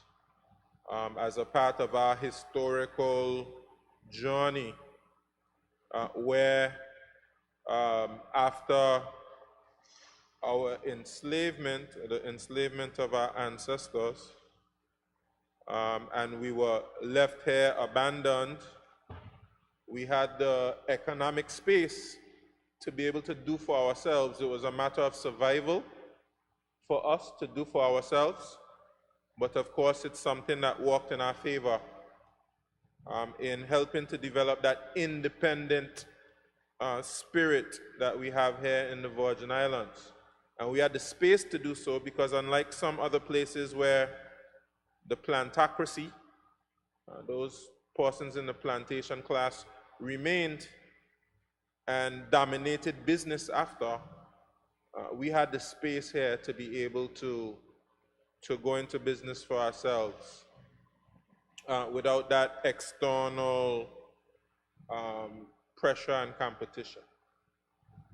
And of course, it was also acknowledged the importance of foreign direct investment, which has played an essential role in the modern BVI that we see today, with, of course, in our tourism industry, persons like Rockefeller making investments in our tourism industry, helping to build a tourism industry, all of the partners we've had over the years who've come and invested, as well as, of course, with the passage of the International Business Companies Act in 1984 and the growth and development of our financial services sector, which I'm not quite sure if persons truly realize how much at the center of the global economy the Virgin Islands is. So foreign direct investment is certainly what we sell. These international companies that invest not only here but all over the world. And certainly our local businesses have been able to benefit and prosper because of the presence of foreign direct investment in the Virgin Islands. And so it's important to acknowledge, Madam Speaker, that there always has to be a relationship between foreign direct investment and our growth of our local business sector. And we've been able to see, Madam Speaker, that we've been able to advance our businesses and grow them. And many examples have been given, including individuals right here in the House of Assembly. And we celebrate that success. But along the way, Madam Speaker, we would have recognized in our business environment areas where we needed to better define the legal framework so that what happens when foreign investors come to the Virgin Islands is not necessarily just at the whims of whoever may be in office at that particular time. And whether that decision can change from case to case to case. It's important to define the legal framework as it pertains to who can participate in the business environment and how they can participate in the business environment. And this act has defined that for us. You've heard people speaking about the problem of fronting. Well, this act is intended to solve the challenge of fronting because it's defining for you, first of all, areas. We define the areas, and of course that's something we have to be careful about as well, and we have to pay attention to that in committee stage. We've defined the areas for sole investment by belongers, BVI landers. Those areas which will be reserved, and of course that will be the subject of debate. But of course that's being done to preserve the business environment for Virgin Islanders in particular areas that we say are exclusive to our own people, to ensure that we continue to play a part and a role in our economy, especially given the fact that it's our ancestors who stayed here when no one else was here, scraping and struggling to survive. And you should never have a situation, never have a case where Virgin Islanders are disenfranchised in their own home and prosperity is taking place and Virgin Islanders are not a part of it. We shouldn't allow that. But at the same time, of course, we have to define those areas where we would like to invite foreign investment and to be able to facilitate it in an efficient manner and a responsible way. And to define what these partnerships look like. So even though it's not spelled out in the Act, some of it will be done by prescription, some in regulations, exactly what that partnership should look like so you don't face the challenge of fronting. And I've even had personal experience, Madam Speaker, of persons approaching me and saying, I would want for you, persons who are foreigners, to partner in starting a business in the Virgin Islands, because of course I'm a national, and as a national have some level of preference.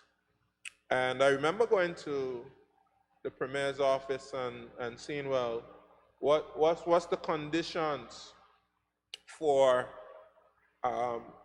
having a partnership? Should it be 5149? What's the definitions? And we couldn't find anything written. There was nothing written that really defined what that should be. And so I was told one thing, and I told the person, well, based on these conditions, I can't partner with you because you're not willing to give up majority ownership. And then, of course, I heard that the person later got through partnering with somebody else. And that's really the importance of ensuring that it's defined, that we define it, so that the persons who are coming to invest, they know what to expect. And of course, persons here in our business environment know what to expect. Members spoke about not disenfranchising our people from participating in the business environment. And that is extremely important.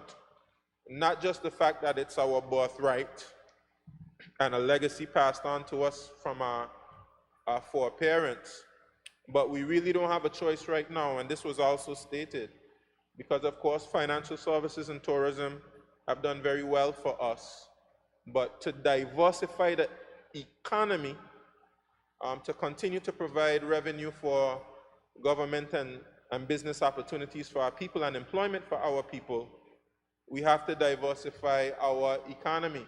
And the best way to diversify your economy is to give your people the tools. They have ideas, they just need the tools to go out and get the job done. They need to be empowered.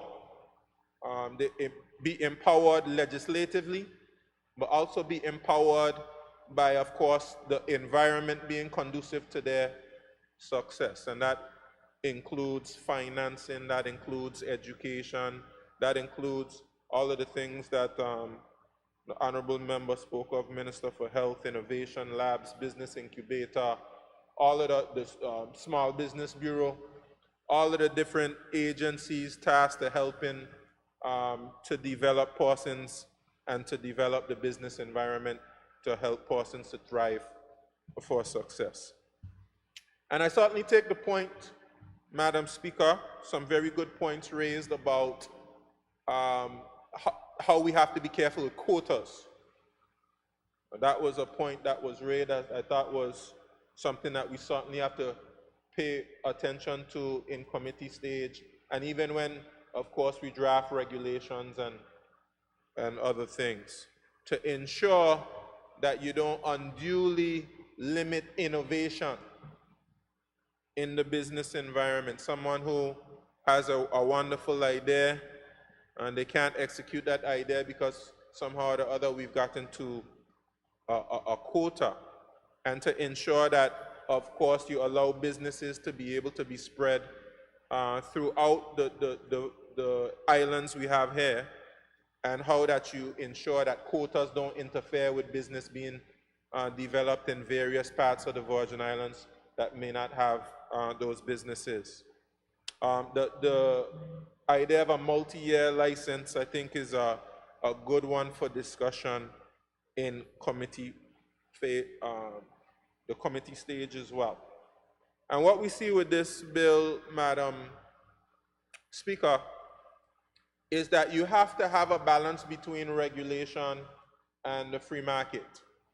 Of course, I believe in the free market. I believe in, I believe very much in cooperation, but competition also has its place in ensuring that persons get the best value for money, persons get the best goods available, and competition pushes us to be better. I must say that. But you can't just have a business environment like the Wild Wild West, where only the strongest survive, because that's not good for any of us. So we have to use regulation, but use regulation carefully so that you don't hinder the free market too much, but of course you're able to achieve whatever it is you're trying to achieve through regulation. And I believe historically we've done a pretty good job of that here in the Virgin Islands, and we have to continue to do that, especially as, of course, our population continues to grow, and of course the business environment has become a lot more competitive. But Madam Speaker, it is a very robust debate. My views reflect, for the most part, that of my colleagues. I think they've expressed all that which has needed to be expressed on this particular bill. And given all that was expressed, I know that we'll have a very thorough reading of the bill in committee stage and make the amendments which are necessary to give us the best bill possible for the Virgin Islands. So having said that, Madam Speaker, I want to thank those colleagues who've debated and given their support to this particular bill. And I'm looking forward to going through the bill in committee stage. Thank you, Madam Speaker. Thank you.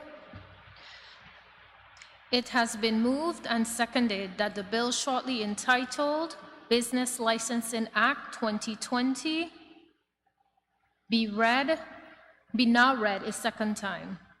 Those in favor? Those against?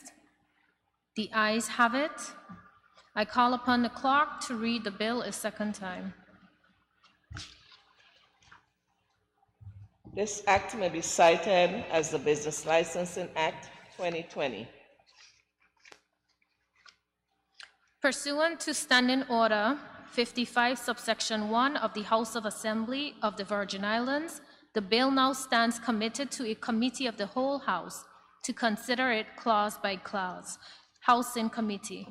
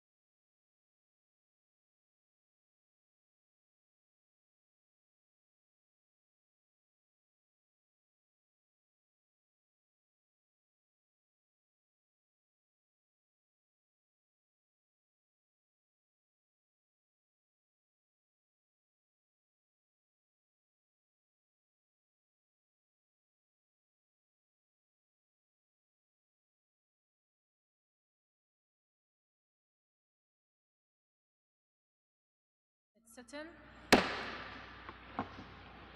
I call upon the Premier and Minister of Finance. Thank you, Madam Speaker. Madam Speaker, I beg to report that the bill entitled Business Licensing Act 2020 has passed through committee with amendments. Madam Speaker, I move that the bill entitled Business Licensing Act 2020 be read a third time and pass as amended.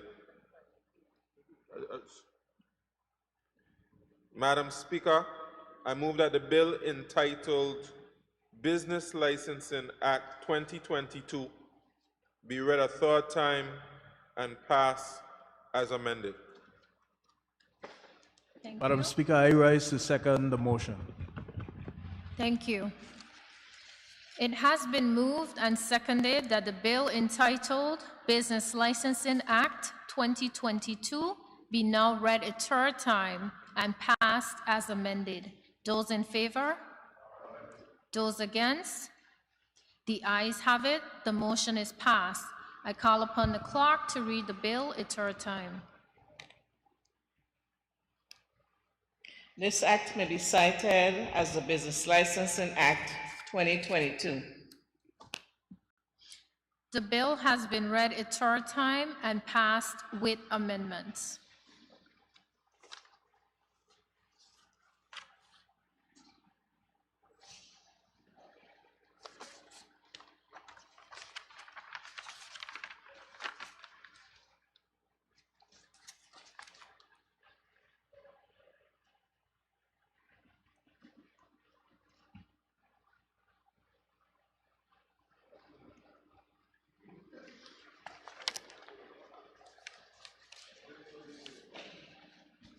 I call on the Minister for Health and Social Development to move.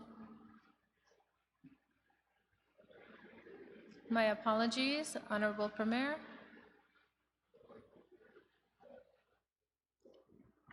Thank you, Madam Speaker. Madam Speaker, I move a motion to remove from the order paper the item under government business,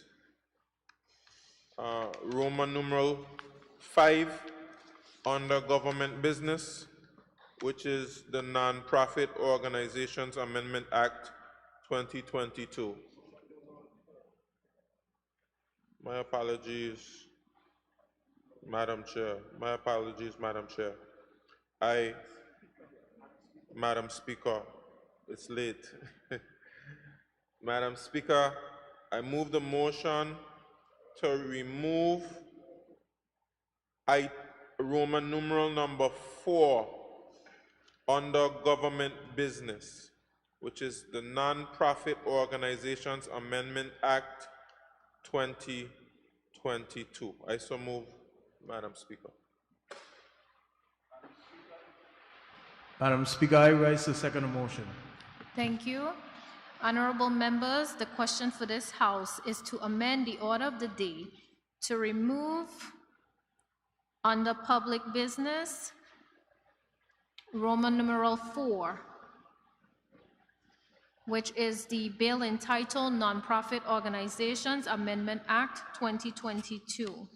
Those in favor? Those against? The ayes have it. The motion has been passed. Madam Clerk.